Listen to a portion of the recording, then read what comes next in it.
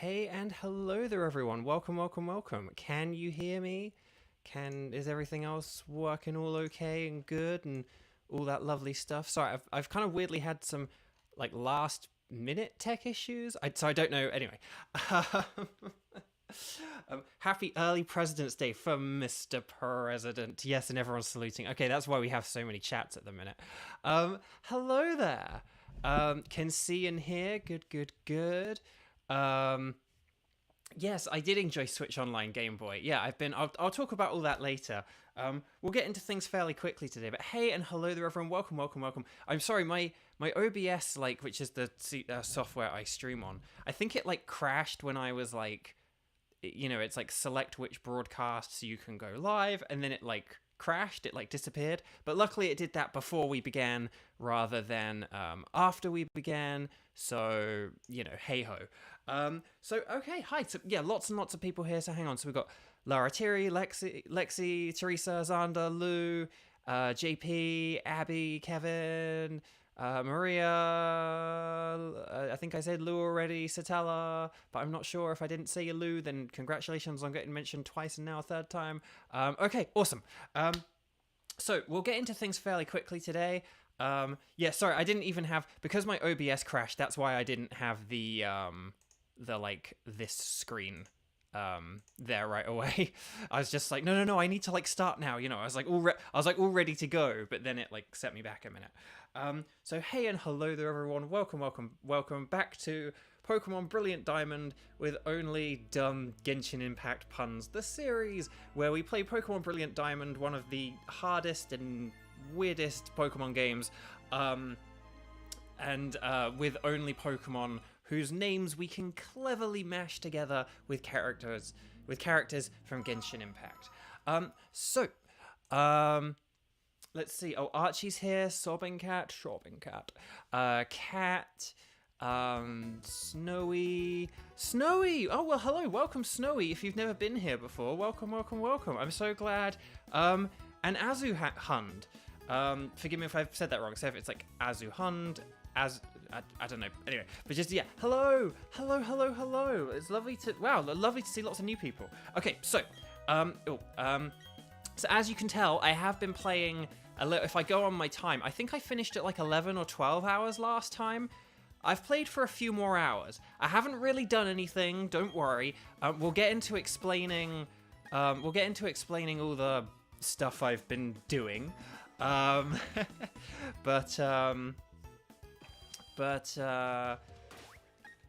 let me, Lexi, you usually draw during your streams. What should you draw this week? Well, how about you draw something based off what I did off screen, which I will now get into and explain what I've been up to and what I've been doing.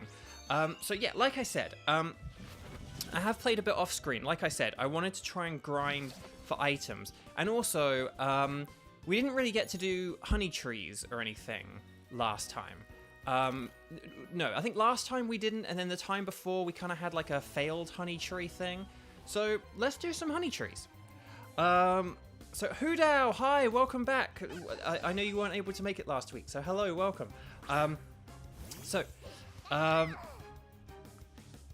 yeah, let's try and we'll do some honey trees. I'm not going to do honey trees every week, but just now that we've actually got a few honey trees to do, I thought let's actually try some honey trees and see how it goes. So so there were four things I was meant to say. So one was that I've done the honey trees, and we'll do the honey trees whilst I say the other three things or so. No. Okay, hang on. We'll I just realized I've got net balls. Net balls are good against water types and bug types. So as long as I paralyze this thing, I think we should be good to catch it. So Salty, hello, welcome. Ginger snaps or snickerdoodles? See, a ginger snaps like ginger nuts, or a ginger nuts different? Because I don't think I've really ever had ginger snaps.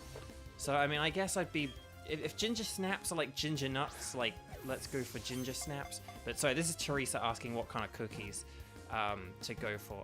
And to be honest, snickerdoodles, I'm not really sure.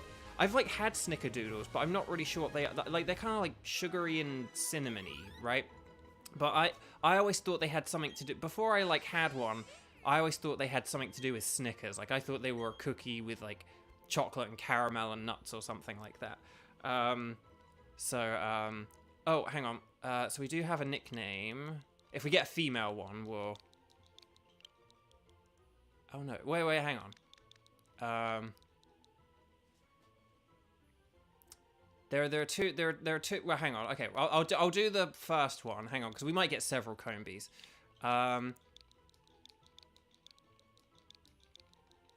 So we've got Yay Me Combi.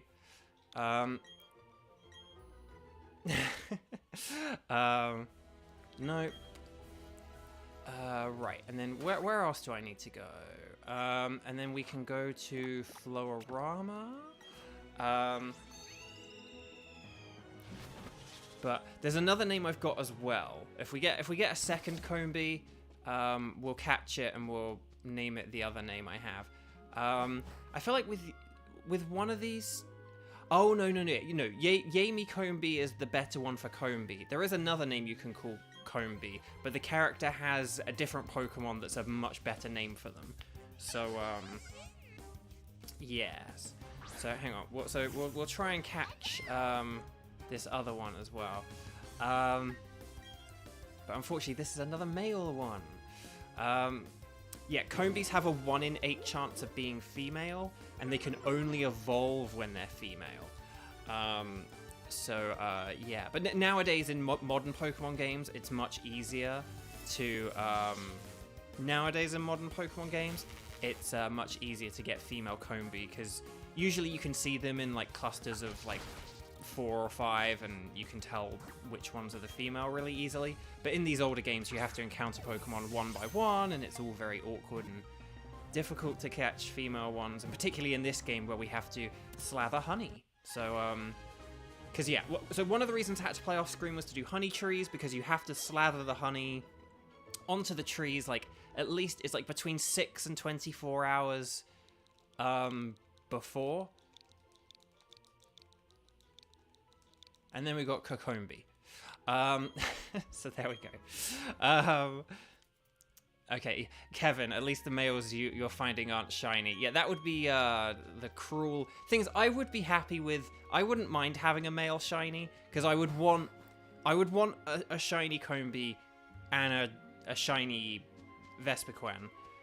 But it's if you... Yeah, but it's if you... it's if you only get shiny male Combis is the problem. The other thing we did yesterday, so yeah, I had to slather honey trees so that they were all set and ready for this morning. The other thing I did was I did catch Driffloon. And for those of you who I don't really have there is a Pokemon that I kind of have a pun for Yelan, for Yelan. But but it's not in this game. And I said last night on stream, I said if Sarah gets Yelan, then we'll name something after Yelan. And to be honest, the Driffloon Yeloon was like the best that I could. To be honest, I caught the Driffloon. The Driffloons only appear on Fridays, and I stream on Saturdays. So I caught the Driffloon, and I was like, wait a minute, this is like probably the closest thing in this game to Yelan. So, so yeah. I did also catch a few other things. Hang on. So we already had Beidove, Sinodark, the Mew we never nicknamed, Happinilu, Ponyta, Tomachop still. But then we got Kachingling, we got Hoothootao, and then we got Yeloon. So so there we go. So there we go. So I hope you like those names. Yeah, unfortunately we're not going to use Kachingling, Hoothootao, or Yeloon, because we can't really evolve any of them without mucking up the nicknames. But there you go. So I hope you like all these new... Hang on, all these new nicknames. So there we go. So catching Driffloon was the other thing. And then the main thing I wanted to do... Oh, wait, hang on. The bark is slathered with honey. Oh, that one's not ready yet. Okay, well, that's a missed opportunity. Okay, so then about the other two things. Okay, so what were the other two things I did? Well, the other two things were kind of a subcategory of the main thing I did. I said I wanted to grind for items. And the item I specifically wanted was I wanted a Thunderstone to be able to evolve Pikachu here into Raichula. But, and I did tweet this, the other day, a few days ago, I played in the underground.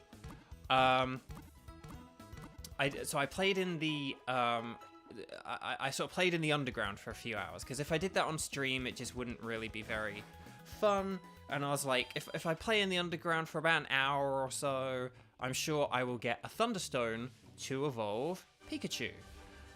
The thing I did not realize, which really sucked, the thing I did not realize that really sucked, and it was very unfortunate, was the Thunderstone is, before you beat the game, the Thunderstone in the underground is a rare item. It does not appear very commonly. It only appears more commonly once you beat the game. Well, once we beat the game, this stream series will be complete. I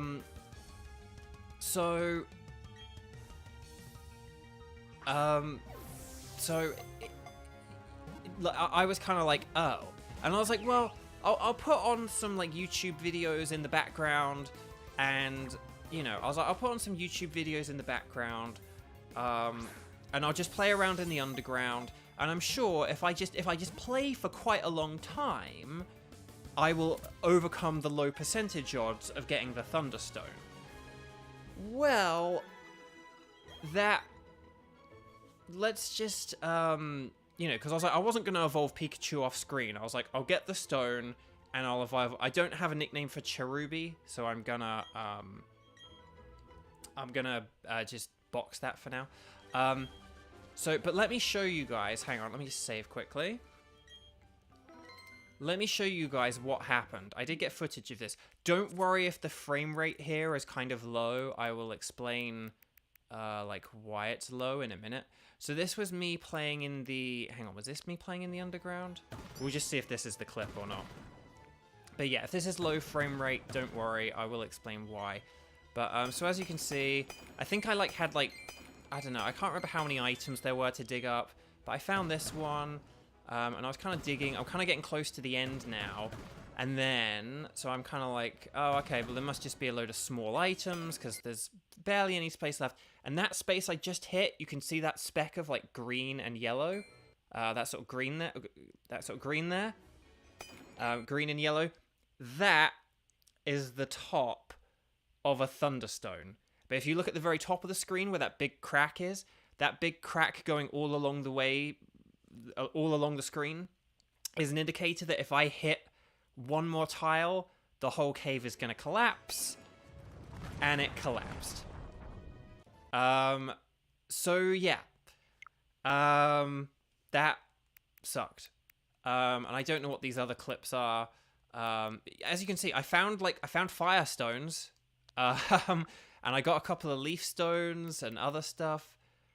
But yeah, and I had to play.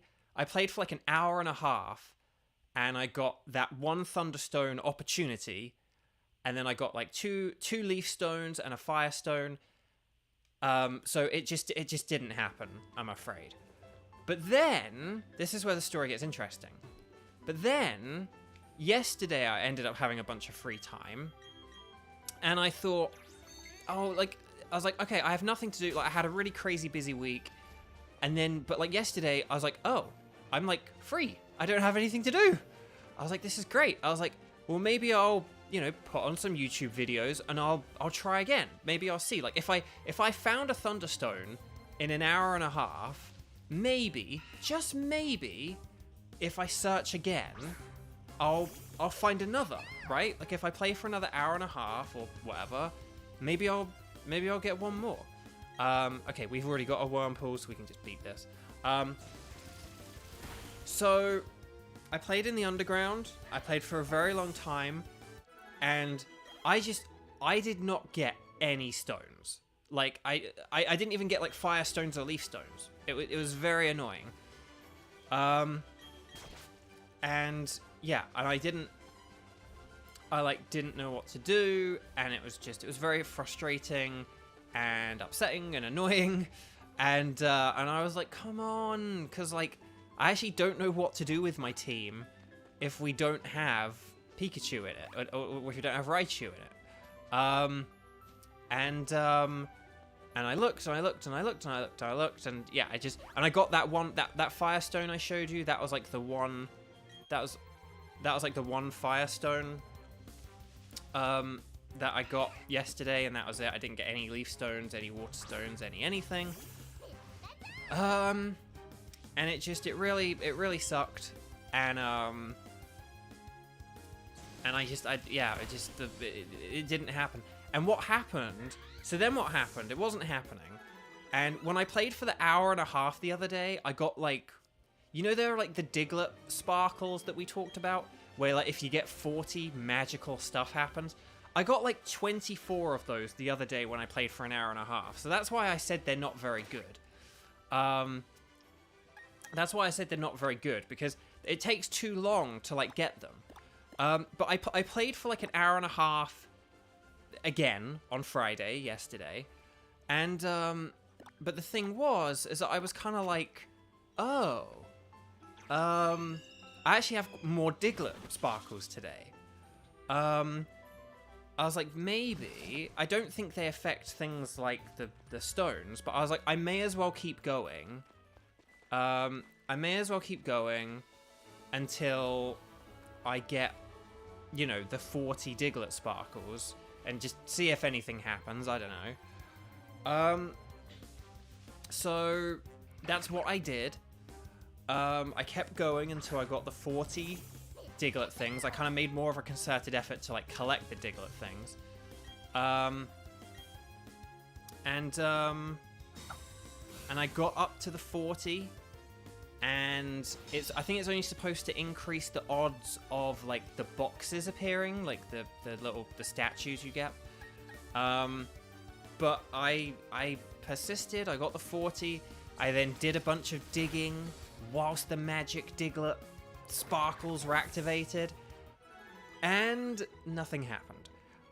Because yeah, it doesn't increase the items. So I was like, right, I've played for like 2 hours or whatever. I'm not doing it. I can't do it. We'll just have to, you know, because the thing is, we can get a Thunderstone in this game. You can get them outside of the underground, but you can't get them until you're at the 8th gym city. It's only where the 8th gym is when you can get a Thunderstone. And it's like, well, Pikachu's not going to be very useful. I wanted to have a Raichu, you know, for like most of the game. So it just, you know, it just like isn't. I was like, maybe Pikachula's not going to be very, you know, functional or practical to have if we can't evolve it, you know. So I was really bummed, because I was like, I'm gonna have to figure out another Pokemon to have. But those of you who are eagle-eyed may have noticed where this story is going. Hang on a second. Whoop. Those of you that are eagle-eyed may know where this story is going. I had one last ditch attempt to try and do something. I had a bit more time in the evening. I was like, I could play one of the Game Boy games on Switch, which I'll talk more about later, or I could try again to make this work. And the thing I decided on was I had in this box here, I've got these level 18 Pikachus, including this level 18 Pikachula that we had, We had the bold one. We had the bold and the rash. And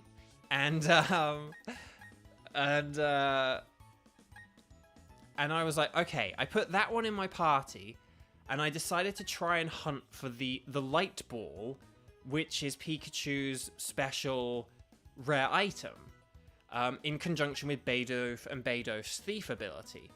But it was very awkward, like, switching out, like, it was very awkward, like, beginning a battle with the level 18 Pikachu and then switching into this level 19 Bidoof, because the Pikachu would get these, like, free hits on you and stuff, and then,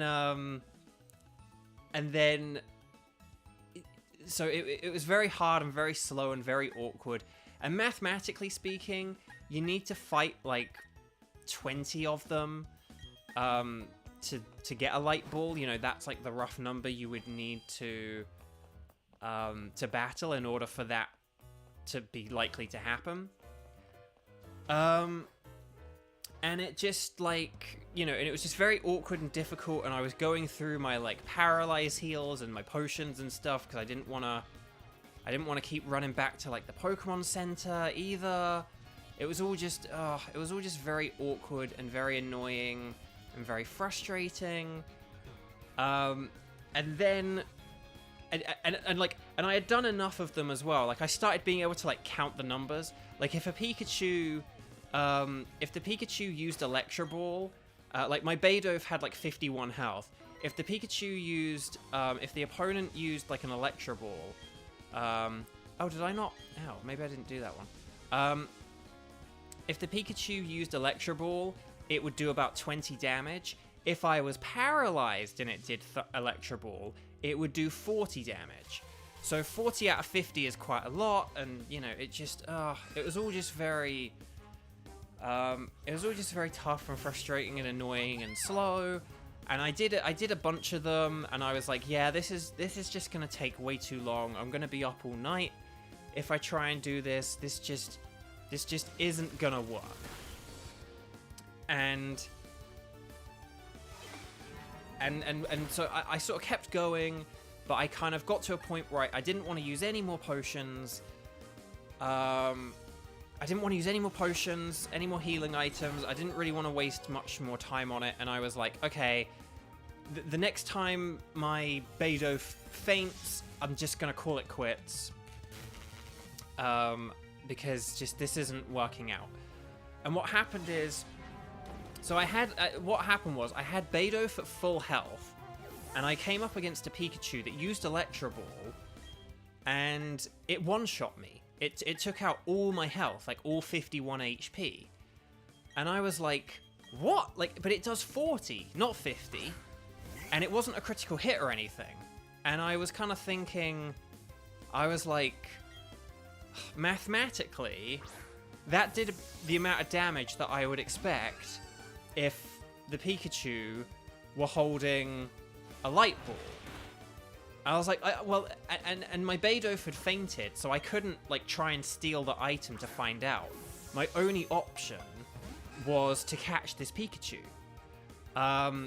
You know, I didn't want to use it, but I was like, I think this Pikachu could be holding a light ball. Mathematically, it's doing the damage of a Pikachu that would be holding a light ball.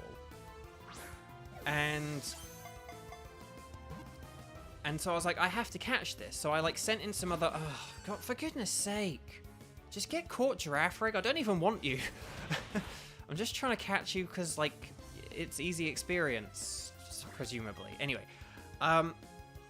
So I kind of...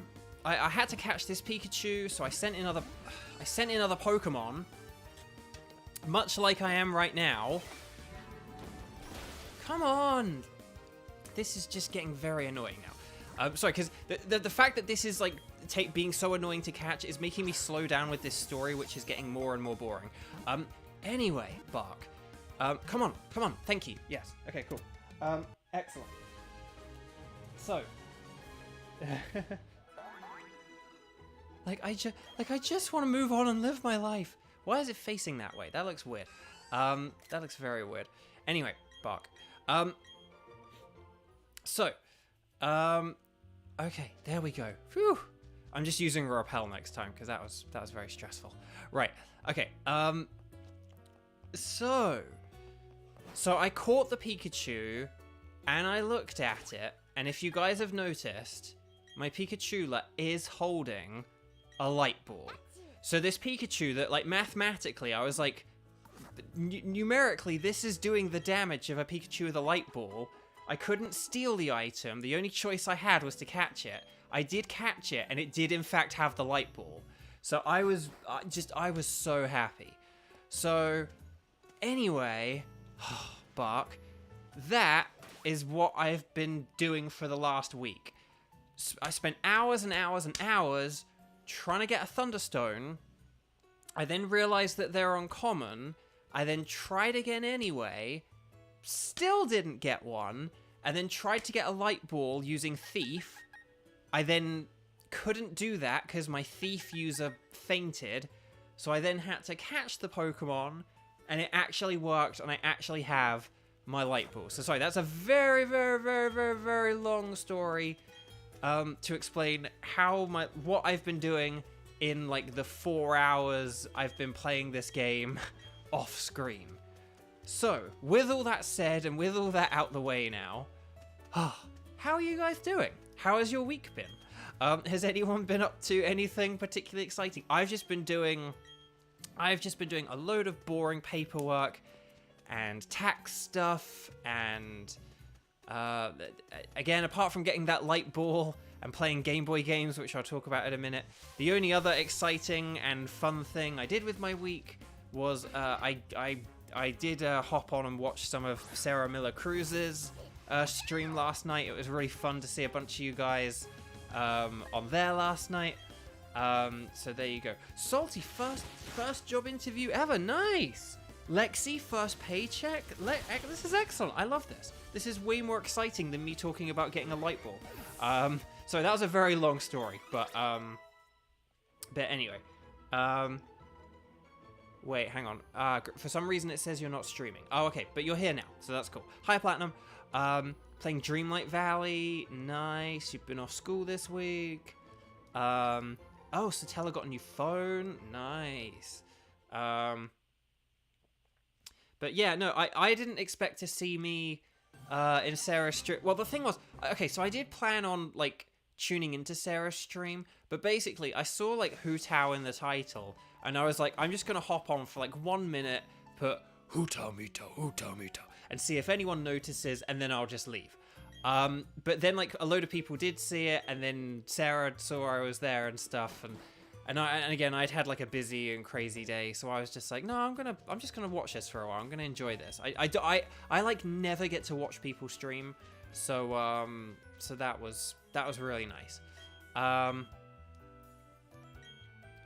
Anyway, we've got a mysterious Team Galactic person here who I'm sure will not be relevant later on.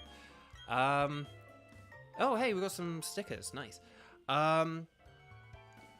Oh, half-term just started. Oh, yeah, I guess it is, like, middle of February, so yeah, half-term. Once you become an adult, like, half-term is something you complete. Like you're like when you're an English kid, like, you measure your life in half-terms, but once you're an adult, you forget about half-term completely. So, yeah.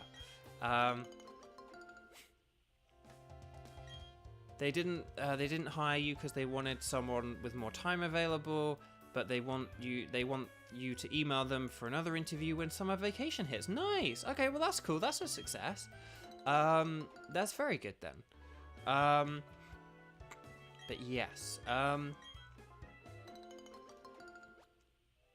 But I had fun joining in on Sarah's stream yesterday, and that was very fun to watch. Just Sarah trying to go for Yelan and just getting a bajillion sing shows, which felt like the most sing show thing, honestly. I always found this character fascinating, who sort of says that where he's standing is in the middle of town, because it just doesn't feel like the middle of town, but it is the middle of town once you factor in the water. Loser or Loser. Well, I hope it's Loser, not Loser. But Loser, hello, hi, I'm good, thank you. But yes, and then here's the move tutor. We do have heart scales now, which is good. That's one thing. I did get loads of heart scales from my underground escapades, so if we do need to relearn any moves, we've got some, you know, we've actually got some good. Oh, Ice Fang? Oh, then let's teach that. Why did we not have Ice Fang? Very confused. Okay, let's get rid of Tackle. There we go. Nice. Okay.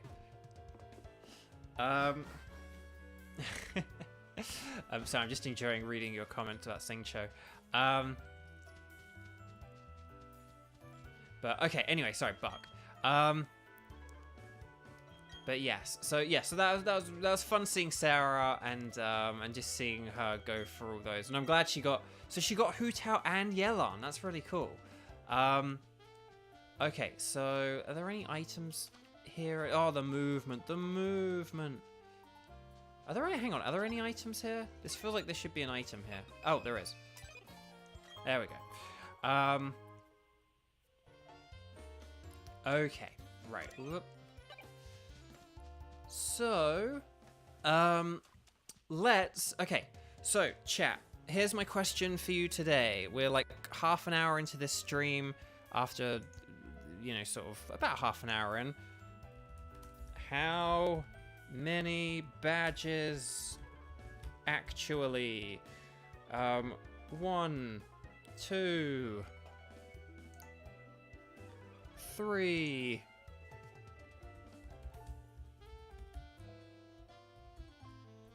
Hang on. And 1 billion. Let's see. There we go. So I've just put the poll up. How many badges do you think we'll actually get today? Ella, I always forget how to say it. I'm so sorry. Please feel free to correct me. Hello. Welcome. But okay.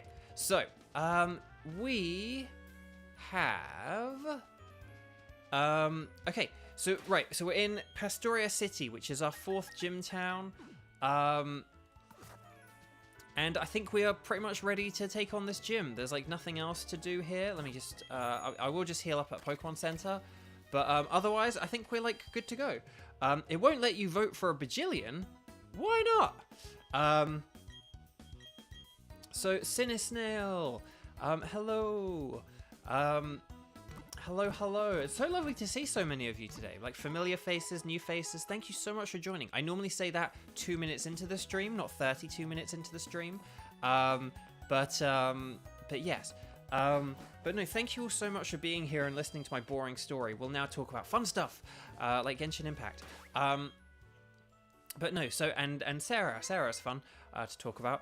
But yeah, so that was really nice just joining chat yesterday and making my silly jokes and unfortunately confusing her with my Pokemon joke. Like, it's a good joke, but it's an esoteric joke. Like, if you don't know Pokemon, that joke's gonna confuse you. So, anyway, Bark. But anyway, Crash Awake, the master of water types. Don't go in with ground and fire types, because that would be very silly. Go in with electric and grass. That's thing people always say about, like, oh, like, use electric against water, but for me, like, grass is always the best thing, because grass actually resists water. Like, for me, grass is generally better against water. The only reason that grass isn't good against water is that a lot of water types know ice moves, and ice moves are like more water Pokemon know ice moves than they do ground moves. So I guess water Pokemon can hit grass types more easily than electric, but in terms of that pure water typage, you know, it's like grass is better. Oh my gosh, Pikachu, that was not good. That was You're a maverick. You bought a grass and a ground in the form of Torterra. Yeah, same here. Oh, actually, quick question for you guys. For anyone who's played this game, or who played this game in 2021 when it came out and then hasn't played it since, which would be fair enough. For those of you who picked Torterra, well, for those of you who picked Torterra and who, right, okay. So for those of you who picked Torterra, if you picked Torterra in like Pokemon Diamond and Pearl as well, did you find that like Torterra wasn't as good or as useful in this game compared to how useful it was in Diamond and Pearl? Because in Diamond and Pearl, I used my Torterra all the time. It was brilliant. I loved it.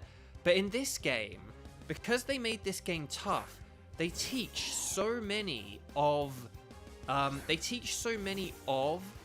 water types ice type moves, and it just means you like can't use Torterra. Like your Torterra just gets like is just in danger against all these water types that it should be good against, but it's not good against because of all the ice moves they have. So, you know, it just anyway.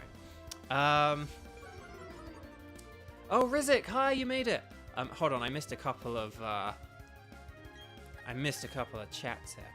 Hang on, there we go. Okay, I'm good now. Okay, Rizzik, hi.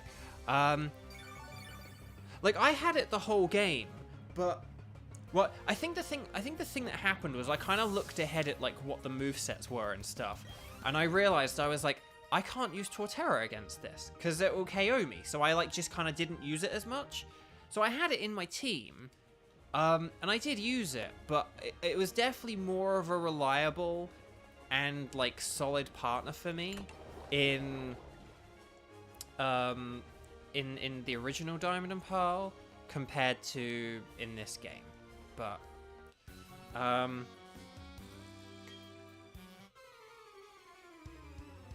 yeah, JP, that's kind of the thing. Like this game, like, because I think in Diamond and Pearl they had a lot of like the computer trainers had a lot of like random AI, so they just picked moves randomly. I think even Cynthia does. I think even Cynthia in the original Diamond and Pearl just has random AI. She's only tough because she has good Pokemon, but the actual moves she uses are just random. They make no sense. So whereas like in this game, they have like, oh, if like I know if my move is super effective against you. So yeah. So okay. No, don't use quick attack. Get paralyzed. Okay, never mind. Onabel, hi, and No Wind, hi. Oh, hang on. I'm gonna ask. Hang on. Onabel says, "How are you today?" I will answer that in a sec. And then No Wind asked, "Do you plan to watch Miraculous Ladybug?" Which I will answer. And then if I ever do, like, I will try and read out questions. If I ever forget questions, please feel free to like ask them again. I'm gonna try and get in the habit of like reading out questions as soon as I see them, so that there is like a, because sometimes I will see questions and mentally I think I will answer that question in a minute, and then I forget, and then like it doesn't get reminded. No one reminds me of it because I didn't tell anyone to remind me of it. So anyway, Bark. So I'll talk more about Cynthia in a second, but I will just answer the question about Miraculous and Christina. I love Miraculous. I very much enjoy watching it. The only problem is I haven't watched it for a few years because I don't have like any streaming services or television or anything like that. So I unfortunately haven't been able to watch any Miraculous since season 2. So I watched season 1 and I loved it and I adored it, like back in England. And I said I want to be in that show someday. And then when I came out here, I lived in a place where I did have some access to streaming services, so I did watch season 2. But I haven't watched any Miraculous since then. But between watching season 2 and now, I did get to be in Miraculous because I'm the voice of Tatsu, the AI voice of the car. Which is very cool. Like, I love getting to say I play Faye Marta's mother's car. But yeah, so if you know Tatsu, the AI voice in the car, that's me. But yeah, so I would love to, watch more Miraculous. But for now, I will have to be content with just being in Miraculous. So yes. But yeah, I love getting to be the car. It's really fun. It's sort of one of those like silly recurring roles that like I think a lot of voice actors hope and dream of. That's just like a really fun, lovely little paycheck to get kind of thing. Like it's a really fun gig. That's just like a really nice. It's just like a really silly thing to be like, here's your money kind of thing. Like playing a talking car, like so. But yeah, hopefully they don't replace me with actual AI. But yeah. So anyway, Buck. But yeah, no, Christina's so good and miraculous. Like she's great in that role. One of my favorite scenes was one where I forget the episode now, but she's like sort of Alia kind of tells her like, oh, just call Adrian and like ask him out or whatever kind of thing, and she does this really funny speech. I think like Alia sort of like dials up Adrian's number and then like hands her the phone and is like, look, just talk to him. And she's like, what do I say? And she kind of like confesses like all her feelings for him, like accidentally over the phone, and then she's like, ah! And it's really funny. It's great. It's really funny. Bo to be replaced by Microsoft Word. Yes, like Tatsu will now be played by Clippy. So anyway, we're about 40 minutes into this stream. We're getting close to fighting our first gym leader of the day. If you guys are enjoying this stream, and you like me and you like all this stuff and you like these dumb nicknames and you like this series, please do hit that like and subscribe button, that little thumbs up. Please tap on that, please click on it, and please hit the subscribe button as well. I'm getting really close to 2,000 subscribers. I forgot how many I'm away from 2,000, but it's like on Monday.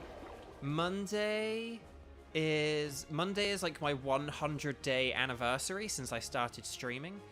Hang on, that's not right. I don't know what I'm doing. Hang on a second. What am I doing? What am I doing? No, I talked to you. Oh, here we go. Hang on. Haha. Did I not? Oh, okay. I thought I'd battled this guy, but okay. Clippy. It looks like you're being attacked by an Akuma. Would you like some help? So I'm at 1 point... Wait, I'm at 1.9? Oh, wait, no, 1.960. Okay, so I'm about, like, what... I'm, like, somewhere between, like, 30 and 40 away. Okay. So, yeah. So for a second, I thought that meant I was, like, four people away. But no, it's 40, like, 30 to 40. But yeah, so I'm probably only about like between 30 and 40 people away now. So I'd really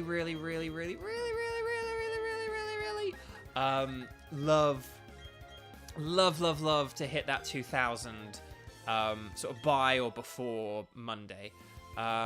I should maybe do some kind of stream on Monday actually, because Monday is technically a holiday here in America, so I wouldn't have anything to do, I suppose. Maybe that's the thing. Maybe if I hit 2,000, I'll do an extra bonus stream. How about that for an incentive? Not on this. We'll do like shiny hunting, or I'll speed run some game or something like that. But yeah. But I'd love to reach the 2,000. We're getting really close. We've had like loads of people recently.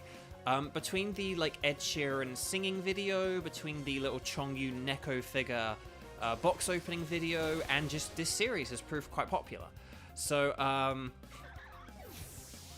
yeah, we'll have to, but yeah, I'll have to maybe figure out a stream, whether it's like a shiny hunting stream in Pokemon Scarlet, or I'll play some other game, I don't know.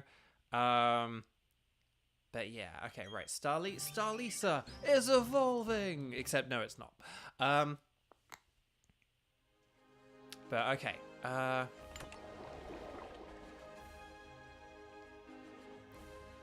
oh, did we battle him? Okay, well, cool. So I guess we're at the gym leader?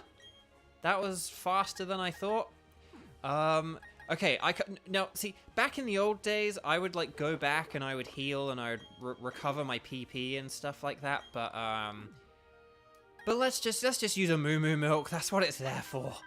And we have 5 Thunderbolts. That'll be enough. Like, whatever. So, Hoodao, you love the little Neko video. I know, I do want to do more. Like, the thing is, I do want to make, like, videos. And I would love to do more shorts as well. But I just need to figure out, like, what shorts I could do. I mean, to be honest, some of the clips I post to Twitter, I should probably post as YouTube shorts. But hey, we'll you know, whatever. Okay, so here we go. This is Crash Awake. I suppose I should do a voice for him because I haven't really been doing voices for gym leaders. So let me have a drink, and we'll talk to Crash Awake. Oh, forgive me if the audio's a bit quieter or louder. It like the dial changed on my interface, and I don't know if I have it at the number I used to. So hang on a sec. Welcome. I don't get challenged very often. The glory you are now beholding is the Pastoria Gym Leader. That's right, I'm Crasher Awake. My Pokemon were toughened up by stormy white waters. They'll take everything you can throw at them and pull you under. Victory will be ours. Come on, let's get it done. I love the Snow Gym Leader music. Crash Awake, I think, is my favorite gym leader in this game. I do really like him. I just think he's really cool. So here he goes. So he's beginning with Gyarados. So come on, Pikachu, this is your moment in the sun. This is why we got the light ball. This is why I spent hours trying to evolve you and getting a light ball. This is why we did everything. Okay, he's using Crunch. Ooh, that did more than I thought. Come on, Thunderbolt, let's go. Let's go. Okay, nice. Well done, Pikachu. Well done. Excellent start. Perfect. Okay, so Pikachu, level 27. Okay, cool. But yeah, the light ball, just because I should explain why I got a light ball. The light ball doubles Pikachu's attack and special attack stats. So basically, Pikachu is quite a weak Pokemon, unfortunately. But with the light ball, Pikachu actually becomes as strong as, like, everything else in my team. Originally, I thought I had to evolve Pikachu to get it to be as strong as everything in our team. But I thought going for the light ball, you know, it could be a good thing. So, right, let's use Giga Drain. Quagsire, easy. Chuck versus Crash Awake. Who will win in a wrestling match? I'm going to say Crash Awake because he's the actual wrestler. Because Chuck is a karate. So, basically, in like a fake fight, like wrestling. I mean, wrestling is, like, real in terms of it requires real, actual, physical interactions. But anyway. Hey, that was a good move.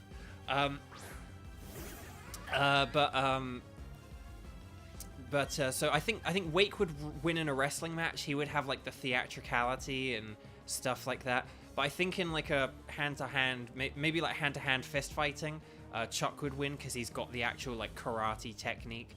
That is my answer to that question.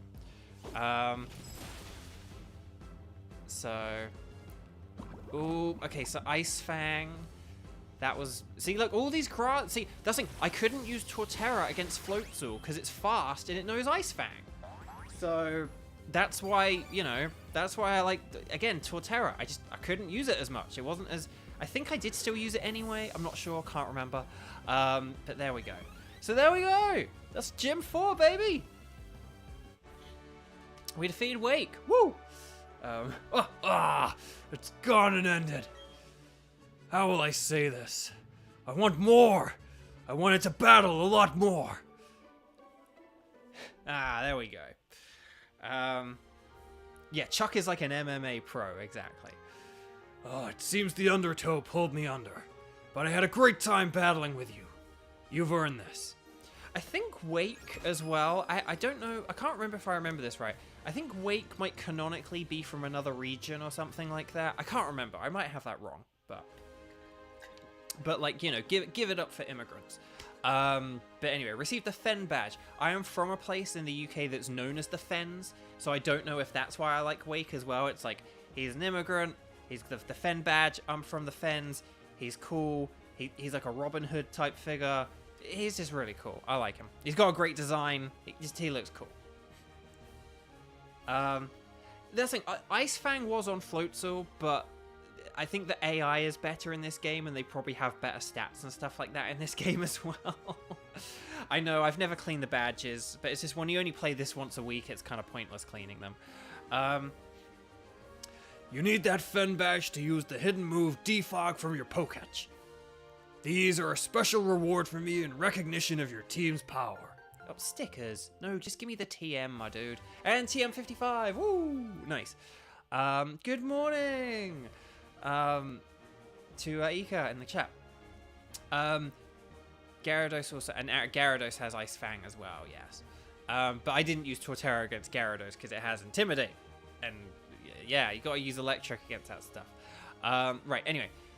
TM55 is Brine, a move that inflicts double the damage on targets with less than half of their HP. So once you kind of get into the end game, you know, so basically it's good if you're Doctor Strange. Once you're in the end game, the movement. Here we go. Okay, we're beating the gym leader. Right. Okay. So, oh right. Hang on, so we're gonna just heal up.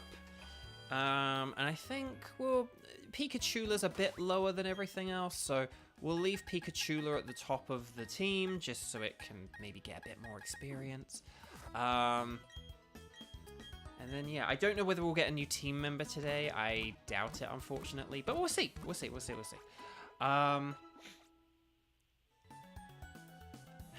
Defog, because we just had to have another HM. I know, like, yeah.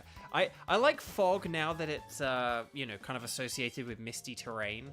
But yeah, originally, though, fog sucks. It sucks as a weather condition. Defog sucks as a move.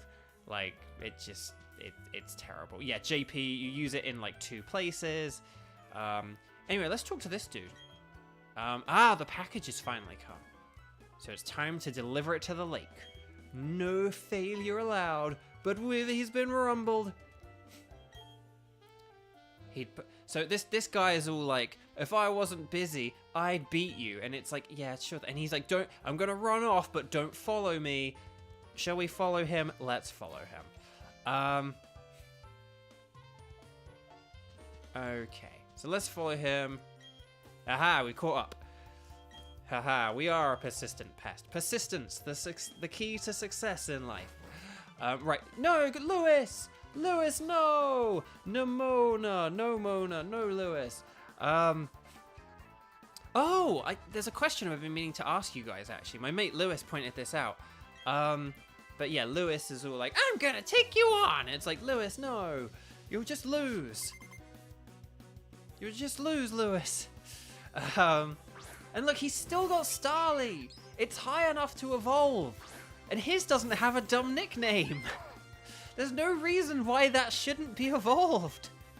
Just evolve it, my dude. Evolve it. But anyway, okay, static.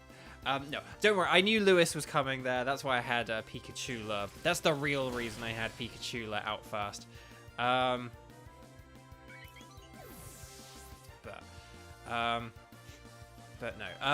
But no, Lewis though, my good friend Lewis, like IRL, my good friend Lewis, let's see if Pikachu can beat Prinplup. Let's see if it can handle it. If not, we have Sucrozelia. So come on, Pikachu, you can do it. You can do it. Oh, I couldn't do it. But we got the paralyze. We got paralyze. Yes. All right, here we go. Come on. No, Bubble Beam. No. No, hang in there. No, Pikachu, no. Dang. That quick attack made all the difference, I think. Okay, get him, Sucrozelia. Is there a move that Starly learns that Staravia doesn't? I mean, I guess it technically would, but it's probably not a very good one, I would say. Dang, Pikachu. This is going to be the downside of having Pikachu. It will hit hard enough, but it's going to be very, very frail. Okay, right. We're going to switch to Gyarados now from Sucrozelia. Oh, Torrent. Yeah. Good point, Kevin. Yeah. Because we lowered Prinplup's health to really low health, it meant the Bubble Beam did more. Yeah, I didn't think of that at all. I remember it when I'm the one using Torrent, but I forget about it when I... But yeah, Torrent. That's exactly it. Yeah. Yeah, I was going to say, I was like, that did a lot of damage. Like, it's only a Bubble Beam. Like, if it used Surf, I'd be like, yeah, it's Surf. But Bubble Beam is, like, a lot weaker. We'll go with Jirachi-Chi, just to get Jirachi-Chi extra experience.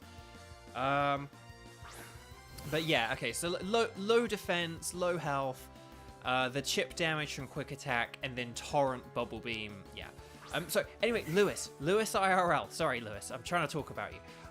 So my mate Lewis IRL, he said that he couldn't use chat.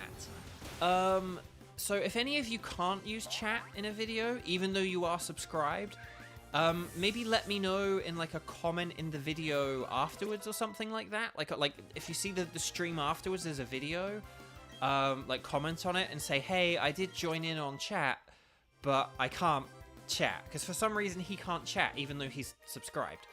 So I gave him like a list of things to try out, like turn it off and on again and, you know, stuff like that. But anyway, Kevin, you gotta go, but I hope you're able to watch the rest later. Thank you always for your contributions and kind jokes and good Torrent observations.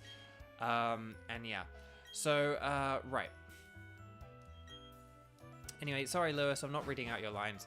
I feel weird reading about Lewis's lines because I've named him after a real friend who I care about deeply and who's a good guy. But Barry is like, you know, a comedic character, so I don't want to be like, I'm gonna go now, bye! When it's like, bye, I'm Lewis!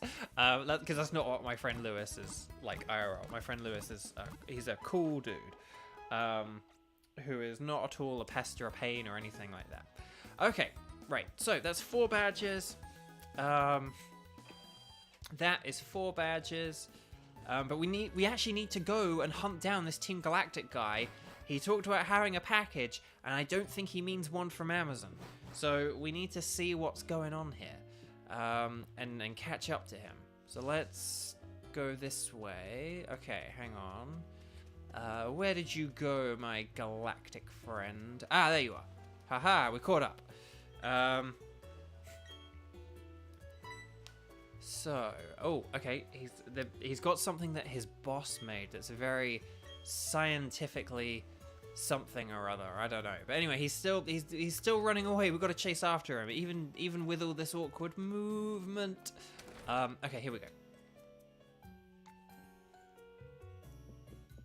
Yeah, Barry just has so much energy. So much energy. Right, here we go. Unlike this grunt who is running out of energy. But yeah, we keep catching up to them. So, but they're like, hey, you better stop or else I'm gonna battle you. And it's like, okay, well then, you know, the lake is in sight.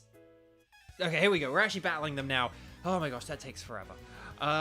So, Team Galactic Grunt.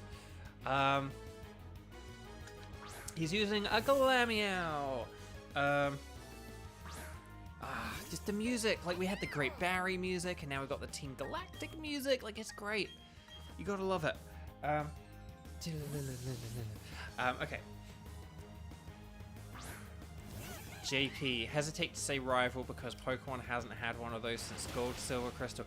Ooh, you're one of those kind of Pokemon fans, eh, JP? No, that's fair enough. Like, I do understand the notion. I do understand the notion of like wanting a rival character to kind of be like an antagonist kind of thing. And so I'm again. One of the cool things about Pokemon Sword and Shield, it had Bede, who was like a good antagonistic rival character, I think. I think Bede was like a great character in that regard. Anyway, look, oh, he's hobbling away because he's just really tired now. He's gonna make it to the lake. Oh, hey, look, it's Cynthia. Unless we never met Cynthia before. I think we've met Cynthia though, right? Did we meet Cynthia?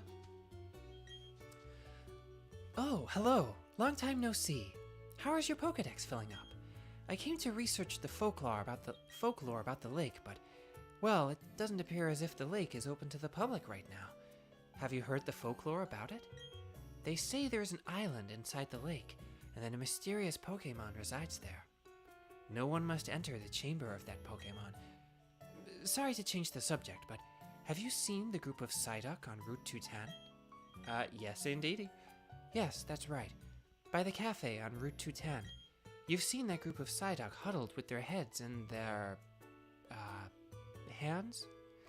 Anyway, Bark, what you should do is use this medicine on the Psyduck. You're working on a Pokédex, so it would be worthwhile for you. Well, I mean, I've already got a Psyduck, technically, so it wouldn't really be worth it for that reason, but... I went on a big adventure with a Pokédex when I was younger. It may help you uncover the secret behind the mysterious Pokémon you're searching for. I hope you get to meet every kind of Pokémon there is to see. See you later. Right, bye, Cynthia. Hang on, I gotta go back because I missed some chat about rivals. Yeah, Gen 4 was full of bangers. I agree. I like Charon and Bianca. That's the thing. So that's the thing. I like all the rivals in the game. I mean, I imagine if I ranked them, maybe there would be some things that, you know, I don't know. There'd be some I like less or whatever, or some that are a bit more forgettable. Like, I do kind of forget about Hugh from Black and White 2. Black and White 2 are kind of... I kind of remember Black and White 2, and I did think they were very good games, but I have just kind of forgot a lot about them as well. It's not that they're forgettable, but it's just... like, I've just forgotten a bunch about them, so I can't remember all the ups and downs of, like, Hugh. But I liked Charon and Bianca. When you do watch, like, if you do watch a speedrun of Pokemon Black and White, or, like, someone is doing, like, a highlight YouTube video, like, I did this challenge in Pokemon Black and White, and here's how it went, and it's, like, 20 minutes, you realize just how much you face Charon and Bianca when it's kind of more, like, condensed and compacted. So you do face them too many times, but I like them both. So yeah. Let's see. Hang on. Hoodoo. Bede makes me so mad in the game, but it's okay because you voice him. He is forgiven. The thing about Bede is that you love to hate him. You know, I think that's kind of the point with Bede, I think. I mean, I don't know, but that's the thing. I think, but that's sort of the point of Bede, that he's like kind of supposed to be a bit, you know, just a bit of like Bede, like a shake your fist at kind of character, who then does kind of like, you know, get a bit better by the end of the game. That's kind of, you know, that's just kind of the point. So, okay. So next, we're gonna go to Solaceon Town, and then hang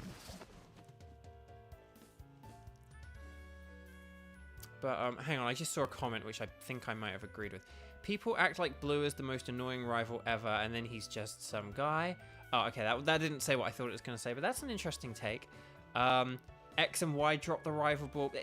Yeah, X and Y I think is like the weakest, because I think it's just very like meh.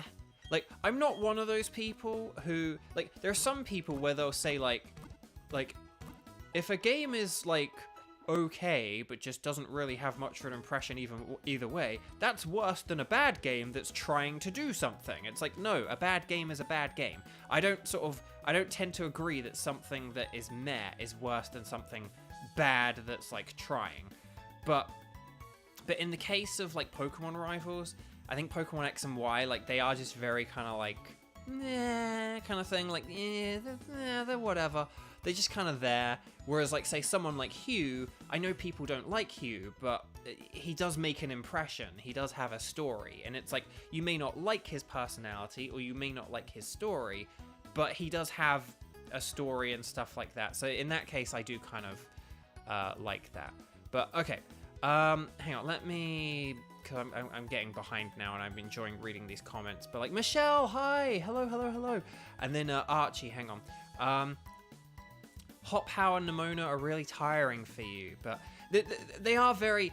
It's one of those things where, like, if they were real, they probably would bug a lot of people, like, a lot. But, see, that's the thing I kind of don't get with Nemona. I liked Nemona's, like, story function. I thought that was a very clever thing to do with the rival, to have this rival who, like, oh, this person is stronger than you, but they just kind of use weaker Pokemon to kind of match your level. And then it's only once you actually reach their level that you battle them full out kind of thing. I really like that concept. However, I think Nemona as a character is no different than Hop and How. So I don't really get why Nemona is, like, super popular compared to Hop and How when she's just, like, the third Hop and How. That's kind of my take on them. X and Y were forgettable games. Because basically the rival was, there was like the male character and the female character. Your main rival was whichever gender you don't pick, and then it had the other three rivals, which is like Tiano, the dancing guy, Trevor, the little red-headed like Pokedex guy or whatever. I don't know. And then Shauna. I liked Shauna. Shauna was very sweet and fun. I always just kind of liked Shauna for whatever reason, even though she kind of didn't really have anything particularly distinctive. Like, if you were like, well, describe Shauna, I'm like, I don't know, she's just like a nice girl. Like, that's kind of Shauna's thing. But I liked Shauna. I liked her design more because it was more of like a custom design.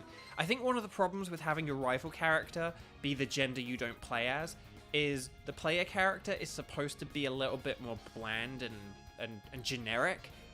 So then it means if your rival character is the other one, it means they're kind of bland and generic. Like, I don't know. Wasabi, hello. Yeah, exactly, Archie. But yeah, just about going back to Hop, How, and Nemona, I completely agree with Archie that yeah, they would be the kind of, they would be the people who just drain your social batteries like crazy. I've kind of had this weird, I may get to this later. I've kind of wanted to talk about this on stream for a while, but like 2022 was, I think, the year I kind of realized, I think 2022 and the beginning of 2023 are the year I've realized that I just really don't like group socializing much. There are so few exceptions. There are so few exceptions. But generally, anyway, we're curing Psyducks of headaches. So, hooray! We cured them. Look at them go. Yay, go little Psyduck. Go, catch up to your buddies. Oh, there we go. Okay, good. Okay, right. Can we move? Nope, Cynthia's back. Okay, I will talk about extroverts and socializing and stuff in a second. There's so many good things to talk about. There's so many good things to talk about. Yeah, the best thing about Serena is that she's played wonderfully by Jackie Lastra. We love Jackie Lastra here at Bovia Games. Nemona gives you stalker vibes.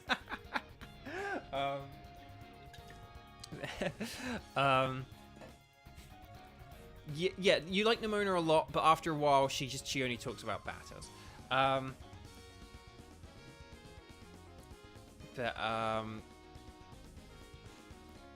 But yeah. Okay, so right.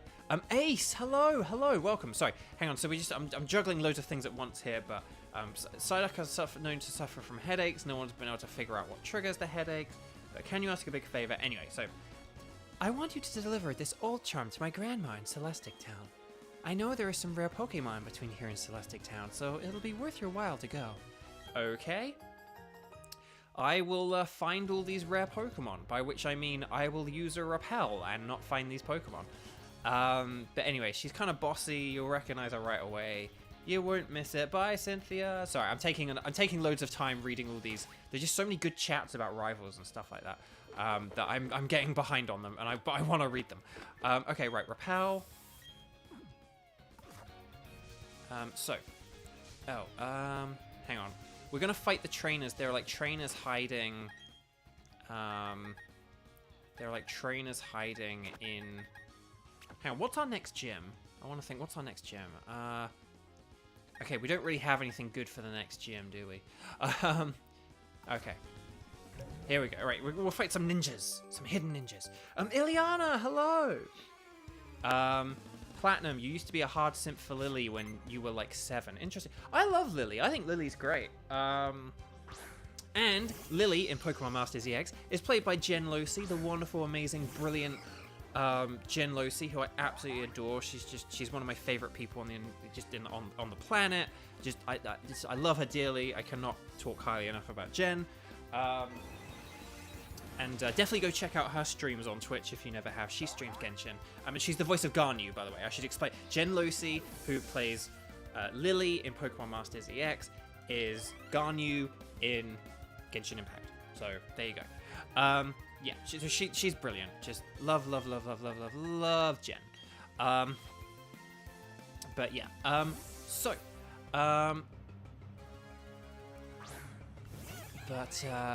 Yes. I didn't want to say that out loud, Wasabi, just because I didn't know how to say it without potentially getting controversial.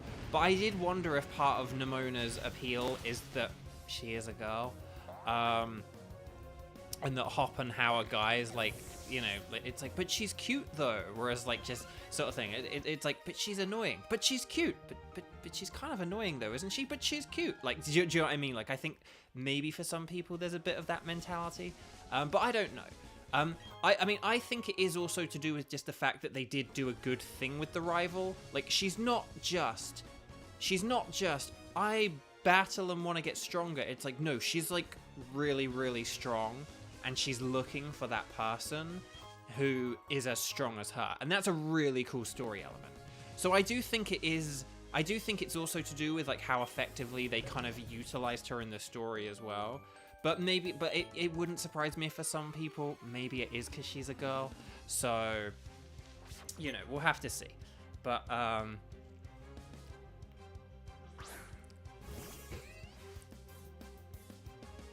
oh, Archie, you had a good talk with Jen about old school painters. Nice, that's really sweet. I will just say, but actually no, I won't say this because it's kind of, I was gonna say a thing about Pokemon Scarlet and Violet's story, but unfortunately the thing I was gonna say would kind of give away the story, and I don't want to give away the story for people who still haven't beaten the game yet and stuff like that. So, anyway, hang on. So we're, thank you very much, Cake. See ya. Hang on. Hang on, hang on, where'd that chat go? Hang on, Nemona's nice, but her enthusiasm was kind of overwhelming. Yeah, exactly, Okami, that's the thing. For, like, introverts, Nemona's she's just a lot. She's just a lot. Hang on, are there any more ninjas? Are there, oh, hang on, there's one here. Here we go. There we go. I was gonna say, I know there are, like, 3 ninjas, there's a ninja trio. So, Arven, I would count Arven as a rival. Like, he's not a very traditional rival, but I would call him a rival because, you know, he is someone who you battle a couple of times or whatever. So, but okay. But yeah. Right, okay. So, hang on. So, rivals, Jen. What was the other thing I was going to talk about? Oh, extrovertism and introvertism and stuff. And like group socializing. Okay, so yes, so I had this kind of realization last year and this year. I kind of really realized, because I kind of needed to realize this myself and about how like my brain is wired and stuff like that kind of thing. I do not enjoy group socializing. I mean, I've kind of known this for a long time. Like, it's not a surprise, and I've said it, and I think I said it on like Zach's stream. I think on like Zach's stream, I said about like I struggled with it or something like that. But I kind of had to. But I think between last year and the beginning of this year, I've had to kind of make the sort of like putting my foot down assertion that I do not like group socializing, and that if something, it's like, oh hey Bo, do you want to blah blah blah. It being a group is enough for me to say, no, I don't want to. Hang on, I need to sneeze. Oh, bless me. Sorry about that. So, but yeah, I kind of realized, like, I really like talking. I really like human interaction, right?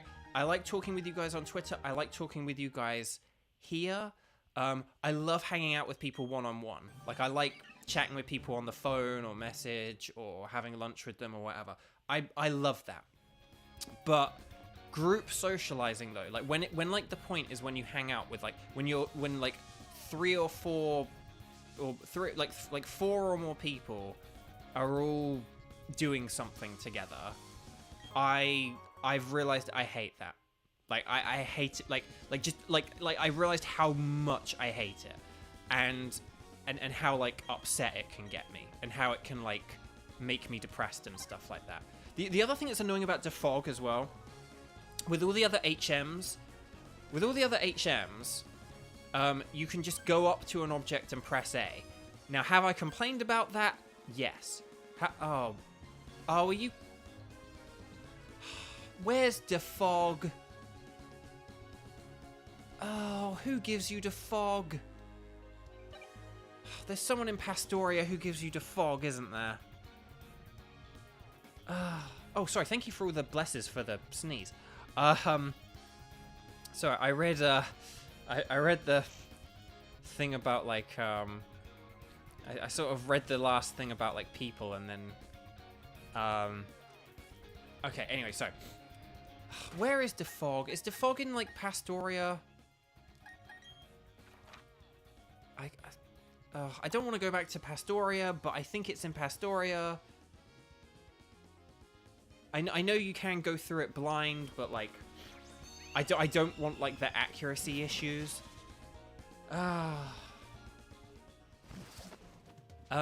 Xander, if you're there and feel like being helped, Safari Zone, you're way ahead of me, Xander. Thank you, Xander.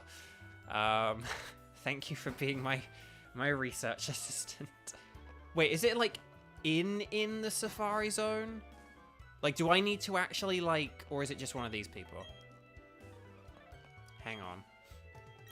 Oh, it better not be in the Safari Zone. It better not be in the Safari Zone. It better not be in the... It's in the Safari Zone, isn't it? Xander, it's in the... Yeah, it's in the Safari... Dang it. Like, thank you, Xander. I really appreciate it. That, like, this annoyance... None of this annoyance is aimed at you. Like... I am less annoyed because of how awesome and kind you're being. But I didn't want to do the Safari Zone. Yes, just give me the... Right. Okay.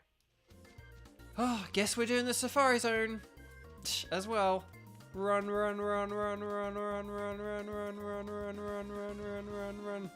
Here we go. Yeah, it's a terrible place to put it. I imagine it wouldn't surprise me if in Platinum they put it somewhere better. Right, go! Safari Ball! That didn't work. But it's still watching carefully. Go! Safari Ball! It didn't work! Yeah, but anyway, so we'll talk more about extrovertism whilst we just fail to catch this Golduck. We'll throw 29 balls. Let's see how many balls we get through. Oh my gosh. Okay. But no, so I've realized how much I don't enjoy group socializing, and it's like on a serious note here. I just, and how much I never have, and it just, and like how different I am as a person when, thanks for nothing, Golduck. Cool, thanks. So, but like how different I am as well, when I'm doing something on my own versus doing something with a group of people. Again, not like one-on-one or maybe like a little group of 3 or something, but like 4 or more is when I like just start to struggle.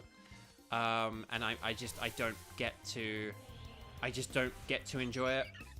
Oh, Cinesnail, sorry you have to go, but thank you so much for joining in. Hopefully you get to watch the rest later. I hope you're able to...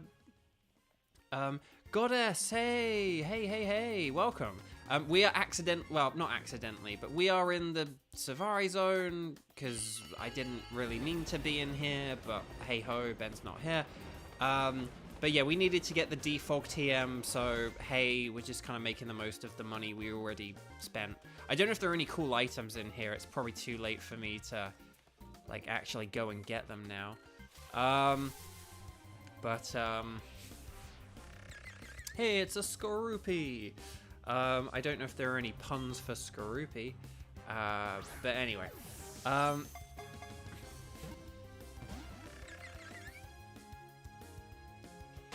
Right, so, but no, group socializing. And it also depends as well, like, it depends on who you're group socializing with, I suppose. If you are group socializing with, if you're sort of group socializing with a bunch of other kind of introverts where, like, they're good one-on-one but not great in groups, then, that can be a good thing. But I might need to deal with the cat in a minute, because I don't have, he's going nuts, and I gave him loads of food, so he wouldn't go nuts, but okay. Quagsire or Clodsire? I think I actually like Quagsire, to be honest. I know Clodsire's cool. I like that they did a different one. I'm glad they did do a different one instead of, like, you know, Paldean and Quagsire. But I think I do prefer Quagsire. Come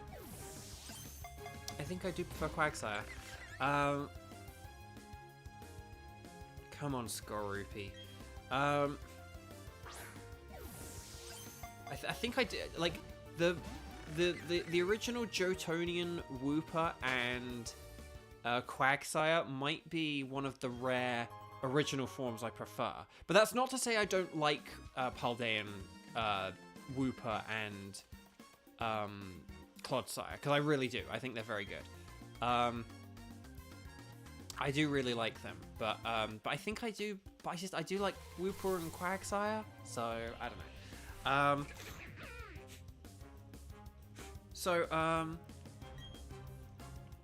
Right, go, not Beethoven. Yes, come on. Oh, come on. So there we go. But yeah, but I realized how much group socializing can stress me out, and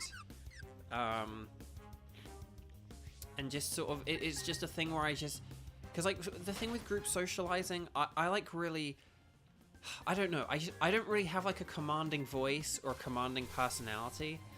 And I come from, you know, the UK, which kind of has, like, this culture of, like, politeness and etiquette and courtesy and stuff, so I'm just really not good. I'm like, not very good at jumping into conversations.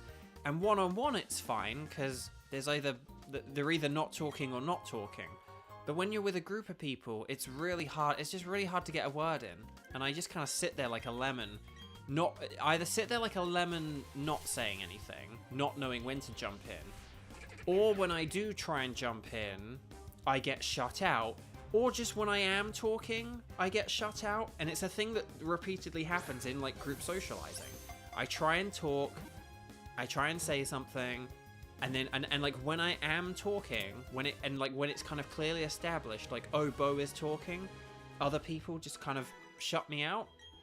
And I just kind of feel useless and worthless and hopeless. And that's not really a good thing. And so it's kind of like, well, why would I volunteer for that kind of thing? Like, why would I do this thing that I might find fun and I might find nice, but then the added layer on of it being like, oh, do you want to do this cool thing? Yes. Do you want to do it in a group? No. Why would I take this fun thing and make it less fun? But, Platinum, that's really interesting. Okay, that's really interesting you say that, Platinum, because so Platinum says that, like, if you think Brits have etiquette, you are yet to meet our generation. It's interesting. My parents have kind of said, like, oh, people are, like, so rude these days. And to be honest, no offense to my parents, I love my parents, but I did think that maybe they were just being like, oh, you're just getting old and you're just saying stuff, like, you know, I'm kind of expecting it. I'm kind of expecting a bit of a, oh, back in my day kind of thing. But it is kind of what I've heard. But so maybe I'm like the last of a generation of people where that's kind of the thing. But there is, oh hey, I'm back at the beginning. But yeah, it's just, oh Abby, I'm sorry to hear that. Just Abby sort of says about the like getting pushed out of conversations and stuff as well. And yeah, it's just, it's not good. But yeah, so but that doesn't, and it like with some of these people where I can get like stressed out with them one-on-one, I love being with them. But as soon as like you put those people in a group, as soon as like those extroverts get like supercharged with their extrovert energy, it can sometimes be hard to like, you know, fit into that kind of thing. And just yeah, like it's tough, and it's just one of those things where, you know, I feel useless and I feel hopeless, and all I feel good for is just being some extrovert's extrovert fuel. But I don't want to be that. I don't want to just give someone else their jollies. I want to feel like a valued person who is like contributing to the group.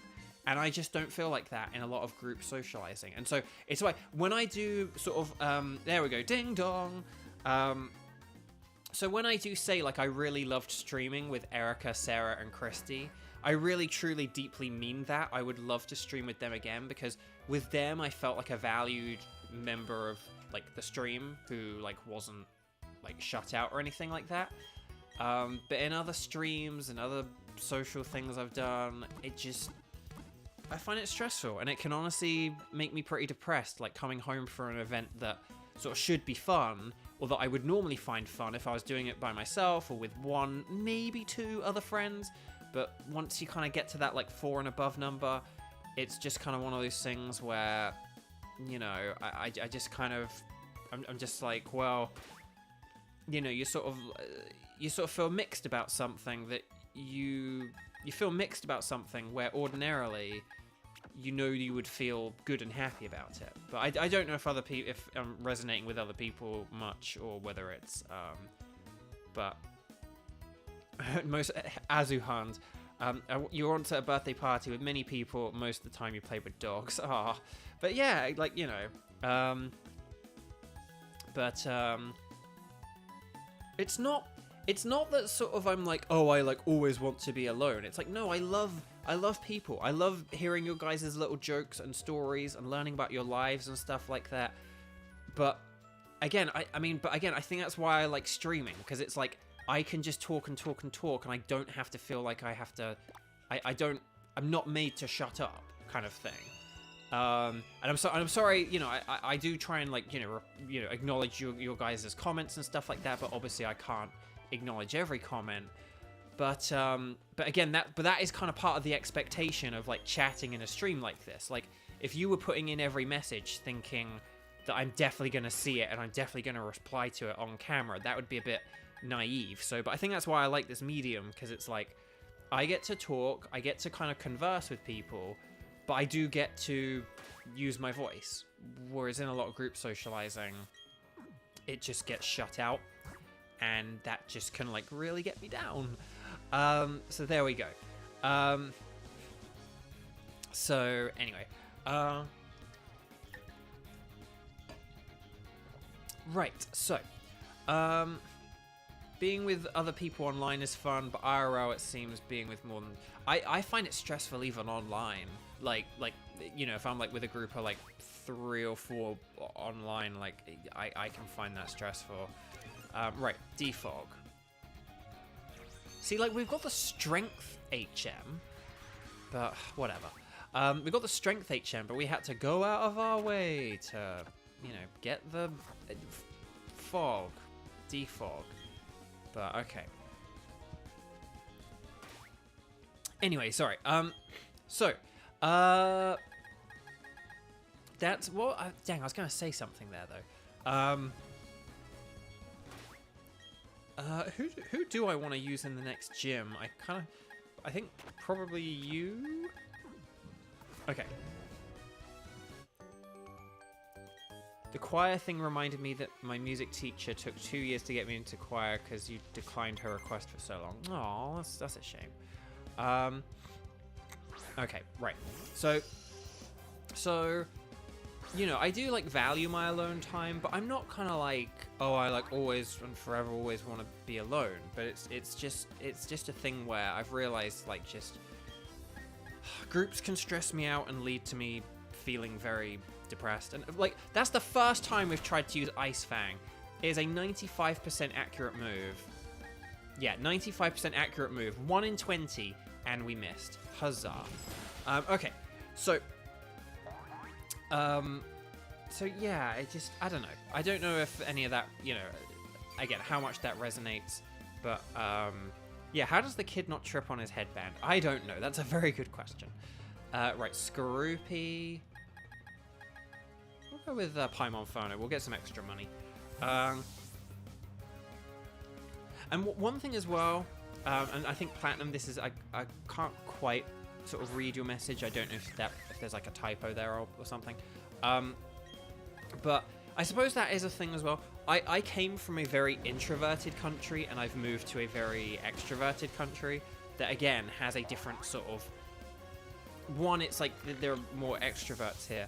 And then also there's just like a different set of values and customs and etiquette and all this other stuff as well. So that's also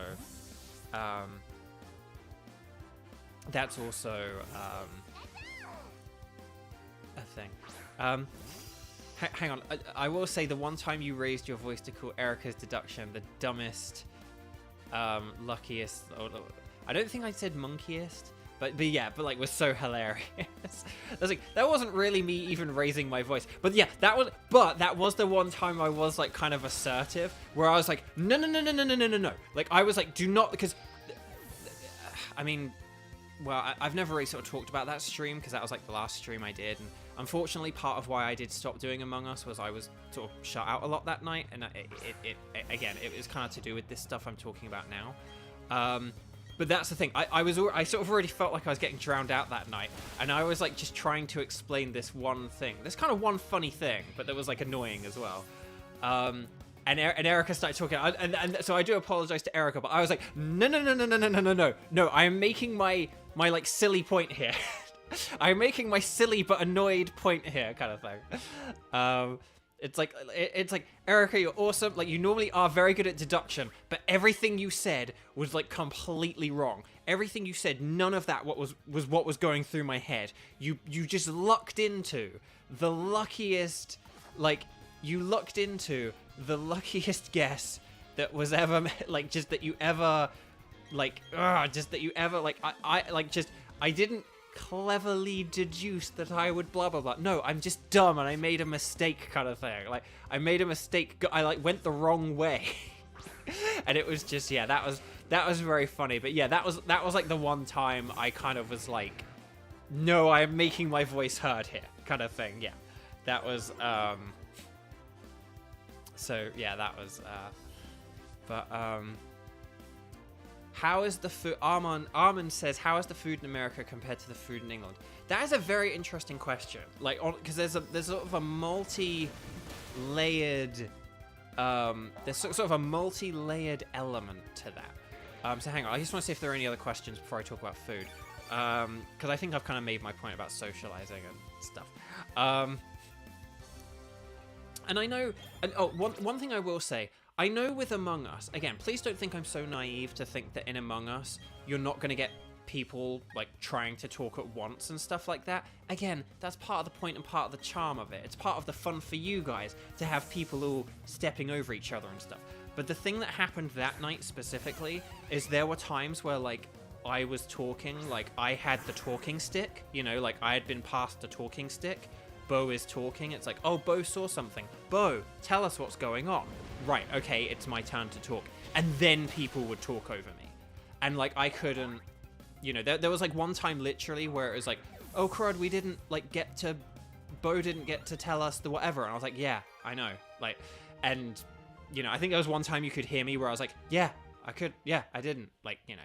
So, Yeah, nah ain't okay. Yeah, Erica used the wrong equation and it still got the right answer. Yeah, it's like, yeah, exactly. That was just it. Like, I thought of it from that very mathematical point of view where someone's like, so if you take these two numbers and you add them together and then you take these two numbers, it's like, that's not how you calculate that. Yes, you got the right answer, but if you applied that to any other question, you would get the wrong answer. Like, yeah, that's exactly what happened with Erica, yeah.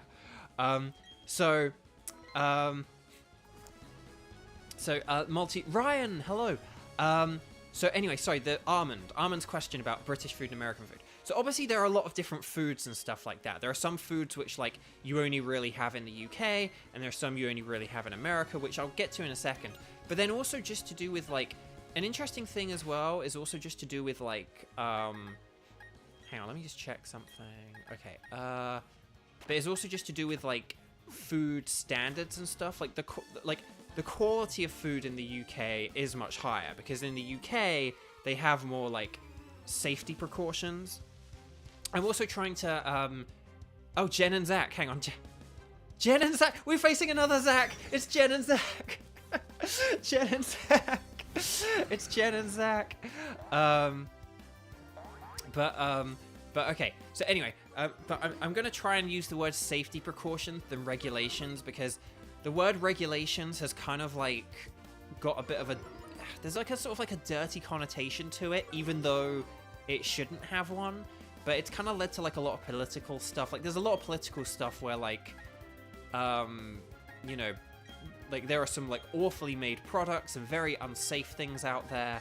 But it's like, ooh, regulations are bad. And it's like, no, regulations are like what make your cars safe to drive, and that makes your food safe to eat, and that makes sure that like companies can't get away with like cutting corners and, you know, all this kind of stuff. You know, but anyway, so so the UK has more like food safety regulations. So you'll get a lot more like chemicals in American things, and a lot more like synthetic stuff, and more cheaply made foods and stuff. Yeah, sausage rolls, Hudao. Yeah, Hudao. Sausage rolls like aren't really a thing here. The closest thing to a sausage roll, so, and this is where another thing about American and British food gets complicated. The closest thing to a sausage roll here that I'm aware of is pigs in blankets. Now, people in the UK listening to this being like, sausage wrapped in bacon isn't similar to a sausage roll. And then Americans will go, what are you talking about? Sausages wrapped in bacon? So in the UK, pigs in blankets are sausages wrapped in bacon. That's what pigs in blankets are in the UK. In America, pigs in blankets are like, it's like a sausage wrapped in like, it's either like bread or pastry. I'm not really sure because I've never had one. I think sometimes it's bread and sometimes it's pastry, but yeah, but like sausage rolls, it's like rough puff, really flaky, crispy pastry, like really fluffy, you know, pastry, and then with like sausage inside. But the sausage as well, because like sausages are kind of different here in America as well, I feel like. Here in America, there's like, a lot of sausages are like weenies, like hot dog sausages. And then you get like, and then there's like breakfast sausage. But in the UK, if you say sausages, it kind of means just more like breakfast sausage. You don't really get like a lot of, people don't really eat like the weenie sausages much in the UK. Like that is very much considered like, oh, it's like an American sausage or an American hot dog. If you say like a hot dog in the UK, it will be like a proper meaty, unctuous, you know, sort of like pork and herbs and, you know, kind of like sausage. Usually it's a pastry, like a crescent roll dough. Okay. Yeah, so it's probably like a bit softer and not as, I don't know. But hang on, Onyx. Who do we want for Onyx? We'll get Gyarados in again because we need Gyarados for the next gym. But yeah, so one of your favorite things about food in the UK is that restaurants will show their official hygiene rating outside their window. It makes you feel like safe eating. Yeah, that's the thing. Like, I mean, one of the reasons I didn't personally, I don't want to get into a huge debate about Brexit, although I think that's like getting less and less of a debate at this point. But one of the reasons I one of the reasons I was against Brexit and why I wanted the UK to stay in the European Union is, again, the European Union have a lot of really good safety measures implemented. Like companies cannot get away with shortcuts and being cheap and doing things dangerously in the EU. And one of the reasons I didn't want the UK to leave is because I know that the UK leaving, it won't lead to the UK being more safe and having more safety precautions and, you know, stuff that ensures that, like, workers definitely get paid and all this other kind of, like, cool stuff. Like, it will lead to, like, a race to the bottom. It will lead to companies doing things cheaper. Again, one of the controversies for people in the UK is they'll be like, oh, we don't want, like, American chlorinated chicken. But as soon as the UK left the EU, you know, it's like, oh, we might have a deal with the Americans to get chlorinated chicken. You know, so it's just kind of, it's very... another question. In America, food is bigger. But yeah, see, that's another thing as well. In America, you will get, like... So in the UK, if you're buying a bunch of donuts at the supermarket, you'll usually get them in like a container of 4, maybe like 6 or something like that. But oh crud. Oh, how do we want to do this? I wanted to have crunch for the next gym, but do we get rid of Ice Fang? Let's get rid of Ice Fang and then we'll reteach it afterwards. But yeah, but American food, like a lot of it tends to be bigger, or like you get more of them in a package. I'll give you another example as well. In the UK, these sort of if you get like a packet of crisps or potato chips, just like the regular standard size. In the UK, a very popular thing is the multi-pack, where you get like 10 of those little packets in one big bag. Whereas in America, they tend to favor just one very, very, very big bag of crisps kind of thing. So you'll get like this about the same amount of crisps, but it's like one really, really big bag that contains all the crisps, rather than a bag containing 10 smaller bags of crisps. You do get that multi-pack thing here in America, but I feel like the big bag of crisps is a bigger thing. And you can watch, there's a cool show on YouTube called Food Wars, which will compare the differences between like American fast food places and American foods versus their British counterparts.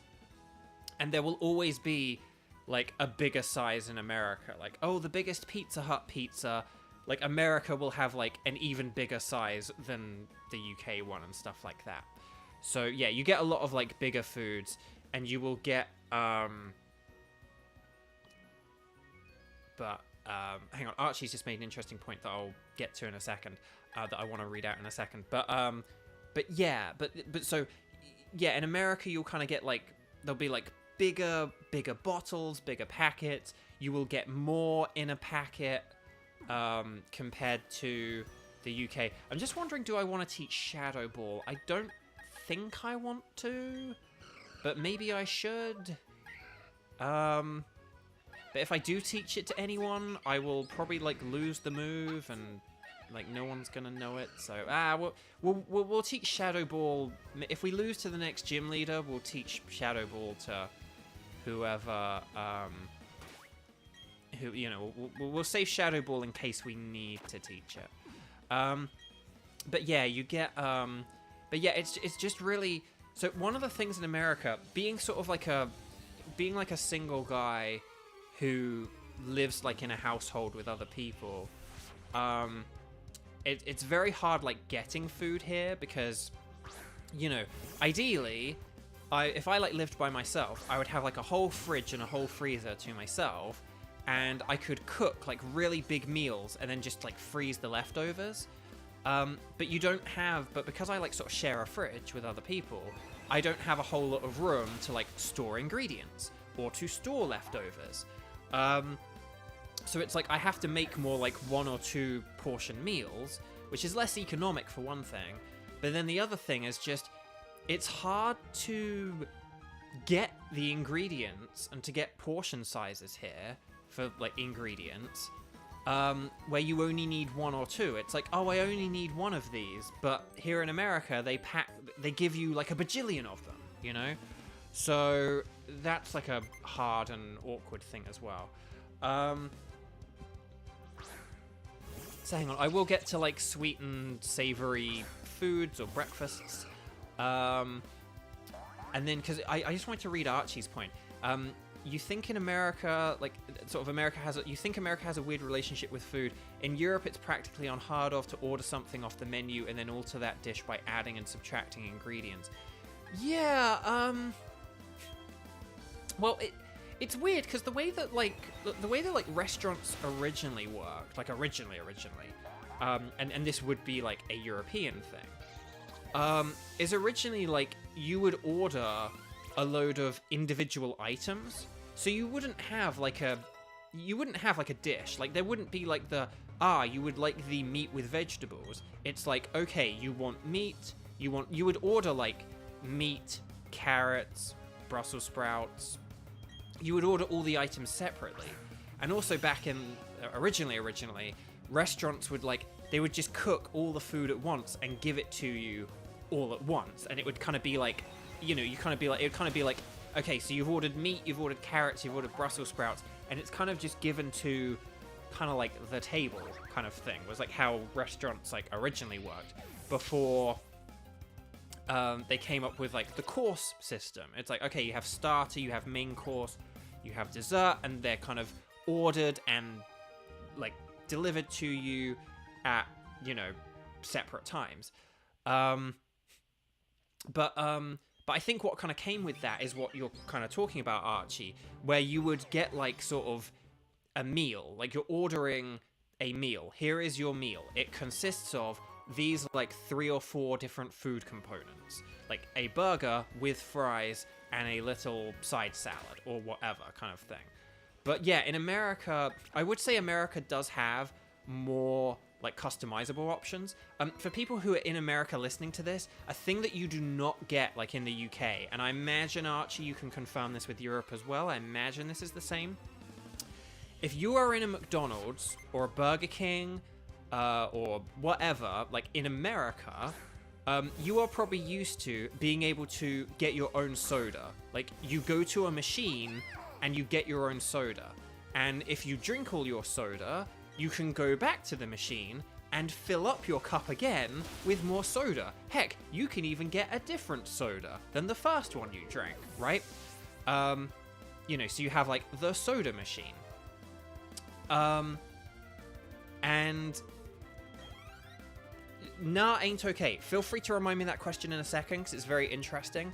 And that's something I do want to talk about, but I just want to talk about this thing. But the soda machine, so with the soda machines, often, maybe not in JP's case, but in America, the soda machine is like not behind the counter. It's accessible for the customers. But like in the UK, I like never went to a place where they keep the drinks machine behind the counter. Like if you order like a burger meal at Burger King or McDonald's in America, you get given fries, you get burger, fries, and a cup, and then you take that cup to a machine and you get your drink. But in the UK, if you go to a McDonald's or a Burger King and you order your burger meal, you get a burger, fries, and you do get a drink. And if you finish that drink and you want another drink, you have to go up to the counter and say, I want another drink, and you buy another drink. So yes, yeah, okay, so yeah, you have a Five Guys in the Netherlands, and they cater to the American experience, so you have the soda machine there. Yes, yeah. You've seen that machine at a Burger King once, Abby, but you can only fill it once. Yeah, that's the thing. They probably, yeah, even if you could do it yourself, there's probably a bit of an expectation of like, oh, if you want another one, you have to pay for another one. In America, though, you can just fill your drink all day.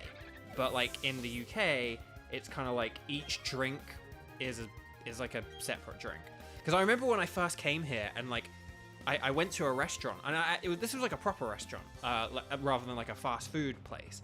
It was an Indian restaurant, and I had like a Coke, and I wasn't finished with it, and they like took it away, and I was like, what? Like I wasn't done with it, and then they like filled it up, and I was like, and I was kind of like, I mean that's nice, but it's like, but I didn't want to buy a second drink, like, and I wasn't even finished with the first one yet, but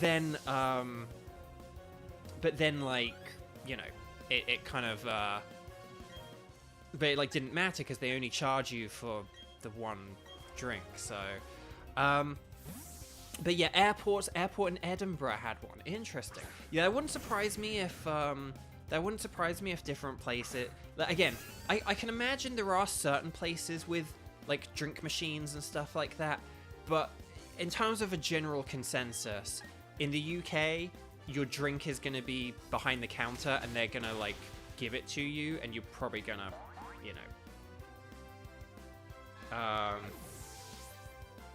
so that's kind of like just generally kind of how yeah, just to, and yeah, with Teresa, just your point, but then Teresa, yeah, so not that, I mean, when I say you can fill your soda all day, like, don't do that. You know, like, sort of, like, don't like have like, don't get like 5 drinks out of paying for one, but you can, but if you kind of like, you know, you drink half your drink and then you're like, oh, I'm gonna refill this kind of thing, that's just kind of a thing you can do, because again, if they didn't want you to do that at all, they wouldn't give you the option. They wouldn't give you the ability to do that if they really didn't want you doing it. So yeah. Right, hang on. Bo, what's your favorite drink? I love Dr. Pepper. I also love milkshakes, but like, but Dr. Pepper is my favorite drink. Nectar of the gods. Oh, I love it so much. So good. Just Dr. Pepper, love it. Dr. Pepper, so good. Right, we're here in Celestic Town. Woo! Good golly gosh, we're coming up on 2 hours. Oh, also hate to be that person, but your name is Nay Ain't Okay. Okay, sorry. Being English, if you see NA or NAH, that would be like nah. So, Nay Ain't Okay. Gotcha. I will remember that in future. Or I might call you NAO. No, I'm kidding. I'll call you Nay. Nay Ain't Okay. No problem. I like to know how to say things. So off topic, but when is your birthday? My birthday was last month in January. I did a birthday stream. Go watch that. It was very fun. But you love Dr. Pepper and root beer, Teresa. 7-Eleven has the bring your own cup day where you can yeah, like 7-Eleven has like the cups and yeah, like the big gulps and all that. I've never had a big gulp, but yeah, and that's the thing, Teresa. Yeah, if you drink too much soda, it's not good. Like it can sort of it can fill you up and make you not feel great. So that's like, it's a lot of sugar and even like caffeine as well. And then hold on, where was the re-asked question?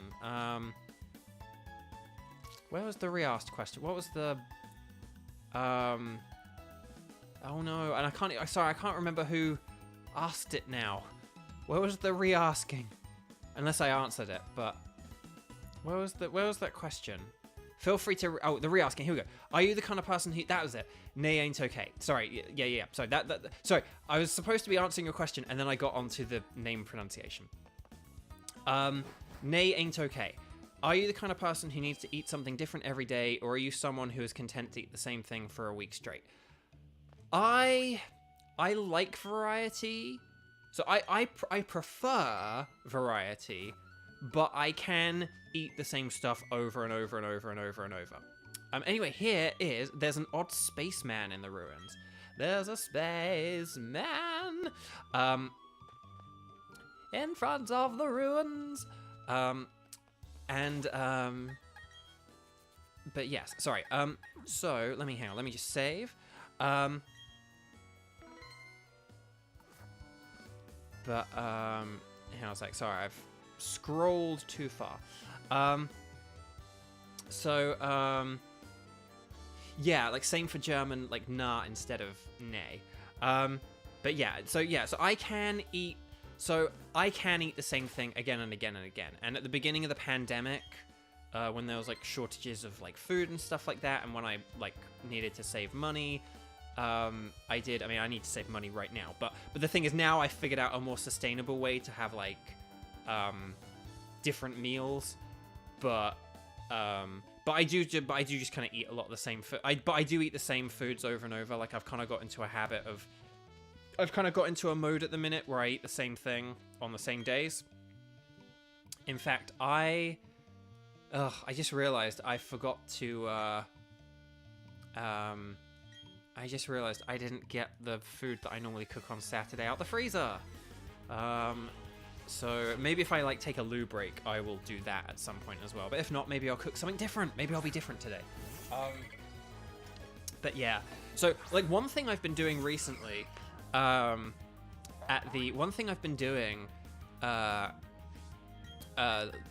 for a while lately, is I've been getting McDonald's every Friday because there's a McDonald's near me that I can walk to. And the thing is, they have... Unfortunately, the deal's not as good as it used to be, like I was kind of alluding to in my stream last week when we were talking about how everything has just, like, gone up in price. But like, McDonald's, at the minute, they have...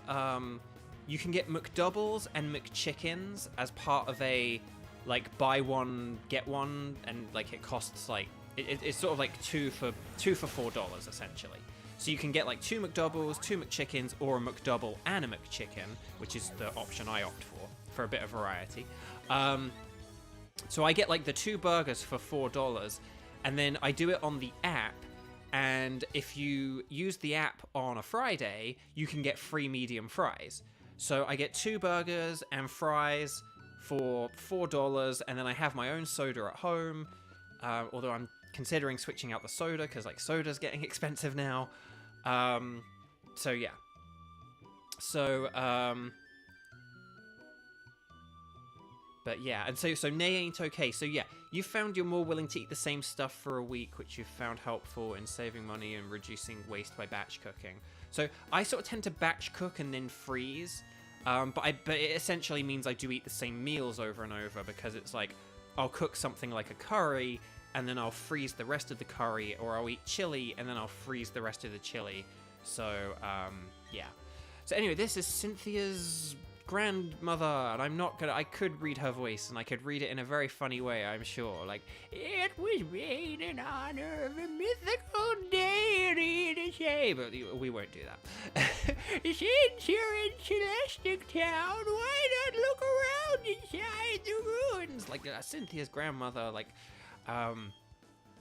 Stop, Cynthia's grandmother, stop. But yeah, let's go look at these ruins.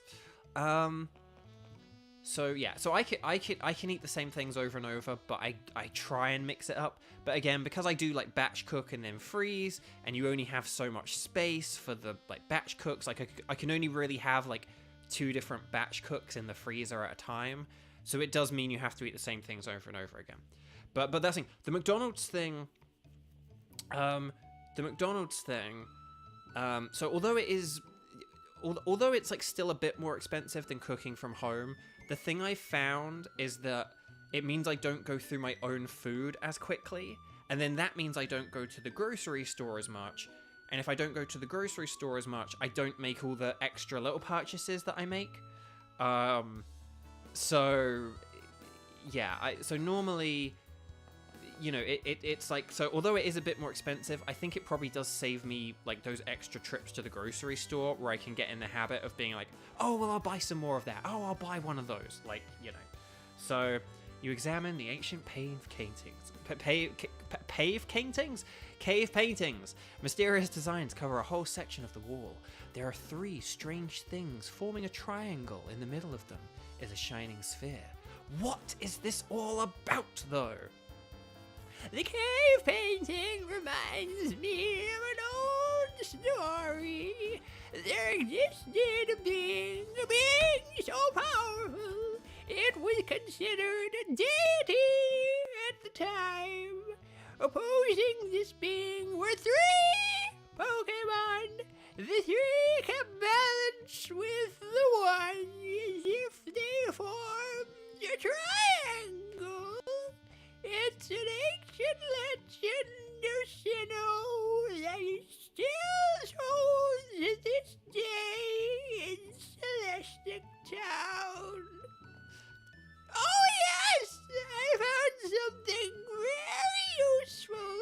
You should take these, dearie.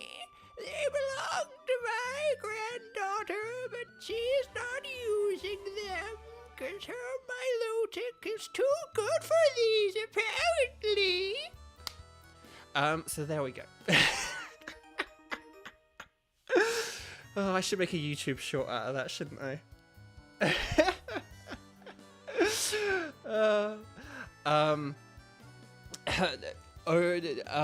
Owen Beth.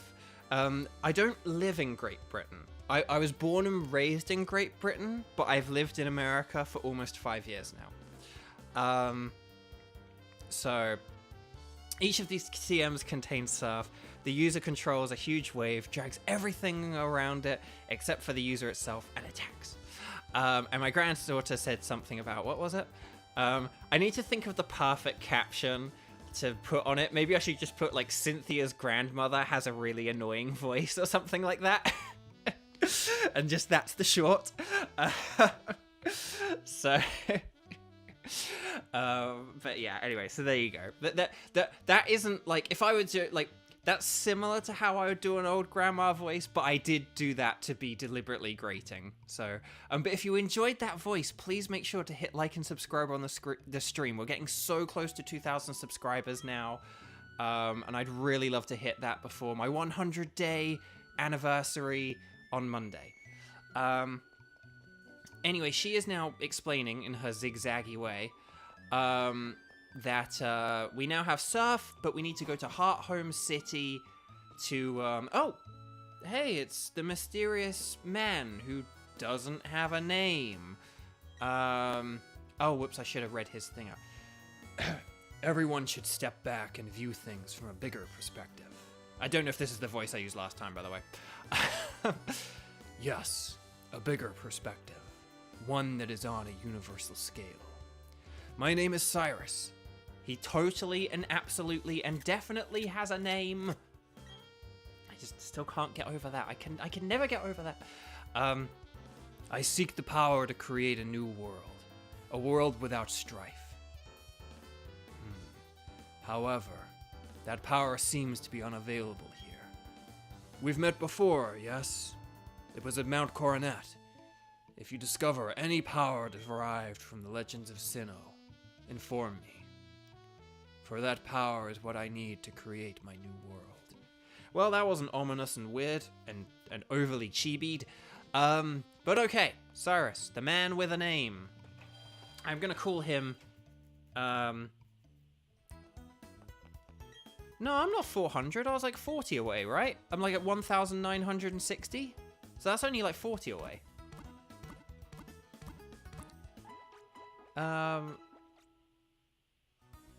And did you mean too many zeros? Maybe you accidentally hit the 0 key for too long. But I think I'm only about like 40. It's like 30 to 40, something like that.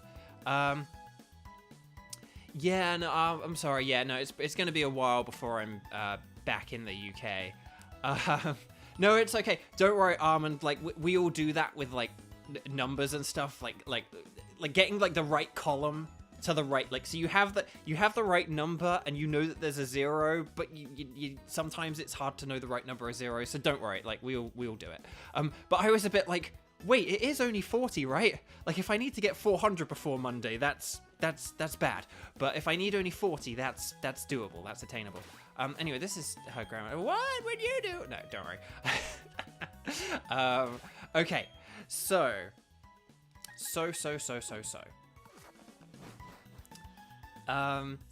yeah, so it'll be a while before I come back to the UK and Europe.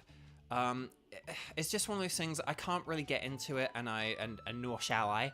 Oh, hang on a minute. This house has some good stuff. I might go to this house off screen as well. No, hang on, it's you I want to talk to. Oh, the black glasses. Dang it. Well, anyway, Buck.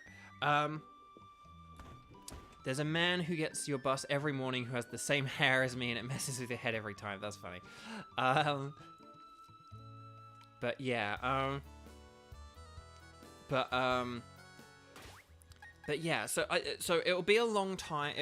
It probably is going to be a long time before I do conventions for personal reasons I sort of won't get into. I mean, the main thing is that I actually just don't get invited to them.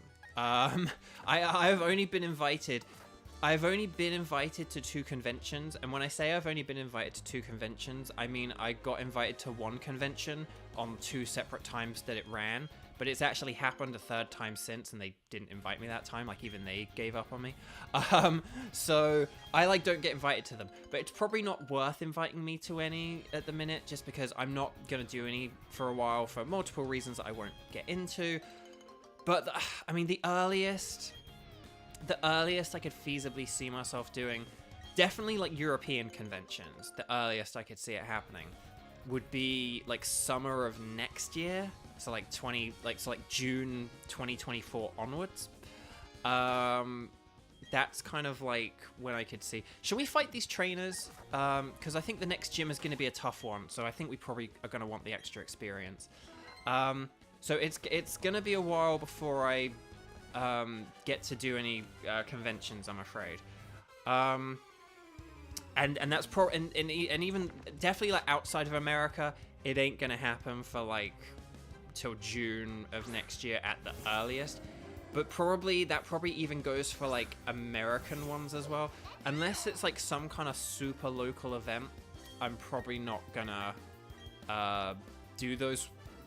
do anything that's not super local for like any time. So, you know, even if it's anything out of state or that's very far away in California, it's probably something that I'm not gonna do, I'm afraid.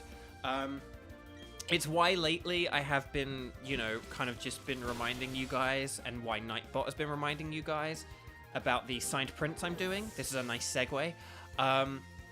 So normally, like previously, what I did was I would do like live signings on Streamily, and I am going to do one of those soon.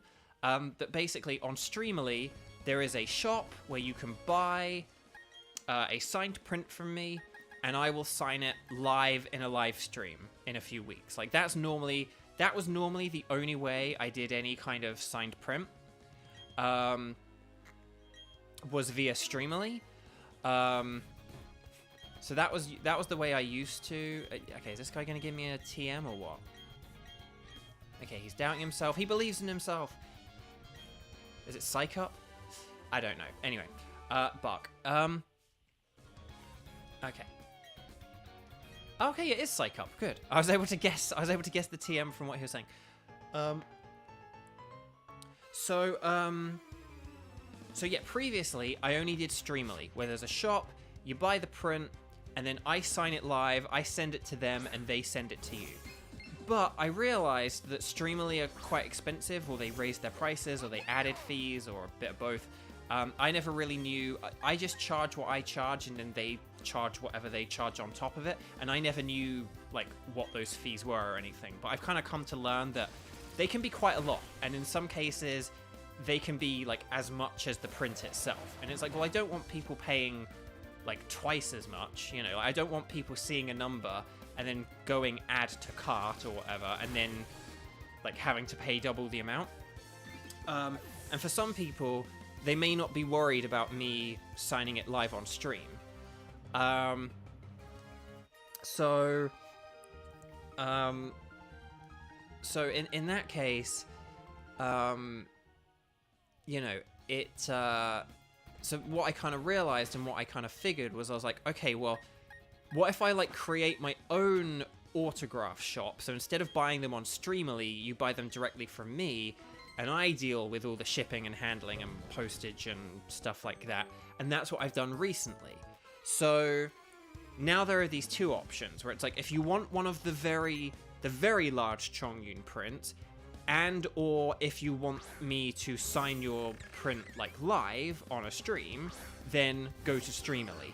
But if you just want a signed print from me, like if you just want one of the small Chongyun prints, and they're not really that small when I say they're small, but it's just they fit in a regular envelope.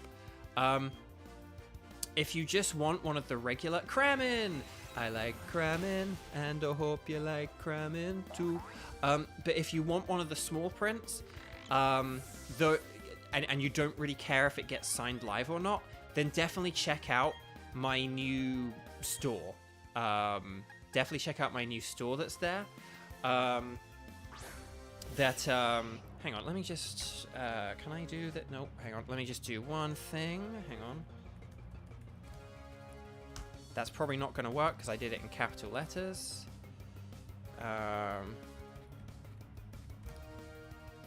Let's see if that might work now that, or maybe it's autograph. I don't know what shortcut I did. Was it autograph? Hang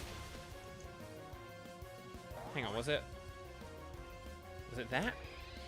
One of these will be correct. Oh, there we go. Thank you, Nightbot.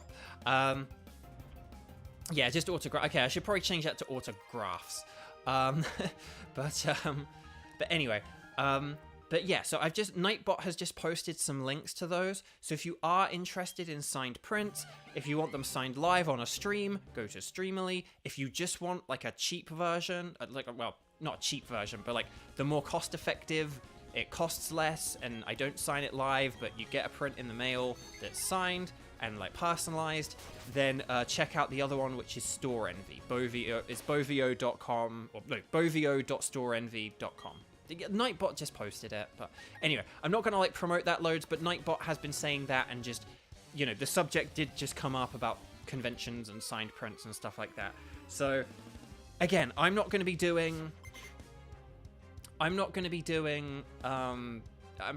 to be doing live events for a very long time.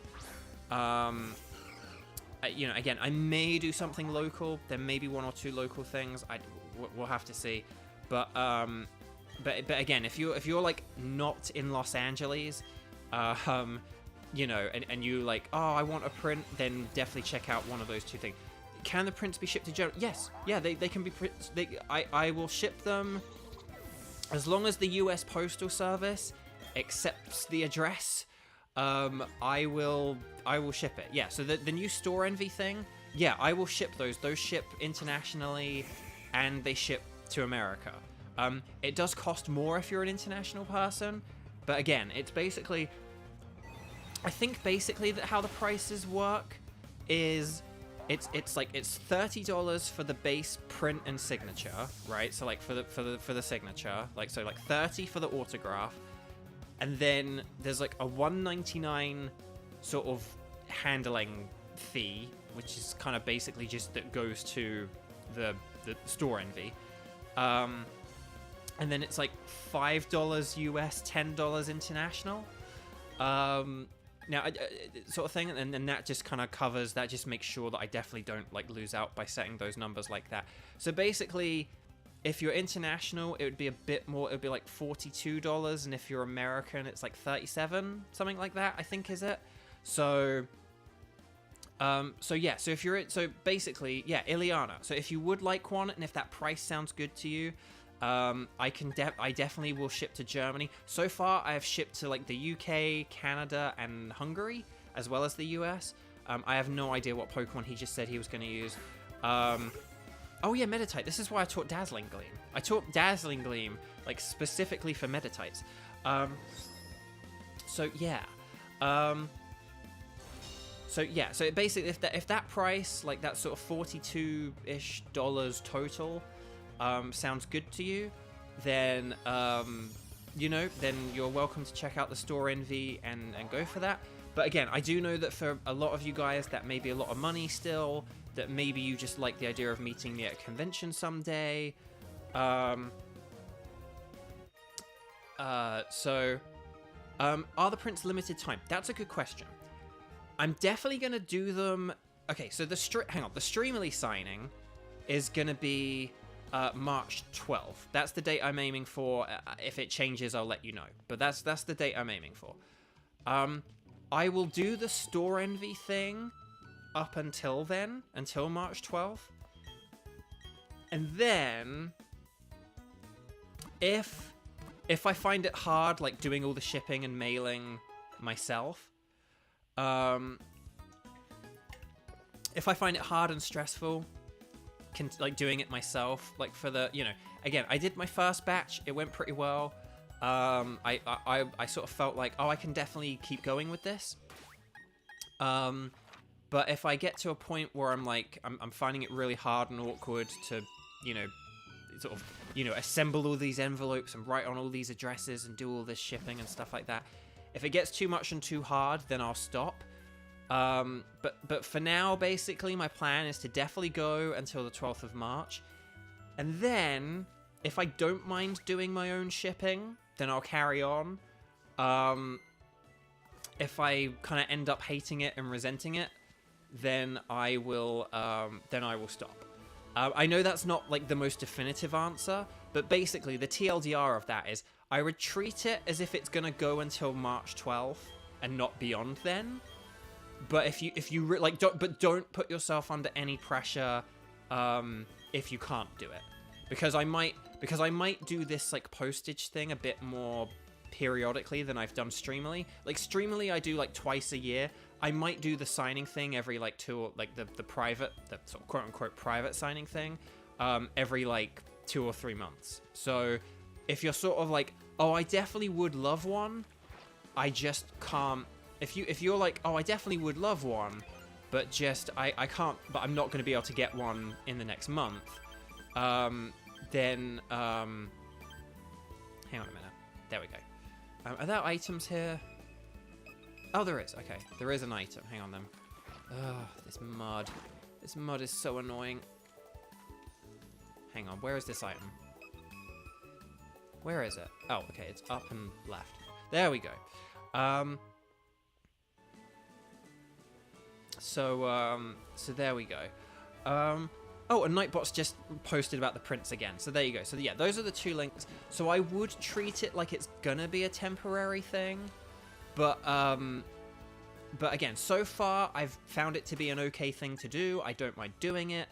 And again, it's just that I've seen a lot of people who like have wanted prints, but like Streamily has just been like a massive turnoff for them. So so I wanted to kind of give an option to be able to like actually get more people prints, because Streamily is sort of where Streamily was originally this like brilliant thing that like helped me so much. It kind of became that it's kind of now become this thing that is perhaps hindering my ability to sign prints of people rather than helping. So, so that's why I've kind of offered this other, it's why I've offered this like alternative. And again, at the minute, the alternative, I would treat it like it's going to be temporary. If you're sort of, so don't hold up too long if you're interested. But if you genuinely like just don't have the money or can't, and you're like, I know I would like to someday, but I just like can't right now. Like it will come back. It will come back. So, and I'll let you know on social media. I'll let you know if like keep up to date with me on social media if you want to know if I do start to hate it and resent it and stuff like that. But again, I did my first batch of shipping this week. I know that definitely at least one of them has already arrived. So far it's working. So far it's going well, and yeah. But so that hopefully answers that question. If it is temporary, will you open them up again? So I think I did just kind of answer that, right? Like, even if I do shut it, like, if I do shut it March 12th, if I am like, you know what, this isn't really for me, I will open it up at least one more time, probably, just because it was a lot of effort to get this venture going, this new way of doing things going. So, so I'll definitely kind of open it up again at some point, I think, but it would only be, but again, I would still, again, it might be a bit of a thing where I like come to resent it. Like say if I do this and like a load of people don't get their orders or something like that, then in that case I would be like, oh well, then I'm not doing this. If I'm gonna make all this effort to like mail out prints and then people don't even get them, I'm just not gonna bother. So so like that's, you know, that's a thing as well. So at the minute my plan is to keep it open. I mean, to be honest, in my head at the minute, I'm thinking that I will keep it open beyond the March 12th, but I would treat it like it's, I would maybe treat it like it's a temporary thing that might not come back. But at the minute, I'm definitely leaning towards more, I'll keep it open, or if I do shut it, I'll open it again after another month or two or something. Like maybe it's something where I'll kind of do it for a month and then I'll turn it off for a month and then I'll turn it on for a month and I'll turn it off for a month. So hopefully that makes sense and sounds good.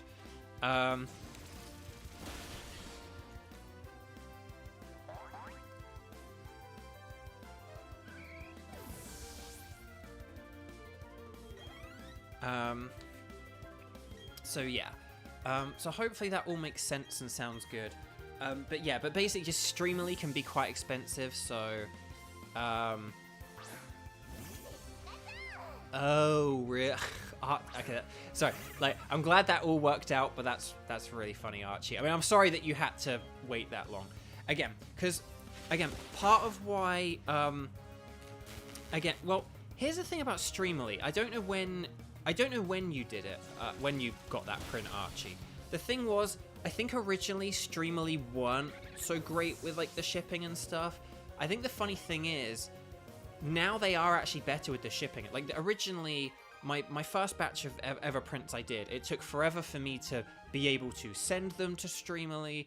I think Streamily took a while sending them out. Like everything just took a while. But every signing I've done since then has been really good. Like people have got them insanely quickly. Okay, hang on a sec. Oh, what am I doing? Okay, so I thought it was like if you find 10 shards of the same color.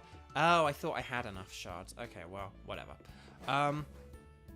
So yeah, it sort of depends on when you got them, but I mean, I feel like they've gotten better. Like all of mine ever since that first batch have been really good and really successful, but at the same time, maybe you're like, I got them like 2 months ago and it hasn't, you know, or I got it a year, like I got it a year ago and then it, you know, only just came now, like, so hopefully, so I think they're generally better now, but again, part of why the sort of like the cheap option is cheaper is I do just use regular postage.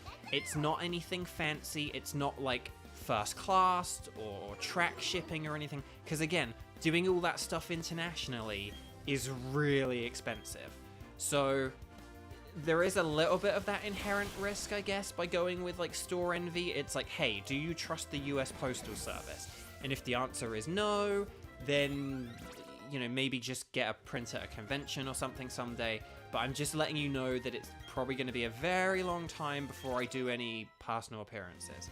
And I don't mean to kind of, I don't know, sort of kind of tease you into getting a print, like, oh, you better get a print because I'm not going to do personal appearances. I try not to mean it that way, but it is just one of those things where I just want to be frank with you guys. I'm probably not going to be like traveling around the country doing events like for a long time, and you know, so if you want a print and you want it now, then you know, either Streamily or Store Envy are, you know, the kind of like the two ways to go about that at the minute. Maybe if you live in LA, maybe there'll be like some kind of like, oh, there's like a shop that's doing a Genshin thing and it's close to you, so you can go to it. But you know, it just, again, I just want to say all that so you've got it in mind or whatever, and then you can make your informed decision based on that. There is no pressure to get prints or anything. Also, like, don't worry. Like, again, I know they are kind of pricey. Even the cheap option is kind of pricey. You know, but again, it's just one of those things where, you know, the effort it takes to like get prints commissioned, and for me to go to the post office and to sit down and do the signings and do the personal requests, and to make sure that, you know, to kind of cover my butt in case of like scalpers and stuff like that. It's just, there are like a bajillion things to kind of factor into the price. So, but there, oh shoot, I didn't mean to use Grass Knot, I meant Thunderbolt. Dang it. So, but it's not like, it's not like a, you know, but, so again, it's not, you know, again, I do hope someday to do conventions and personal appearances, and I'd love to go places and meet people, but just, it might be a while, so if you want to print and you want it now, that's the way to go about it. But it's not, again, it's not some super duper, like, high pressure now or never situation. Again, like, right now, my headspace right now is that I like how this, like, personal, like, how the store envy is going at the minute. So I'm kind of hoping I can just keep it open, and then people can get prints, like, whenever they want to get prints. But it might be something where I hate doing it, or I get busy, and it might be like, guys, I need to shut down the shop for a while. But, you know, so we'll see.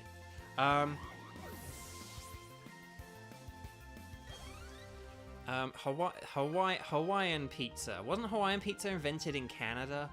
Or is like a Canadian guy who invented it or something? But okay. But I think I can eat pineapple on pizza. It's just not really my preference. It's just not really my preference. But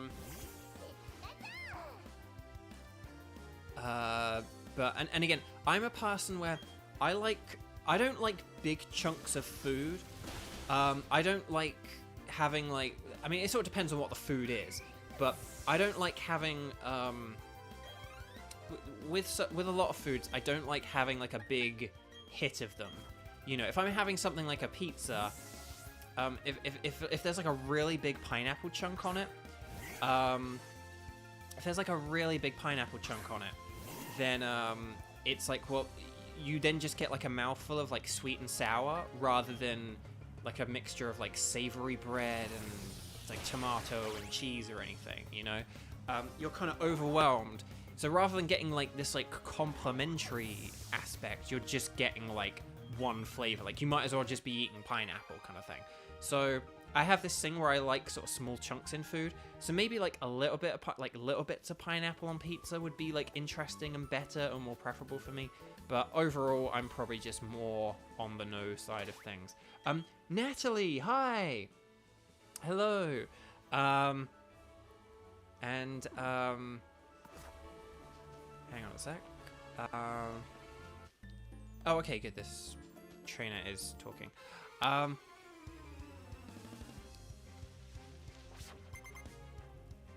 Oh, there's a thing in Germany called Hawaii bread, and it's just canned pineapple, cheese, and ham on bread. That's a bit odd. Do I like spicy food? Not really. I can tolerate a little bit. I can tolerate some spice. But I just don't really enjoy spicy food much. And the thing for me is, spice is a sensation, not a flavor. So I don't really get like spice fiends personally. I just don't really sort of like understand it.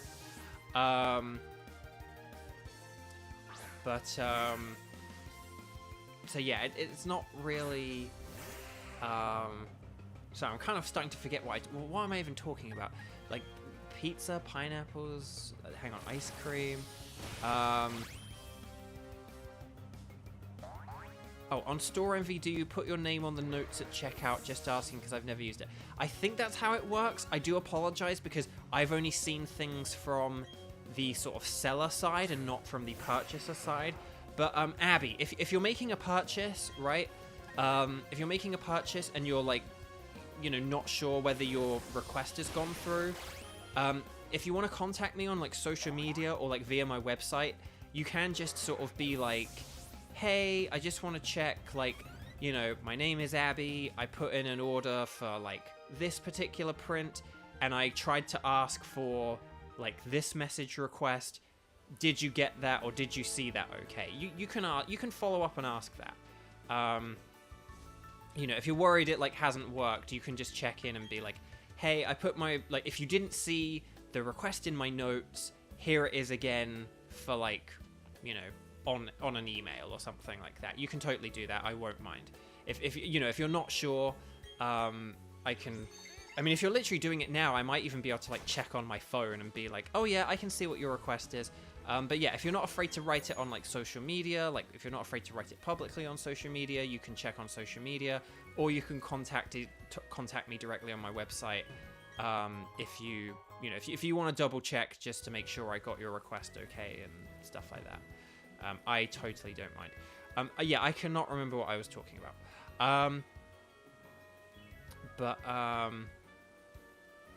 Oh, spicy foods. That was it. Spicy foods. So spicy foods. Hang on a minute. Did I talk to that guy with the glasses? I just want to check. I'm not sure whether I did. Oh, okay. There we go. So yeah, so spicy food. Yeah, so I don't really understand spice fiends because, again, it's a sensation, not a flavor. It's sort of more a sensation. Yeah, it's sort of more of a sensation than a flavor. So I don't really understand it. It kind of confuses me. But I will say, spice definitely does have its value and its place in certain foods. There are certain foods that, for some reason, like if you just have them with like completely mild, with just no kick of heat at all, they're just lacking something. There's just something missing. And I can't quite put my finger on it, but there was this one day where my mum made this dish, this really delicious, it was like a paprika dish. And it was this really yummy like paprika and chicken dish. It was really nice. It like had this like, it was like with like this thick creamy sauce, and yeah, it was like paprika-y sauce. Really delicious. But my mum was like, this needs spice. And again, I was like, Mom, what are you talking about? Like, not everything needs spice. You don't need to be a spice thing. Like, internally, I was kind of, that's kind of what I wanted to say to her. But I kind of tasted some, and I was like, whoa. And it was so weird, because the flavors that it had, it was like the flavors that this thing tasted of, it tasted like it needed some kind of kick to it. Oh yeah, Shebartooth. Sorry, you did say hi earlier, and I didn't say hi to you. Sorry, I meant to say hi to you earlier. I did not say hi to you earlier. So hello. And, well, thank you for getting a print already. No worry. Yeah, no pressure to get a second one, definitely. But yeah. So hang on, let's see if these two. Oh, I fought these two, didn't I? Yeah. Okay. And then here we go. So we're back here. Okay, nice. Oh, wait a minute. I'm an idiot. I'm an idiot. I'm not an idiot. That was just, but I'm being very silly. Hold on. I'm being really silly. Here.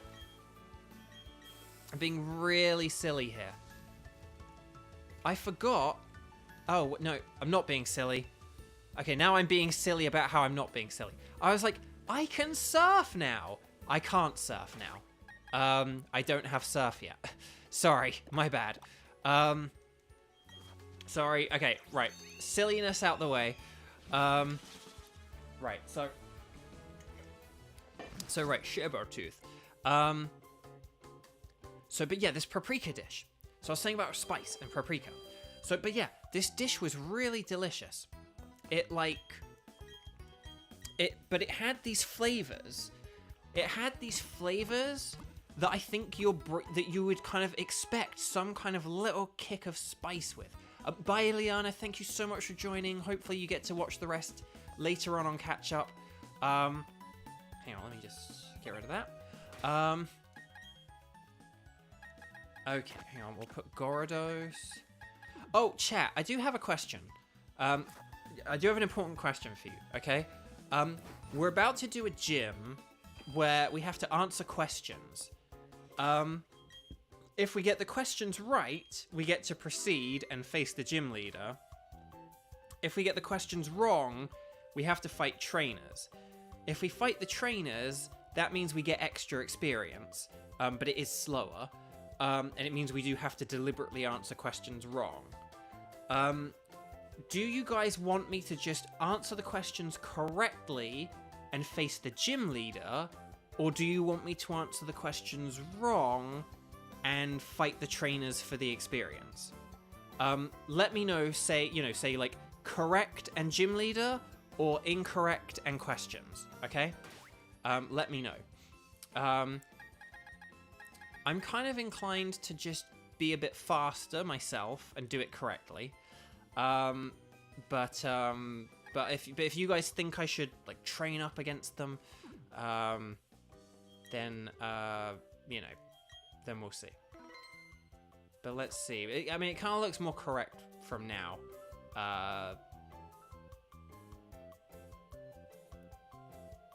Oh, sorry. I thought my stream was going to crash then. Yeah, I seem to be getting more correct here in the chat. I mean, if we do answer the questions wrong accidentally, like cause I'm silly, then obviously that's a whole different kettle of fish. But let's see if we can do this gym. Okay, so I don't have a whole lot of faith in how well this gym is gonna go. I will say that as well. But we'll see how it goes, because this gym's gonna be. I think this gym is going to be the first tough one, but we'll have to see. So, okay. Right. Oh wait, hang on. This isn't the gym. This is the contest hall. I told you guys, I'm silly. Loads of people think I'm clever, and I tell them that I'm not, and then they go, "Yes, you are," and then they get annoyed at me when I'm not clever, and then I have to point out I'm not clever. And yeah, okay, here we go. So just back to this paprika spice thing quickly, and then I'll wrap this up. So basically, it had these flavors that kind of seemed like it needed some kind of kick of something, and the kick would have been really welcome. And the thing I would liken it to is drinking flat soda. Like if you've ever had a flat Coca-Cola or a flat Pepsi or a flat 7-Up or flat Dr. Pepper or anything, a lot of these flavors, like particularly say it with like Coke and Dr. Pepper, a lot of these flavors you associate with fizziness, right? Like you associate them with that fizzy feeling and that fizzy tang. And so if you like drank a Coke and you were like, oh yes, a Coke, and you kind of drank it and then like, it's flat, you would kind of be like, it's flat kind of thing. Like it would take you by surprise because you expect that fizziness, and it does just like taste better, even though the fizziness is more of a sensation than a taste. So, and I think that's what so I think there are certain dishes and certain foods where a bit of spice works the same way. And so in that case, I like a bit of spice. But I am definitely not the hotter the better kind of guy. Definitely not. I like, just have a bit of spice, a little kick, and that's it. Right, so first question. What is 3 plus 5 plus 7? Well, 3 plus 5 is 8, plus 7 is 15. So 2 is on the left, 16 is the middle, and 15 is on the right. So I'm going to go with 15. Some things should not be fizzy like milk. Right, exactly.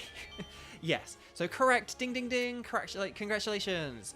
Okay, so next level. I have a degree in maths, so no pressure. Okay, so what is 12 plus 28? Is it 30 on the left? Is it 40 in the center? It's 40 in the center. Or is it 50 on the right? It's 40 in the center. It's 40 in the center. Let's go.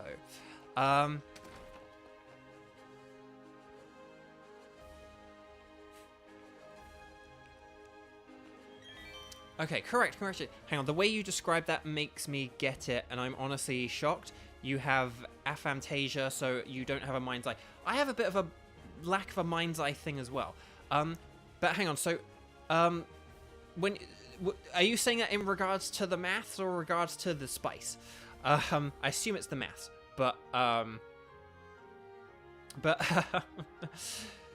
but you like your toothpaste with a side of orange juice. You're mad, Armand. You're mad. The spice. Oh, okay.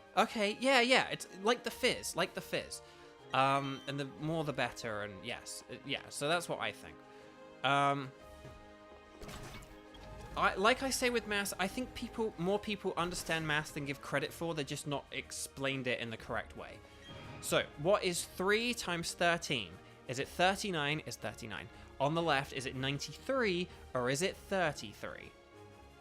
Because the way that multiplication works is that you can just take the 1, it's like the 1 and the 3, and you can multiply each of them by 3. Well, no, that's not really a good way of explaining it, but it's 39 on the left, so there we go. So right, correct, congratulations. Well, you're lucky. This is the first non-maths joke, but it's probably not good for people with aphantasia or, pardon me, however you forget it. What was the first room's answer? Was it 2 on the left? Was it 16 in the center? Or was it 15 on the right? It's 15 on the right. So there we go. Hold on a second. Let me just check one thing. I just want to check. I think Abby, if you're still there. Okay, yep, you just messaged. Print ordered. Let me just check this for you, Abby. Do forgive me. I will just check that the notes are here. Okay, yeah. So I've got your thing. So you haven't specified a personal message, right? The way that you've written this, you have written like you just want, like your name, like to your name. And then my autograph. That's what you have specified in your message, sort of thing. So, like, to you, and then autograph Beau Bridgeland. That is what you have requested on this form. So, if you wanted like a personal message, like a quote, but yeah, just your name. Okay, go. But yeah, okay, awesome. Yeah, no, I can totally do that. But yeah, it's sort of just one of those things where it's with Streamily, it's a bit better in terms of communicating like name and message kind of thing. But yeah. Okay, right. So we'll have to. Oh, I'm very nervous about this gym. This gym is gonna be. I think this gym's gonna be tough. But we'll have to see. Okay.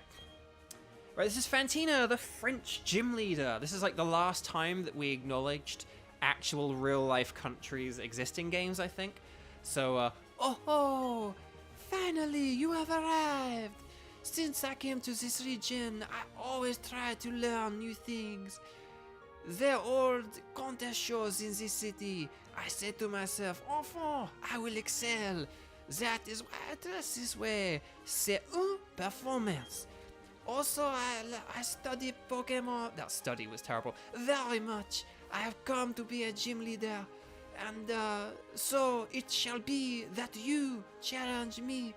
But I shall win. That is what a gym leader does, no? Sorry, I'm not good at French accents.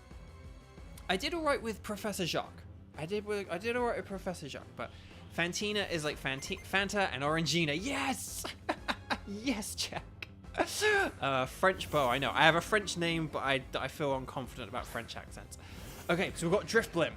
I am worried about Driftblim. I'm very worried about Driftblim.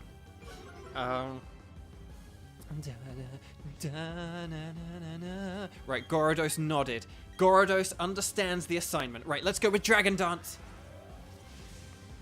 Please don't use Will-O-Wisp. Please don't use Will-O-Wisp. Don't use Will-O-Wisp. Oh, it's using Hex. Okay, let's go. Let's go. Okay, we might actually be able to win this. Okay, Crunch. Okay, here we go. Right, Gyarados, do it. Do it. Yes, okay, that's one. So this is why we got rid of, even though we made the effort to teach Ice Fang, this is why we actually got rid of Ice Fang, because we need Crunch for this one battle. And then we'll get rid of Crunch and get Ice Fang back after this battle. Okay. Right, Fantina is about to use Gengar. More on the stereotypical side, but it's definitely... Oh, well, thank you. But you still liked it. Good, well, thank you. Again, sorry, I was also trying to do, like, a higher thing as well. Oh, we didn't get the... Ah, dang it. If I'd have realized it had the Colbur Berry, I would have used Waterfall. Sludge Bomb! No! Oh, we tanked that like a boss. Okay, hang on, let's use Waterfall. Oh, okay, well. This shouldn't matter. I think based on the amount of damage we did, a Waterfall should suffice here. Come on. Yes! Excellent. Okay, good, good, good. Sorry, we are getting... I don't know why we keep getting frame dips in streams in recent weeks, but there's just nothing I can do about it, I'm afraid. But not that anyone said anything. You guys have been awesome. But, right, Ms. Magius. Oh, Evans, what is this? I tell you what, who I kind of sound like, and I am being a bit cliche, but I'm pulling a little bit from live action Ewan McGregor Lumiere in live action Beauty and the Beast. So like, oh, Plumette, ah, we shall be our guest, ah, enchanté, Plumette. Like that's kind of how he sounds, you know, in that movie. But yeah, I'm kind of pulling from that a bit, I think. I realized. It's okay. Pikachu is 33. Gyarados is 20. We did it! Gyarados, you did it, buddy! Gyarados. We boosted our speed so that our Gyarados print arrived faster than Xander's Goro print. Huzzah! So sorry for that kind of like inadvertent burn there, Xander. But she's dumbfounded. But she's very, very strong. You and your Pokémon. Your badge is admirable. I shall honor it with this gym badge. And look, we actually have 2 clean gym badges for a change. So there we go. So look at that. We're actually getting a bajillion gym badges today. This is like the first time that we've this is actually like the first time that we've ever like got more than 1 gym badge in one of these Diamond and Pearl episodes, which is good because I was starting to worry that like our progress was going to be really slow. Okay, so back through the Hall of Maths. But yeah, no, but just back to maths quickly actually for a second. But yeah, with maths, I really do have this fundamental belief that people would understand maths a bit better if it was explained to them more or something like that. You know, I think sometimes people don't understand things because, like, I think, like, one of the reasons people don't understand percentages is because they don't visualize it in their head properly. And again, I know with, like, aphantasia, again, forgive me if I'm pronouncing that wrong, I know with like aphantasia, it's like, you know, it's like a difficult thing. But oh, it's Cynthia again. So I'm so glad to see you. You're not very easy to track down. My grandma told me about what took place in Celestic Town and how annoying her voice was. Thanks for what you did by the ruins. But that Team Galactic, I thought they were just a bunch of eccentrics. You know, talking about how they're going to make a new universe and all. And that weird way they dress, too. I thought they were harmless. It appears as if they're a lot more trouble than I thought. I mean, stealing and hoarding Pokémon. That's just plain wrong. By the way, did you find the ruins interesting at all? If you did, you may want to visit the library in Canalave City. They have some ancient books that you might find interesting. It may also be of help to the completion of your Pokédex. I think you also ought to go there. Okay, bye-bye for now. Okay, so we are done with, I think I did say this last time as well. This part of the game is like a bit more, I don't know, sort of things speed up a bit. Because it's like we're kind of going through routes than cities that we've like already been with and stuff like that. So I have not been decorating my Pokeballs, no. That probably is something I should have been doing in this game, but that dog just started barking and the AC turned on, so I don't know if you guys had any of that.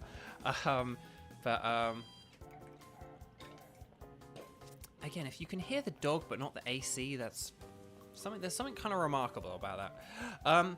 Okay, so...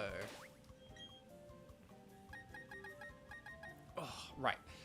So, what we're going to do, before we go to Canalife City, we're going to just go back to Pastoria quickly, because we're going to get Ice Fang on our Gyarados, because I want to have Ice Fang on it.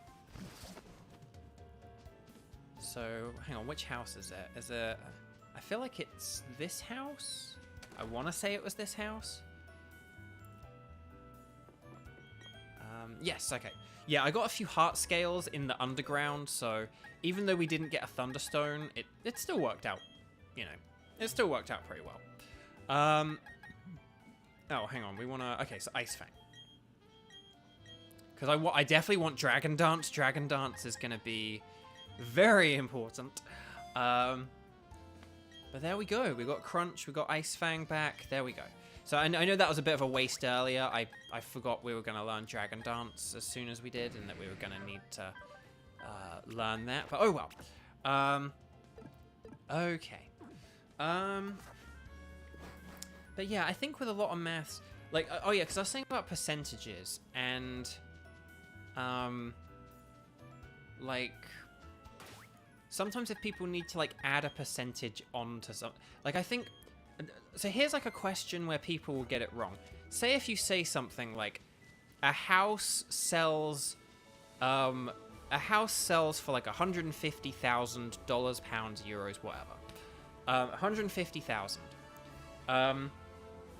It like sold for 50% more than what the people bought it for. How much did they buy it for? So it was like 150,000. And it sold for 50% more than what they bought it for. So basically, and I think a lot of people struggle with that kind of thing. They might be like, oh, is it like half? Was it like 75? They kind of don't know, but they're just not kind of visualizing the situation properly. Because what it is that what the question is saying is, it's like, okay, some people bought a house for an amount of money that then when you add half onto that amount of money, it then equals 150,000. So you have to kind of picture, like, you have to picture a house, and you have to picture half of the house, like slice that house in half, and it's kind of like, it's like an extra half a house, you know, it's like the house plus an extra half a house is 150, and that's what the question is telling you. And it's like, oh, so they bought the house for 100,000, and that's kind of the way to, you know, think of it. So in that question, it's like the answer would be like 100,000, but a lot of people would put 75,000 because they'd see the 50% and they think, oh, you're asking me what half of it is. And it's like, no, that's not what the question's asking. It's saying, what did the house cost originally? So, yeah. So yeah, and again, like written down, this is all easier than the abstract out loud. But basically, if you said, I bought a house for 100,000 and I sold it and made 50% more than what I bought it for. I sold it for 50% more than what it was worth, than what I bought it for. You'd be like, oh, 150,000. You got it for 100, so it's 150. But when you kind of ask the question in reverse like that, the way that I did, people get confused by it. Because they think you're asking, like, what's half of 150? And it's like, no, that's not what the question's asking. But they get confused about it. And it's like, if you just explain it, and again, I can't sort of teach it to you the way that I would want to teach it, because I would need the visual aid in front of you. But that's the thing. People don't like read the question properly, and they panic, and they don't think about what the question is saying. And what I'm saying is, there was a house that had a value. Picture a house, and you slice that house in half, right? Just picture like a little 2D house, and you slice that house in half. Now imagine your little sliced in half house. Now picture a sliced in half house with an extra half slice on it. So you've got 3 half slices, right? Picture that in your head, apart from whoever said they had aphantasia. Sorry that I've forgotten who it is already. But, Almond, I will just, I generally prefer chocolate and things. I will just say one thing, Almond. There is like a rule in the chat about just like don't ask like too many questions, because it kind of like hogs questions away from other people and stuff like that. So just be aware of that. I'm happy to like answer your questions, but I am also like answering other questions or talking about other things that we've kind of been asked about, and stuff like that. So just keep that in mind about the questions. Just be a bit more spare. Just try and be like sparing with questions if you can, just so other people get a chance to like ask questions and stuff like that. Don't worry, you're cool, you're fine. That was like a quick, easy one. I generally prefer chocolate in things over vanilla, but it kind of does depend.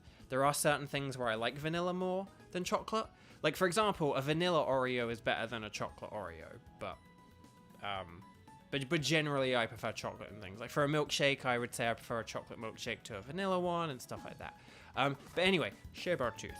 Shebartooth, yes, you were my aphantasic friend. So you're excused. To quote Yzma, you're excused. But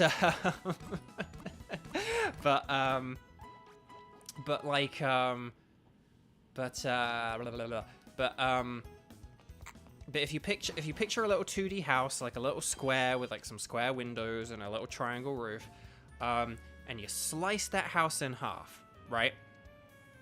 And then picture you've got that little sliced in half little 2D house, like that little very simplic, like a house icon that you would find on a computer or something. Then picture you've added an extra half slice to it, right? So you've got 3 half houses, right? So if you picture that, that's kind of the way that, in a way, you would think of the question. It's like, I had a house, and then there was an extra half a house added onto it, and it's kind of like those 3 halves equal 150. And that's kind of the way that it works, sort of thing. So then it's like, oh, well, if like 3 little half houses equals 150, 2 little half houses equals 100. So then it's kind of, but again, and it's easier if you have actual drawings in front of you, but that's kind of the way that it works. But hang on, wait a sec, hang on. So Wasabi needs to go. Onabeth needs to go. Oh my gosh, no. Well, no, but no, please get sleep. Thank you so much for tuning in. I hope you're able to, you scribbled it so you better understand. That's the thing. If you have it in front of you, like if I was in front of you guys with a whiteboard, it's a thing it's a concept I could explain better, because I could draw this stuff for you rather than asking you to draw this stuff. But yeah. Another way you can think about it as well is you can think of it as a pile of money.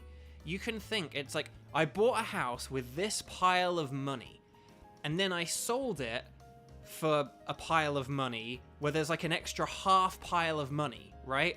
So I bought a house for a pile of money, and then I sold the house for 1.5 piles of money, right? Like, you can probably visualize that. You can probably like draw that. You can draw like a little pile of money, and then you can draw a little half pile of money next to it.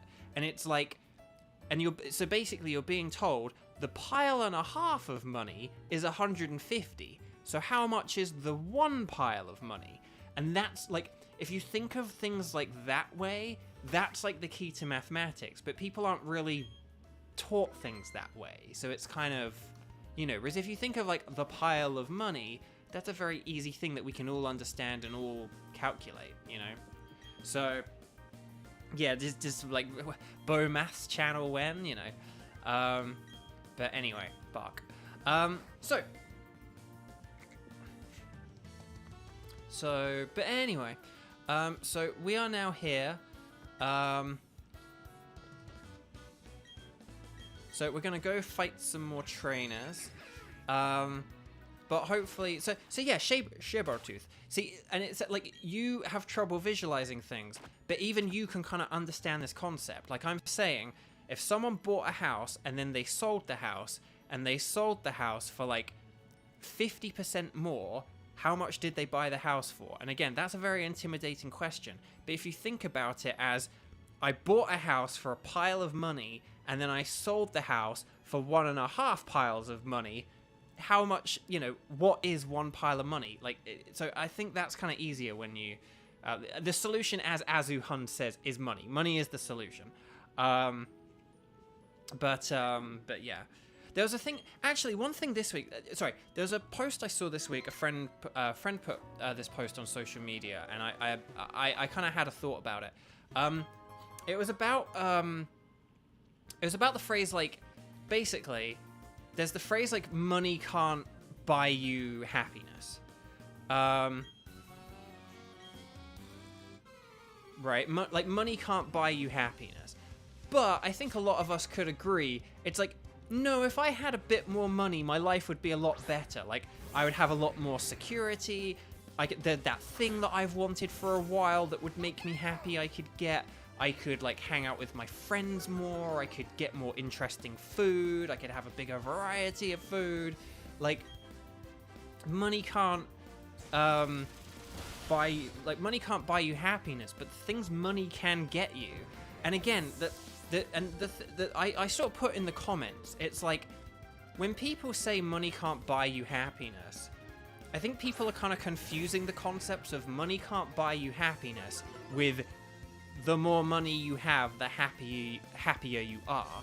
Like, that is true, that yes, like, strictly speaking, the more money you have, that doesn't necessarily mean the happier you will be. More money, like, does not necessarily equate to more happiness. But the concept of just having money is something that can bring you happiness. Like, if you have money, it means you don't have to worry about stuff, you don't have to worry as much about stuff like medically. You don't have to worry about food. You can get those nice things you want. You can afford to live in a house and pay your bills and just never have to worry about it. So, yeah, it's so people kind of confuse those two things. But yeah, Azuhund, I'm sorry your friend didn't understand that, because yeah, it is quite a simple concept, isn't it? Like, yes, like, you know, a person with $1 million, you know, isn't necessarily going to be happier than someone with $9,999, but the person with $100,000, the person with like $1 million is probably going to be in a situation where they just have a certain security and a quality of life that brings you a relaxation and a happiness that someone on minimum wage isn't going to have. So yeah, that's just, I just wanted to, I can't even remember how we came on to that point. Oh, I was talking about the pile of money. The da-da-da-da-da piles of money. Anyway, I won't sing any more of that song, otherwise I'll get copyright struck. Da-da-da-da-da-da-da, wheels on the bus. But yeah, so... and if you guys are still watching after 3 hours, then please click like and subscribe on this stream. It really helps out. We're getting close to 2,000. We're getting close to 2,000 subscribers, and also just in terms of the numbers, we've had so many views lately on the streams and stuff like that. Like, the number of views has been increasing, and the number of people have been increasing. So I'm just really hoping we can kind of continue that trend. So liking and subscribing will just help kind of get the message out there to YouTube to, you know, to spread that out there. So thank you. If you haven't hit that button, then please do. Like, I mean, my recent Brilliant Diamond streams have had more likes on them than the Pokemon Violet Ice type finale. I think in that one I just must not have like asked people to like and subscribe very often, because I feel like if I had, like, that one's got loads and loads of views, but it just doesn't have many likes. So if you never liked that video, please go back and like it. But I feel like I've kind of been making sure to say, like, hey, just if you're enjoying this, please make sure to, you know, click like and But Abby, hang on. You don't know how accurate this is, but you think it's more, you can live in a massive house and have everything, but forever be lonely and be poor and have everything.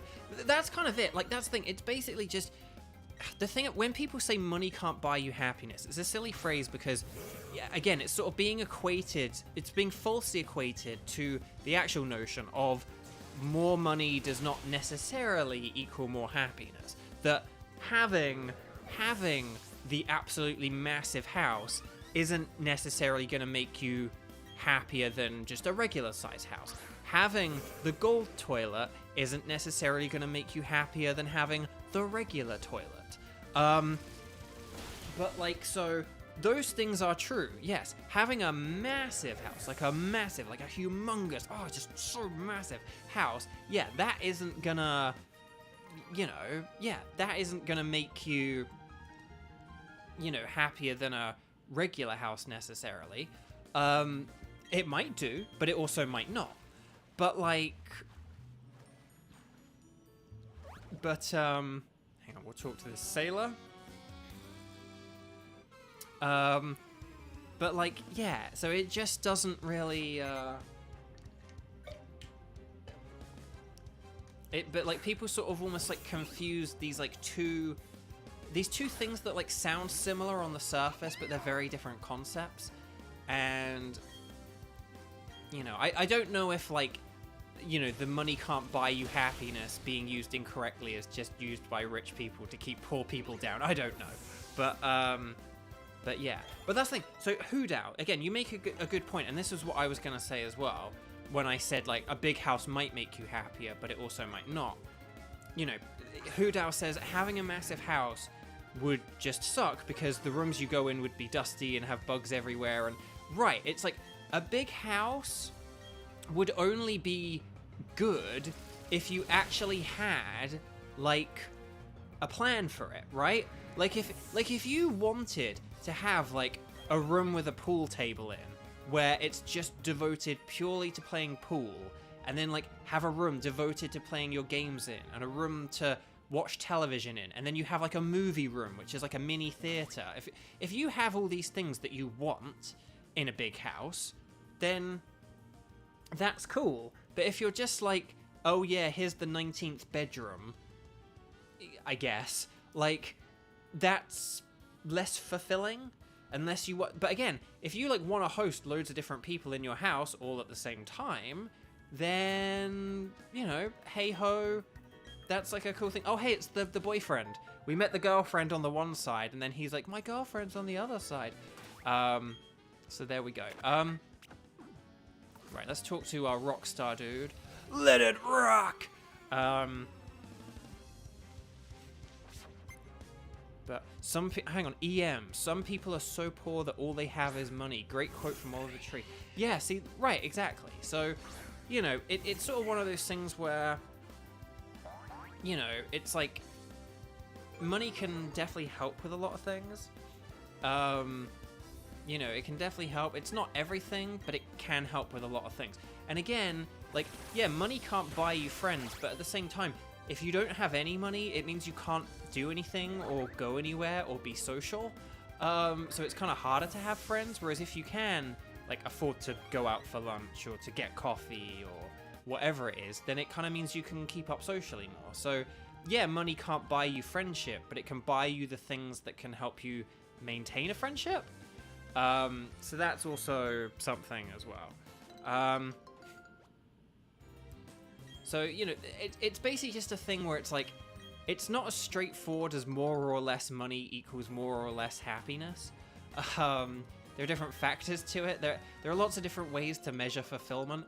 But you do need to have, like, I think some kind of money. I think definitely having like a decent amount of money is definitely something that can just really help with one's quality of life and ability to live a fulfilling and happy life. But oh well, hang on, it's Dawn's dad, the Pokédex man, or at least I hope it is. Yes, it is. Huzzah! I remember you. Anyway, he's updating something. Okay, male and female Pokemon differences. Nice, excellent. And then he said something about Galactic and Jubilife. I don't really know what he said. Anyway, Bug. But I don't know if I would be scared in a big house or not. It would kind of depend, I think. Right, I'm gonna get some Pokeballs. But I mean, a big house doesn't really faze me. It's more just like all the extra walking around you'd probably have to unnecessarily do. Right, let's get a bunch of Quick Balls, because I forgot we had Quick Balls, to be honest. And let's get 10 Timer Balls, and then we'll get some Repeat Balls, just in case we need to get anything again. And then we'll get a bunch of Ultra Balls. And we'll get like 10 Great Balls, and then do we need any Pokeballs? No, we're good on Pokeballs. Okay, and then I think we're good on Repels. I want to say, yeah, we've got 22 regular Repels. We've got Escape Rope. Yeah, I think we're good. Okay, cool.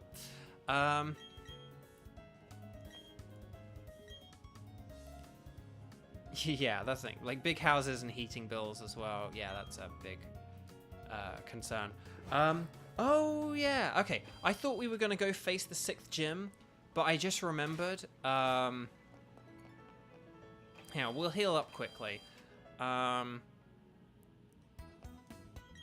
We'll heal up quickly, and then,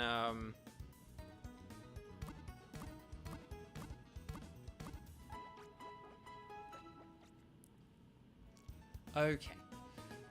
So, let's get Pikachu. Yeah, I just remembered. There are 2 things here. I was thinking like, we'll go do the gym, but I just remembered there are 2 things here that we need to do. There are 2 things that we need to do. Things that need to be done. We can't go in here. Oh no. Hang on, let's just talk to this girl at the Psyduck. It's very smart. I can use Future Sight. Good for you. Good for you, lady. Okay. So let's cross this bridge and go to the gym, and nothing will happen here. Oh, wait, it's Lewis. Whoops. Oh, hey, Bo. You're going to challenge the gym leader up ahead, eh? Someone should check to see if you're ready for this challenge. And that someone is me, with my brand new gym badge. Oh, so Lewis got the badge. Dang it, Lewis. I think Lewis messaged me, actually, when I was checking for Abby's print order. I think I did see a message from Lewis. Right, so he's finally evolved his Starly. I finally evolved my Starly. But now it could pretty much be a Staraptor, and I still haven't. Oh, he's got Quick Claw. He got the Quick Claw clutch. Dang it. But then he used Quick Attack, which is pointless. Was that a critical hit? That did a lot of damage. Nope, that just did a lot of damage. Okay. Right. Okay, if he has Empoleon, we're in trouble. But we'll have to see. Okay, he's about to use Roselia, so we'll switch to... No, we'll go with Jirachi-Chi. I kind of like I know Paimonferno is a fire type, but... I know Paimonferno is a fire type, but...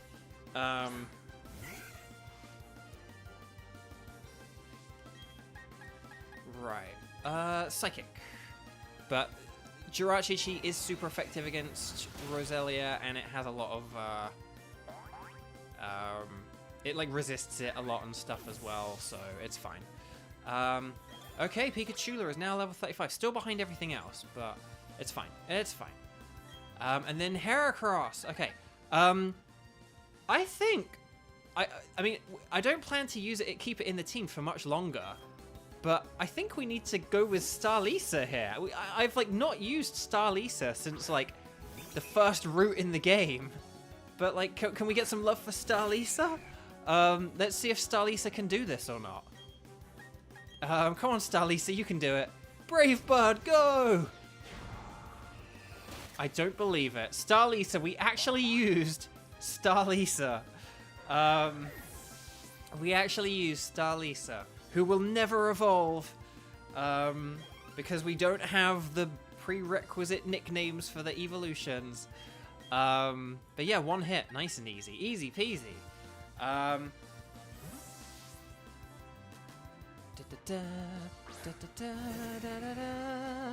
Lovely.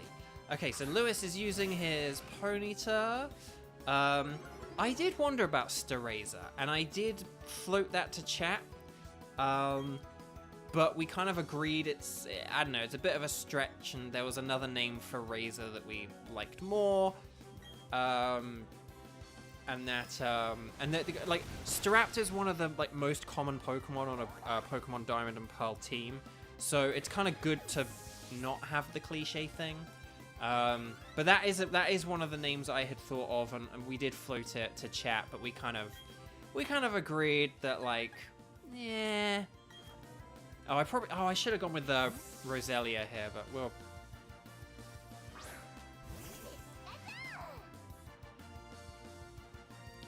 Yeah, we had Lux Razor was the thing.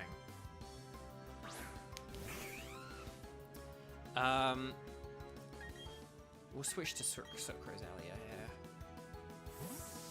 Okay.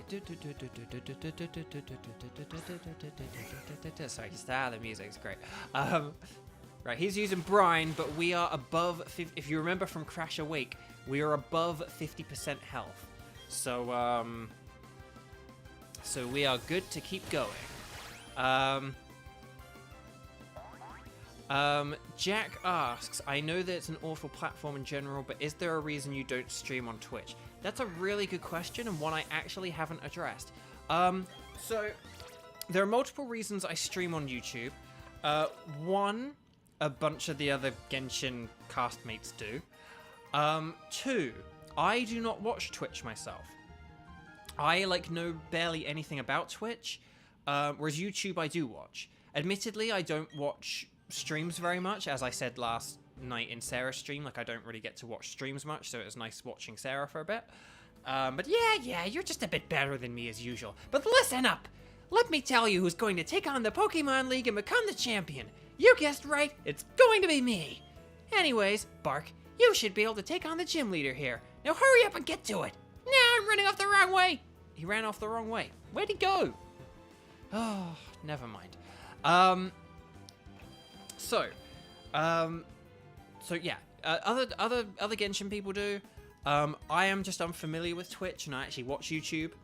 And then the third thing is just, I think YouTube is better for people catching up on streams. Like, Twitch is probably the better one.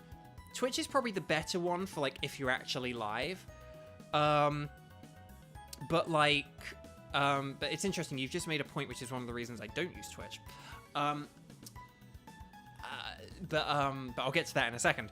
But YouTube is better with replays, and just as a person who comes from another country and stuff, I'm very aware of time zone differences. I'm very aware that people have busy lives, and I want people to be able to enjoy these, whether it's live or in replay.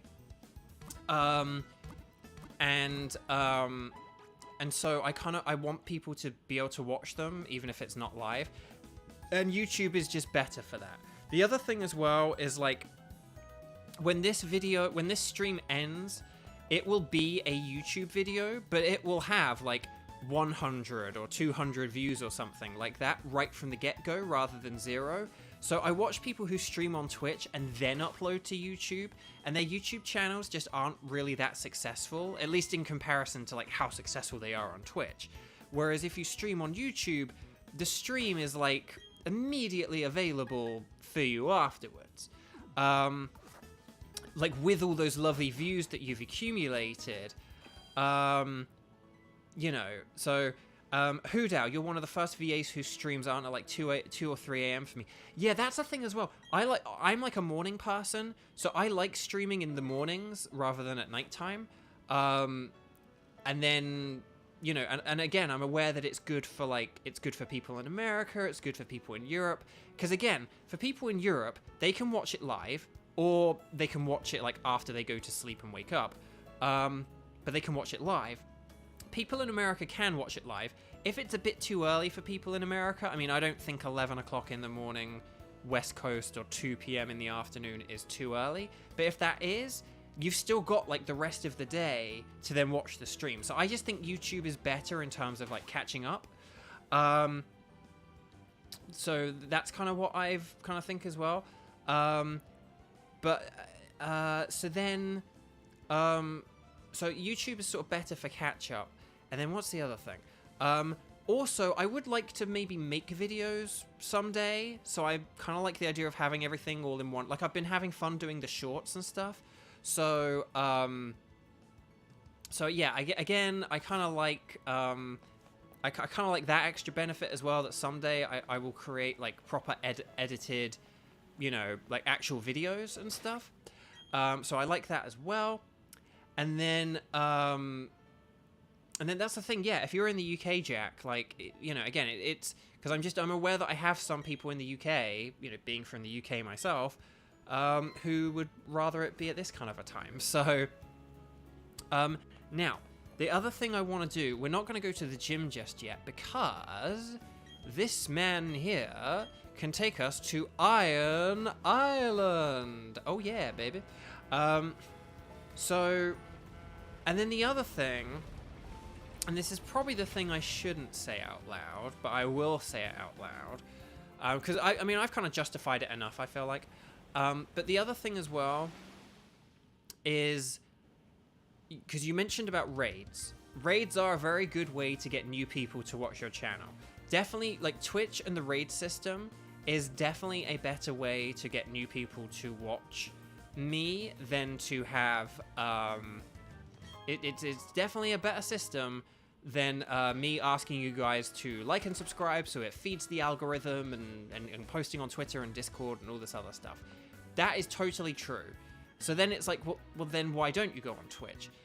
Oh, hang on. Oh, sorry, he's talking about how I caught a giraffe rig. Okay, cool. Yep, cool. I thought it was saying, like, go catch a giraffe rig and you'll get points or something. But hang on a sec. You can surf here. Can we surf anywhere, though?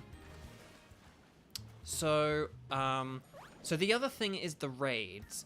And I know the raids do have their benefits, but the thing is, I actually don't want to be fussed with raids, because the thing about raids is it's give and take, and yes, I would be very happy to accept accept raids, but the thing is, I wouldn't really want to dish them out because I don't really like the concept of kind of recommending people to a channel that I don't really know or people that I'm not really familiar with. I know that's a bit of a weird thing. It's just a bit of a weird thing because the thing is, there are only a few people really in this world that, hang on, which way is Riley? I don't know. Okay, hang on. We'll do left. Hang on. So left.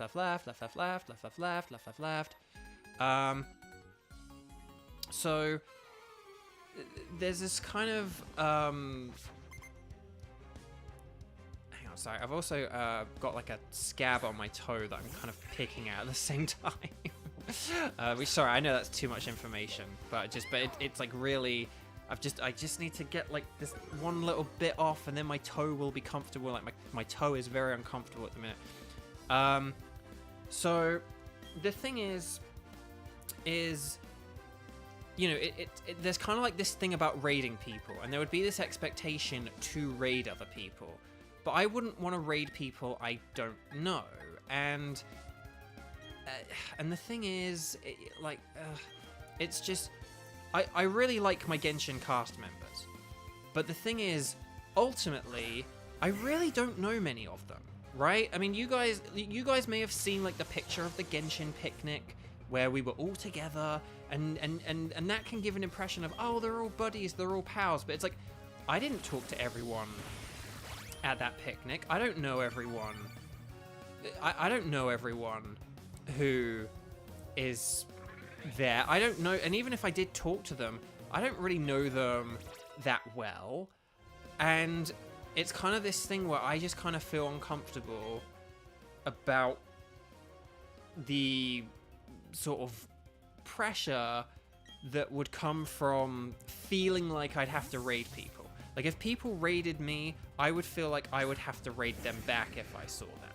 That I would annoy them, because it's like, hey, I raided you that one time, and you could have raided me, and you didn't. And it's like, I don't want that either, and it's like, I don't want to recommend people where ultimately, I'm just not very familiar with who they are. The internet is a dodgy and scary place, and I don't really want to sort of be the connecting line. Like, and I know it's hard as well, because I know I've said stuff like, oh, we love so and so here at Bovio Games, and I do genuinely mean that, but there are really only a few people where I could say, yes, I definitely know that person, and they're definitely cool. I mean, to use an example from earlier, I love Jackie. I think she's awesome. I've had fun interactions with Jackie whenever I've interacted with Jackie. I feel fairly confident that Jackie's a good person and is not like secretly awful or anything like that. However, I still don't really ultimately know Jackie. And yes, like I probably would feel fine recommending you guys to Jackie. But it's that kind of principle. Like, it's just that principle of, there are a lot of people where I don't really know them, and I wouldn't really feel comfortable sending a wave of people into someone when I can't really vouch for if they're a good person and if they're someone who should really be sort of praised or acknowledged or rewarded or anything like that. So YouTube just works better for me, to put it lightly. And yeah. But Twitch, someday, maybe like YouTube could very well muck up, and someday I might look at things and I might be like, yeah, I need to switch to Twitch. But right now, YouTube works for me. The other thing as well is I feel like, given how the thing with YouTube, I think if you stream like once or twice a week or something like that, I think YouTube is pretty good for that. I think if you wanted to stream all the time, like if your job was a streamer, like if you streamed like 8 hours a day, every day, like every weekday, I do think Twitch would be better for that as well, because again, YouTube is good for like the catch up, and Twitch is good for like the live element. And I think that kind of, so there are some games where I'm not sure if I ever would stream them, just because like they're very long, and so they may not make for good content kind of thing, or it'd be hard for people to catch up. But it is kind of a thing where it's kind of like, well, actually, if I did stream that game for like 4 to 8 hours a day for a week, that would be good Twitch content kind of thing. But it may not be good YouTube content. So that is kind of something I've been aware of. But again, right now I'm happy with YouTube. I'm getting closer to reaching YouTube partner. We'll see how YouTube partner goes. Again, maybe they'll screw me over. I actually did get screwed over by YouTube like over a decade ago. I didn't think I would ever come back to YouTube. But I like watching YouTube, and it just makes sense to me, so I did it. But yeah. Sorry, some of the stuff I just said, did kind of allude to, could potentially allude to other things, and I didn't mean to make that connection. But but that is something it's something I've thought for a long time, and I've never said about the, like, twitching and raiding thing, but that's kind of one of the reasons, that honestly is, like, it is a big reason, why I, don't use, why I don't use Twitch. Sorry, I'm just, did I, hang on a sec, I don't think I went... I'm wasting repels here, but I don't think I went over here. But I do want to go over here, because, yeah, there's this item. Oh, it's only an escape rope, dang it. But, yeah. Have you ever done a collab with other Genshin VAs? A lot of them upload on YouTube. So, on this channel, the only collab I've done is with Koi. I don't, like, if you've never seen that stream, go watch that stream. It was so much fun. The first stream I did was playing WarioWare with Koi. If you've never played WarioWare, it's a very chaotic game with a very random aesthetic.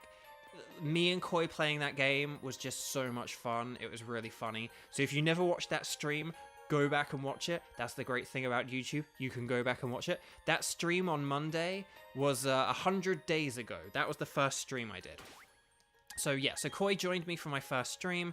We played WarioWare. So that was the collab I did. And then I've joined a lot of other Genshin people on their streams. Archie makes the sort of principal case, the one that I pointed out earlier, where I've sort of played with Erica, Christy, and Sarah, Erica Harlica, Christy Kate, and Sarah Miller Cruz. We did some Jack in the Box together one time, and then we played Overcooked 2 in its entirety, and by entirety, I mean we absolutely and definitely beat the final level. We definitely totally did that. We saved the Onion King. He definitely didn't get devoured by the unbred. And so those were really fun. Those are really fun streams. But I have joined Sarah on stream, just like individually as well. We did the Chongyun hangout. That was really fun. Please definitely go check that out. I joined Zach on his streams for the Chongyun hangout. That was really good. That one's very popular. It is more popular than Sarah's. I would recommend going to Sarah's just because I think Sarah's was a bit more silly, good fun, and the audio quality's better, because with Zach's I didn't realize how much the audio was cutting out. And then I've joined other people as well. Jackie Lastra.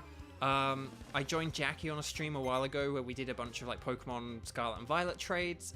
I can't remember if I've joined Jackie. I feel like I've joined Jackie someone else, but I can't remember now. Like, I know I've talked to Jackie. It's like, because I'd never really sort of, I'm sure I've talked to Jackie on, maybe that was just the only time, but yeah, I really like Jackie, but again, I kind of don't know Jackie. But I really like Jackie though. But yeah, and then who else did I? Oh yeah, and then I joined Anne Yartko on stream as well. Like, I've been on Anne's stream. Anne's really fun. And then I've also joined Kira Buckland on stream, voice of Kuki Shinobu. And I'll probably join Kira on other streams as well. You can periodically just hear me randomly in the background on Kira's streams as well. Yeah. But yeah, I think that's everyone. And then, I mean, as well, I mean, I joined Chris Faea, the voice director of Genshin Impact as well. I've joined him as well. He was like the first person I joined on stream actually. And then yeah, everyone kind of came from there. But and then in terms of collabs on this channel, again, kind of tied into some of the reasons why I may not do conventions. It might be a while before I do other collabs or collaborations with people. But I would absolutely and definitely love to do more stuff with Sarah. I would definitely love to do stuff like individually with Erica and Christy. I would love to do something with the three of them, and we have talked about that. Like, we will definitely do stuff with like the 4 of us, I promise. That will happen, because I again, like, I don't like group streams, but like but Erica, Sarah, and Christy are like definite exception. I adore them. And then what else? Zach and I have talked about doing something together. We just don't know what or when or how, because like he's crazy busy and my life's a mess, and so yeah, it's just very so yeah, we will, so that there will be collaborative stuff. I've got a bunch of plans for collaborative stuff, but it's just kind of more like down the line when I've got like a better streaming setup, when I'm not like, there's not like cables everywhere and stuff on the floor and all this kind of stuff. So yeah, it's just a bit. So it's just, so I've got ideas for things as well. Should I say one of them? I don't want. Or do I want to say them out loud? I'll say one of them out loud. A thing I would like to do is Teenage Mutant Ninja Turtles Shredder's Revenge has, it's like up to 6-player multiplayer co-op. I would love to someday have voice actors eat pizza and play Ninja Turtles, right? That is a thing I totally and absolutely and utterly want to do, right? I would love to do that. And I think that'd be so much fun having, you know, up to 6 of us maybe, like on a couch, sitting around a TV, playing Ninja Turtles. I would love that so much, right? But here's the thing. I would want to do it properly. I don't want a load of people in my shambles of a... I mean, there's not enough room for 6 people to begin with. But as well, I would also kind of like to make the pizza myself. So I kind of would like to like get a pizza steel. I know that's very extra, but I want to have like a couch with a nice setup and like a camera on us. We'd have a camera on us as well. And like, and I'd make pizza for everyone, you know? So like, it would be my pizza. We wouldn't have to like wait on pizza to arrive. Like, I could make the pizza and time it perfectly. And we could sit and be on camera and eat pizza and beat Shredder. And that's, you know, that's kind of what I would, that's one of the things I would love to do. And I don't know who I would get. I mean, one of the people I think of is Alejandro Saab, like Sino, because he's a big Turtles fan, so he would be one of the people who I would love to have on such a stream. But yeah, we'll have to see. We'll have to see. But again, I mean, that's it. I mean, I'd love to have like, you know, what would I love to have? I'd love to have like Zach, Erica, Sarah, Christy. You know, if you had say, I mean, that's the thing. I suppose if you had those 4 plus Alejandro, that would be 6. So I guess, but again, don't get excited about that. That is very far off in the future. Okay, but so don't get excited about that being in the near future. That's definitely in the very distant future. But just remember, one day it will hopefully happen, and one day it will hopefully happen, and when it does, you know, you guys can kind of, you can be like, hey, that's the thing he said in the stream that one time, you know. So anyway, this is Riley. You are? Okay, you're Bo. I'm Riley. I'm a trainer, and yes, it is a bit odd that I would be training here. If you'd like, we could team up. The wild Pokemon here are restless. So Aiden, you've got a question. How do you think if I want to get into voice acting, what should I do for a starter? I've been very interested in such a thing. Oh, sorry, Aldian. Sorry, I said Aiden. Aldian. Sorry, I have bad eyesight. But that's another thing I need to get kind of sorted before before I do pizzas and streams and conventions and all this other stuff. Aldian, that's a great question. I might make a shortcut for this in the chat, just in case for this question, because basically I have a blog on my website. I don't know if someone like Xander felt interested in finding it and getting the link for it, maybe, but no pressure, Xander, no pressure.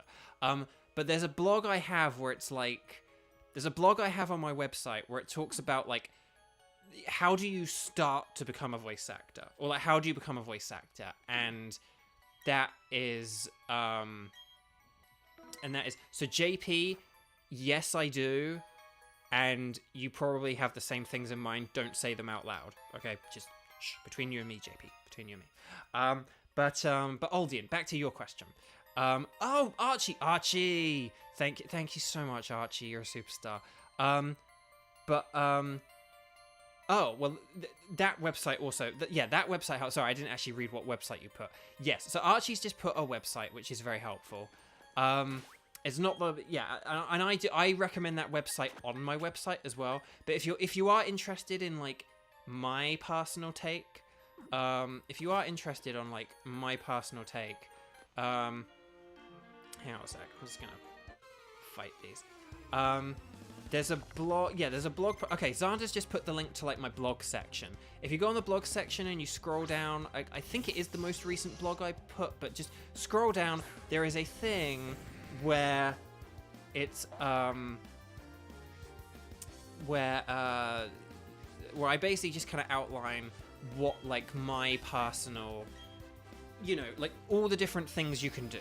It's kind of my like, okay, look, if you're interested in voiceover, here are the things you can do to like learn and stuff like that. And then if you find that blog post interesting, and this links into what Archie said about, then if you like that blog post, what you can then do is I also recommend, so read the blog post, because it will kind of give you like an outline, I think, for like, say, it kind of gives you like a bit of a beginning of your career outline kind of thing. And then what you can do, we'll go Pikachula rather than Jirachichi. And then what you can do is on my on the website, I have a sort of like a recommended section, or I have like 3 recommended sections. It's like, oh, I'm an idiot. I'm not an idiot. I'm just being silly. Hang on. I just remembered something. Very important. No, you're both superstars, Archie. You're both superstars. But then I have this recommended section on my website where I recommend, like different books you can read. I recommend different podcasts and like YouTube videos and websites you can check out. And I recommend different teachers to take classes with. So I sort of have like all these things that I recommend. Oh, hang on. Oh, no. Hang on. No. Yeah, I don't want to teach surf. Hang on. Right, use. There we go. So, I want to teach surf to Pikachu. Because, yeah. There we go. So, Archie and Xander, like, no you. Love it. Love to see it. Love to see that kind of positivity. So anyway, Buck, hang on, let me just get, I'm just going to check one thing, unless, sorry, Xander, could I just get you to check one thing? Would you just please be able to check for Gen 8 Roselia? It doesn't learn, I don't think I have the TM anyway. It doesn't learn Sludge Bomb by level up, Roselia, does it? I think you have to teach it Sludge Bomb in BDSP. I think you have to teach it Sludge Bomb. I don't have Sludge Bomb. I need to double check where Sludge Bomb is, but I think that's for a later stream. But yeah, I need to. I thought I had Sludge Bomb for a second there. I don't. But yeah, I need to. I think Roselia can only get Sludge Bomb by teaching it. So yeah, that's something I need to. That's something I just need to remember. I do have a list of all the TMs I need, but I think after this episode, it's when I need to start paying attention to my notes again. I've been able to go in autopilot for the past few weeks, but I think next week I need to go back to the things again. Right. Anyway, Bark. So on my website, I then have like a recommended section where I have lots of stuff that I recommend. So I have like a recommended books section, and I have like a websites and podcasts and videos section, and then I have a teachers section. So if you're ready to actually like take classes with an actual coach, I put a load of coaches who I recommend. And in the website section, I do have the website that Archie recommended, I want to be a voice actor.com, which is from D. Bradley Baker, which is a very good website. It's one of the top websites I recommend. But if you're interested in my perspective, and as well, just one thing I will say, when I say this, I'm not saying that my advice is better than D. Bradley Baker's. That is not what I'm saying.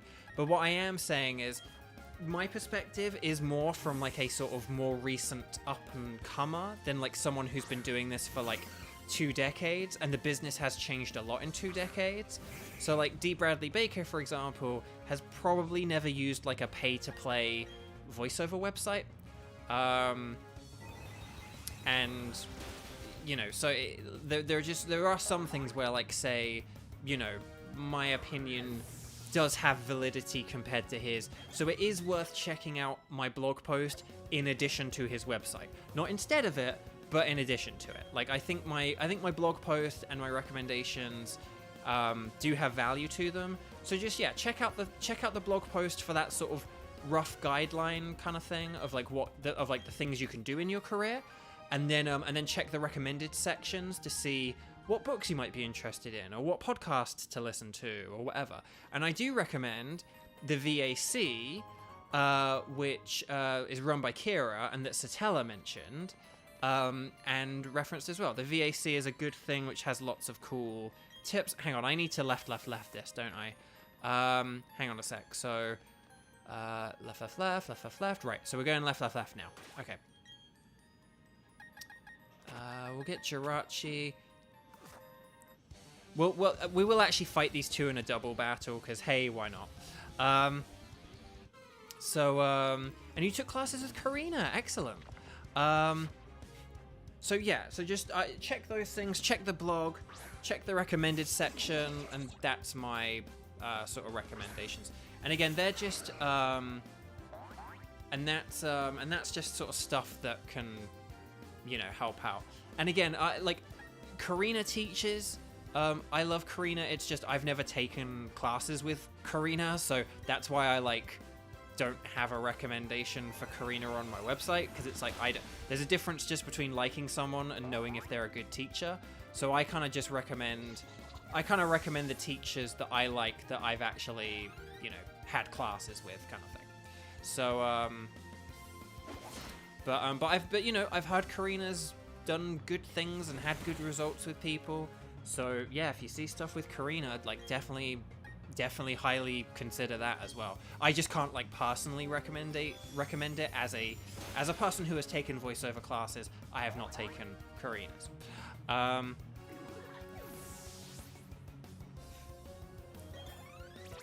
But yeah, Sabertooth. That's sort of the initial part of that is sad to hear, but then I'm glad that things have worked out, because yeah, that's kind of often how it can be. Again, I do think a part of my desire to voice act and entertain does come from this notion that I kind of talked about earlier about, you know, I get shut out a lot in like social situations, and so it's nice to kind of just like actually have a voice and have my voice. So right, left. Right, the item.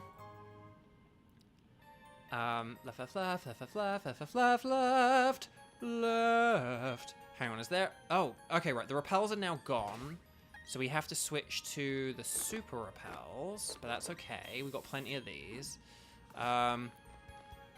Okay, good. Iron plate, lovely.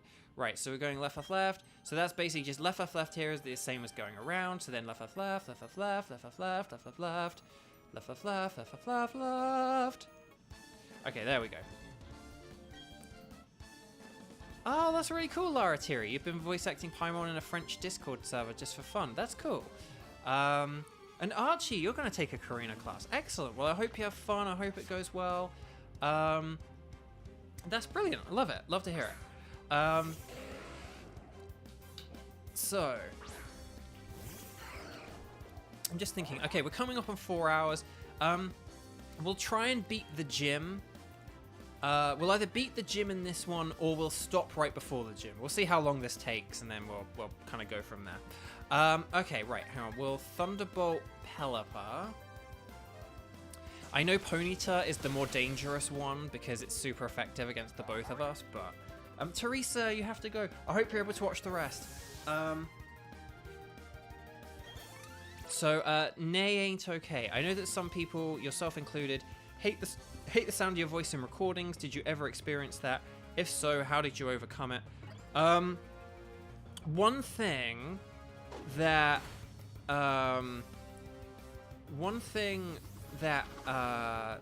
sort of tends to one thing that I don't think helps people is if you record on like something that's like low quality. So like if you hear yourself in like a phone message, oh, good job, Jirachi, well done. No, Ponyta, no, no. If you listen to yourself on like a phone message, like an answer phone, it won't sound very good. It will sound more different. The simple fact is, our voices do sound different in our heads than out loud. Like, it's just the science of how sound works. So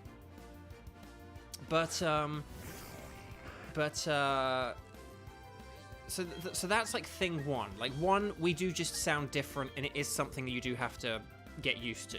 But two, my recommendation for getting used to the sound of your voice is try and get used to like hearing your voice on like good equipment and a good recording setup. Because if you only hear yourself on like a garbled answer phone message type quality type thing, it just, you're not really gonna like hear yourself, and you're gonna think, I don't know what I sound like. Hang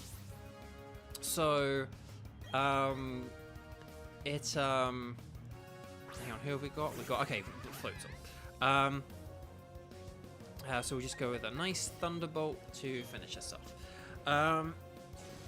So yeah, you kind of want to work on a good setup, and again, a bit like the money and happiness thing earlier, a better quality microphone doesn't necessarily automatically imply or equate to better quality sound. You do need to like not be in an echoey room and all this other stuff. But once you do have like an okay sort of setup where you can sound more like yourself, that is where I think you can kind of begin to get used to it. And the thing I would say is just kind of, I mean, it kind of just comes from like experience. Hang on, we are going to left, but we've actually reached the end of this passageway. So we're going to left until we explore the rest of this room. Okay, so left. Because I want to make sure we can face everyone. I want to make sure we can face everyone before we get out of here. Okay, hang on, let's talk to these two. So, but yeah, but as for what mic I use, the mic I'm on right now is a thing, it's like an old microphone that you probably can't get anymore. It's a thing, it's like an Audio Technica AT831B, something like that. But basically it's not a condenser mic, so it only accepts sound from like right ahead of it and not really anything from the sides, which is why you probably can't hear things like the AC as much, or you probably can't hear the AC as much, or that dog as loudly as I can and stuff like that, because it's coming from like behind the microphone and not in front of it. But then professionally, the booth, the equipment of Kira's that I get to use. There's the what are they? There's the Sennheiser 416 and the Neumann TLM 103. The Sennheiser is like this microphone where it only accepts sound super duper directly from the front, and then the other one is the sort of the cardioid. I meant cardioid, not condenser. The other one is the I just blocked myself off. And then the other one is, but then the Neumann is a cardioid microphone, which means it generally accepts sound from the front, but it will also accept a little bit from like the side and stuff like that. So, but I would recommend, sort of, if the better your starting mic, the better you'll get with getting used to your voice, I would say. Like you don't, like, on the one hand, you don't need the best microphone ever to practice on. So you don't get one of those microphones I just said if you're just like learning. But I will just say the better the microphone you have, I think the better you'll get used to what your voice sounds like, because it will sound more similar to what you think. Again, a telephone, me and my brother, we do sound kind of similar, but it's very obviously different, like who is who if you like closed your eyes and heard us talking. But on like the phone, because of whatever it does to process the sound, like we sound the same on the phone. And to be honest, a lot of people do. Like my cousins would sound similar on the phone, and then they would sound the same as my uncle on the phone and stuff like that. And so if you can get like a pretty good starting mic, but not necessarily an all the bells and whistles starting mic, that's my recommendation for a microphone and getting used to. But the thing about getting used to it is kind of just by doing it. It's just by getting a mic and plugging your headphones into it and listening to your own voice on the headphones and then playing back what you recorded so that you hear it as well. And yeah. And then okay, just one thing, Aldian, this is going to be like the last question I do, just because again, like there is the rule about like not getting too crazy with questions, if that's okay, because it can kind of just like detract from things a bit. But have I explored this whole cave now with like left? I don't know. But just as to practice, I mean, I will say something that is like shocking here and stuff like that. These days, I don't tend to practice as much because the thing is, hang on, I just want to make sure I've got good Pokemon here. We'll get Jirachi-Chi. I think Jirachi-Chi will be good. I don't tend to practice as much just because, like, I do gigs and I do auditions, and I'm at this point now where my auditions have become my practice. I think when, like, when you, like, first start getting auditions, that you shouldn't be like, oh, I'm getting auditions now, so I don't need to practice. Like, no, you do need to. But it's just one of these things where, like, I first started taking classes over 10 years ago. So, it's like I don't really need to do, like, a bajillion classes now. Like, I just need to do workshops. And because of the pandemic, like, doing workshops and stuff has been harder. So I haven't done, like, any classes or workshops or anything since the pandemic, because of the pandemic. And then, like, now it's just one of those things where between the pandemic and because of the stage I'm at in my career and because of money, I just can't really afford workshops and stuff. I would love to do a few workshops, and I would like to do... There are, like, some classes and stuff that I would love to take if they became available, but we'll have to see if they become available. So I'm not, like, done with workshops forever. It's just, but I'm at this phase in my life and my career where, because of various different factors, I don't do, like, classes for practice. It's kind of, like, just my actual voiceover career is my practicing.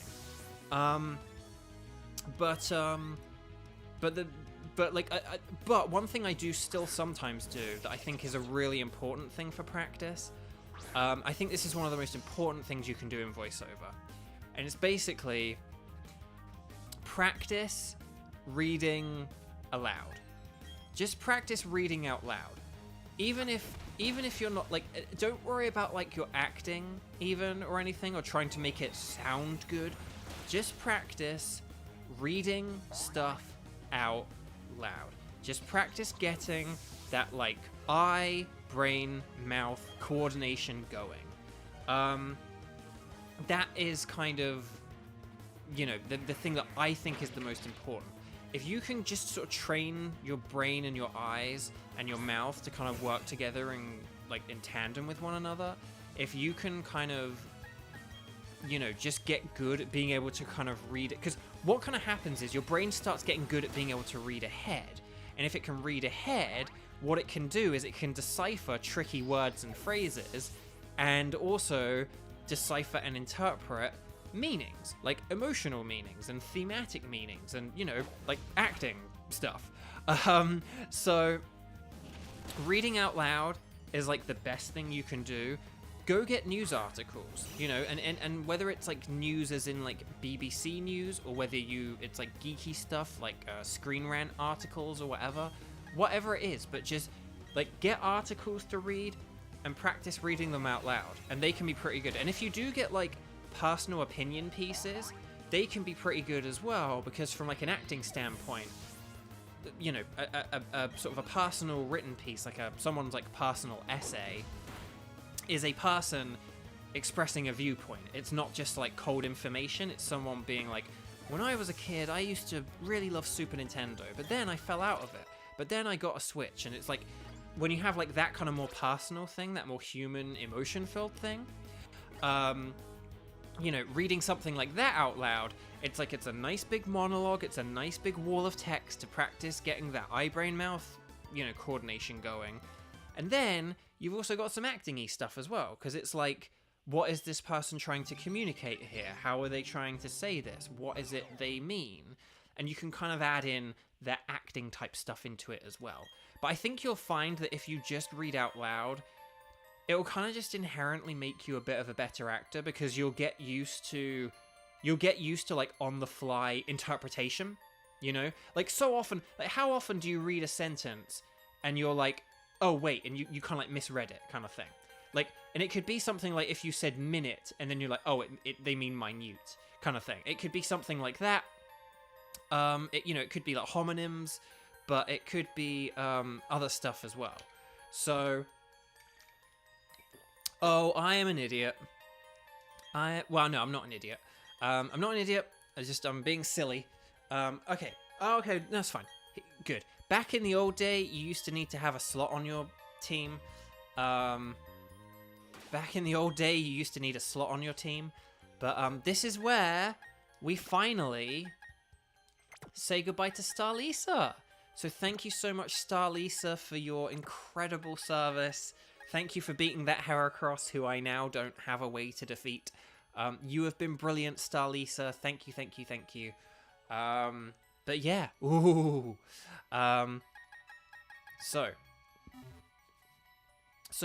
I think reading out loud is, because I mean that is what the job is, and some people will get a bit sort of pretentious about the acting side of things, and don't get me wrong, like the acting is the most important thing, but at the end of the day, voiceover is this ability to read out loud. And you do need to be able to do that, you know, like again, it's what separates voiceover from on-camera acting. So that is something I hugely recommend. And then what you can do is just practice reading out aloud. You don't even need to record yourself. But then once you get a bit like more competent at it and stuff, you could even then start reading out loud, and you could get used to hearing yourself read it out loud, and then play it back, the reading out loud. And that can help you as well. And hearing yourself read it back, you can hear all the little things you're doing or not doing, or you're like, oh, I was kind of stumbling there. I didn't really know I was stumbling there, but I kind of stumbled there. And you can hear the little like, oh, hang on, they meant this interpretation, not that interpretation. Like, oh, I read that out wrong kind of thing, because I misinterpreted it. So that's something you can do as well. And then I do just want to add to something Archie said.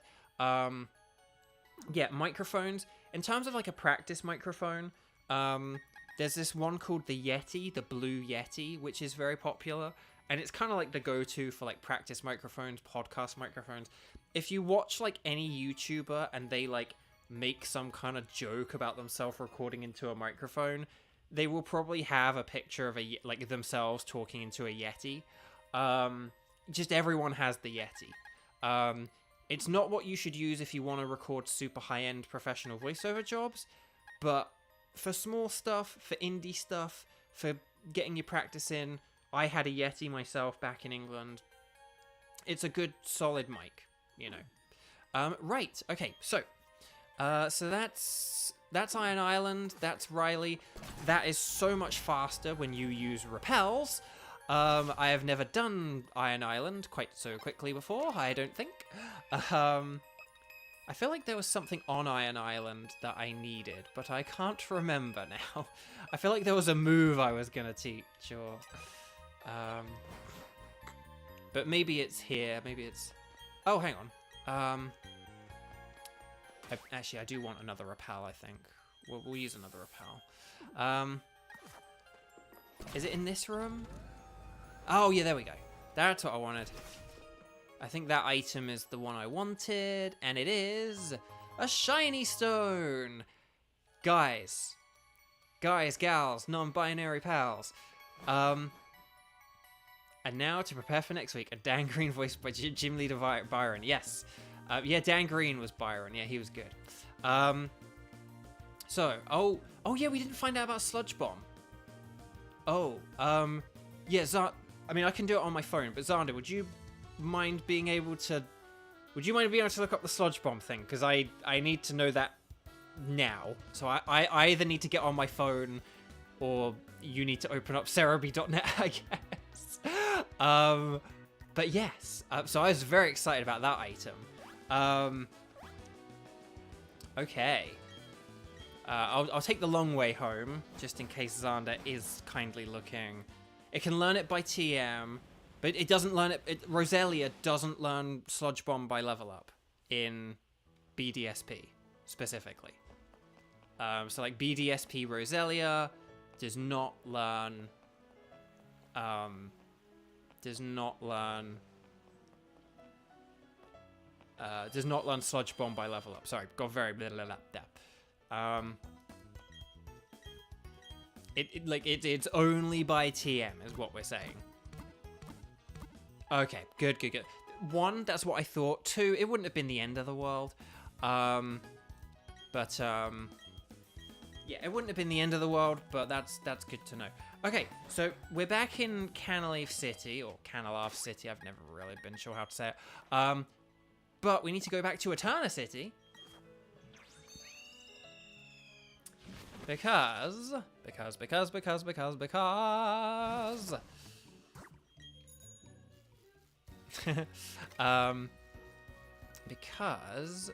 no, we don't do that.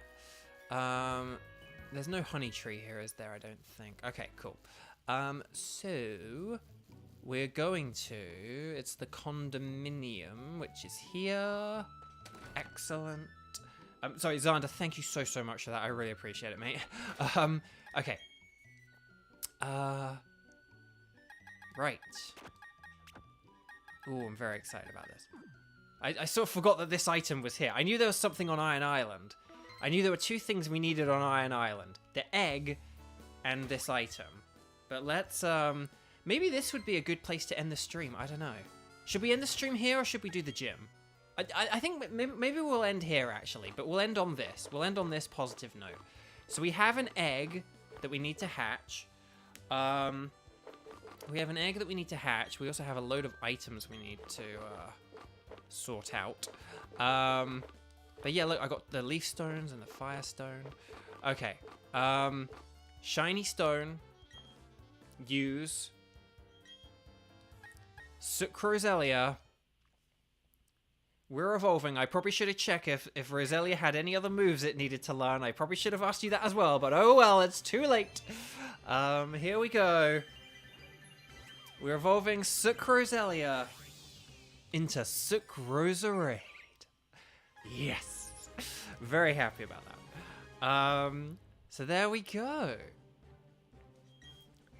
Now, that shiny stone is the only one we can get until the post game, with the exception of if you have a Pokemon with the pickup ability, but that's relying on luck and has nothing to do with like skill.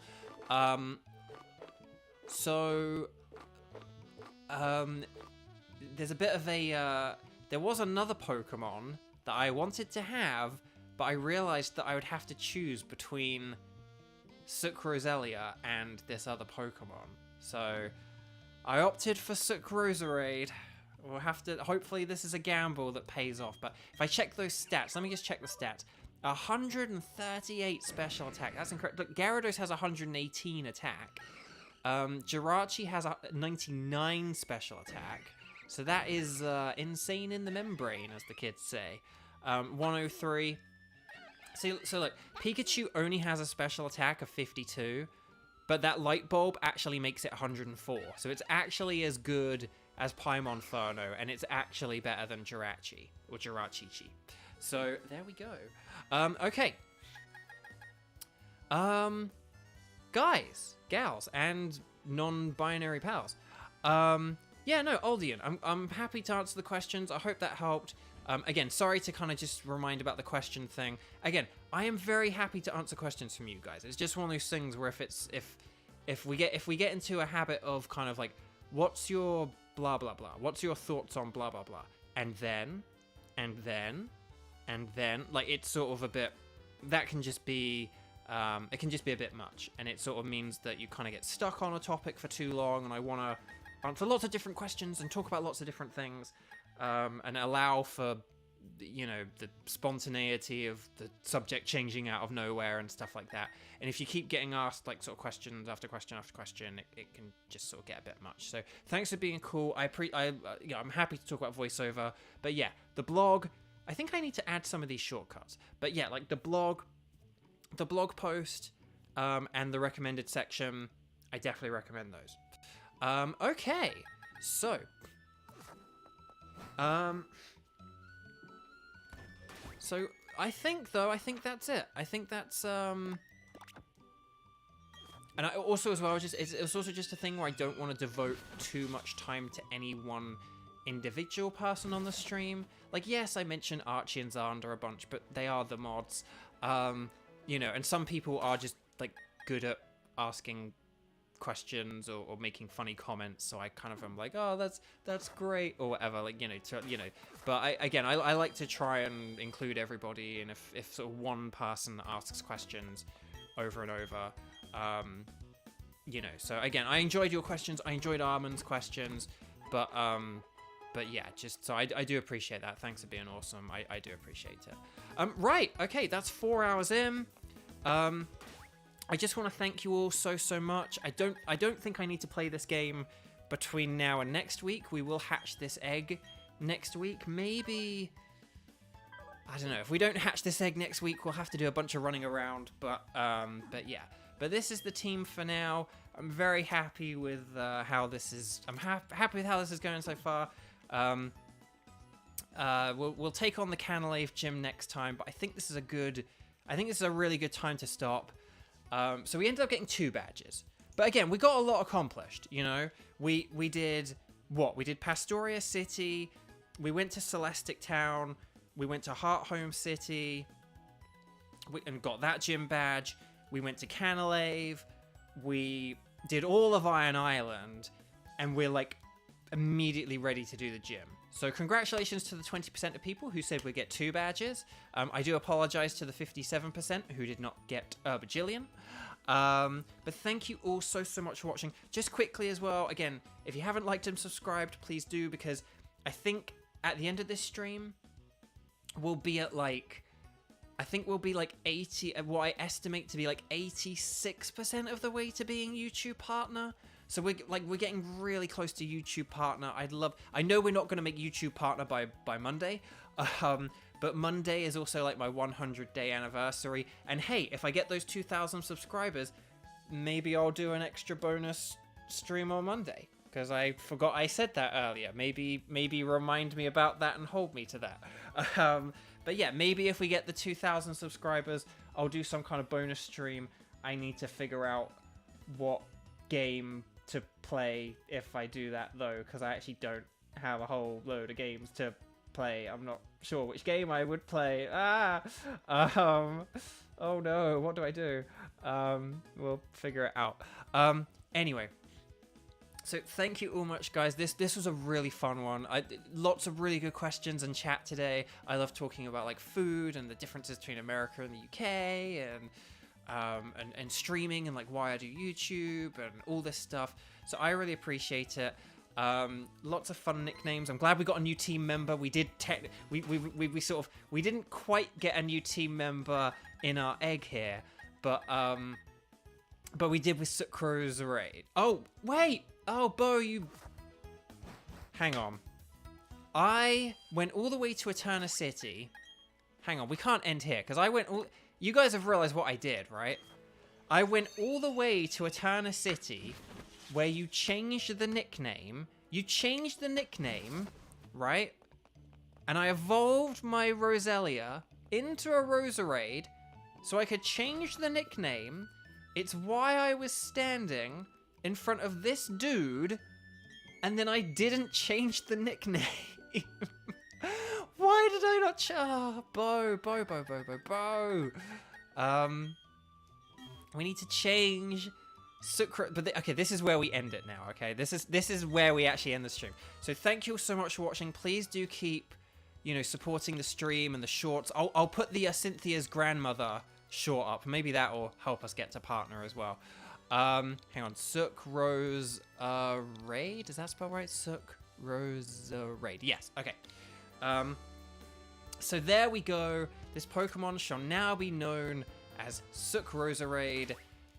There is Sucrose Raid in all her glory, in all her glory. So yeah, very, very, very, very happy about that. I'm really glad we got the new team member, and I'm really glad how well this has all been and how fun this has been. Hopefully I'll get the 2,000 before Monday. If I do stream Monday, it won't be this. Don't worry. We'll stick to keeping this on Saturdays, but maybe we'll do some shiny hunting or something. But actually, I have a different idea. I have a different idea for Monday. Actually, based on something we talked about today. I just thought the wheels in my head have been turning. So maybe we'll do that.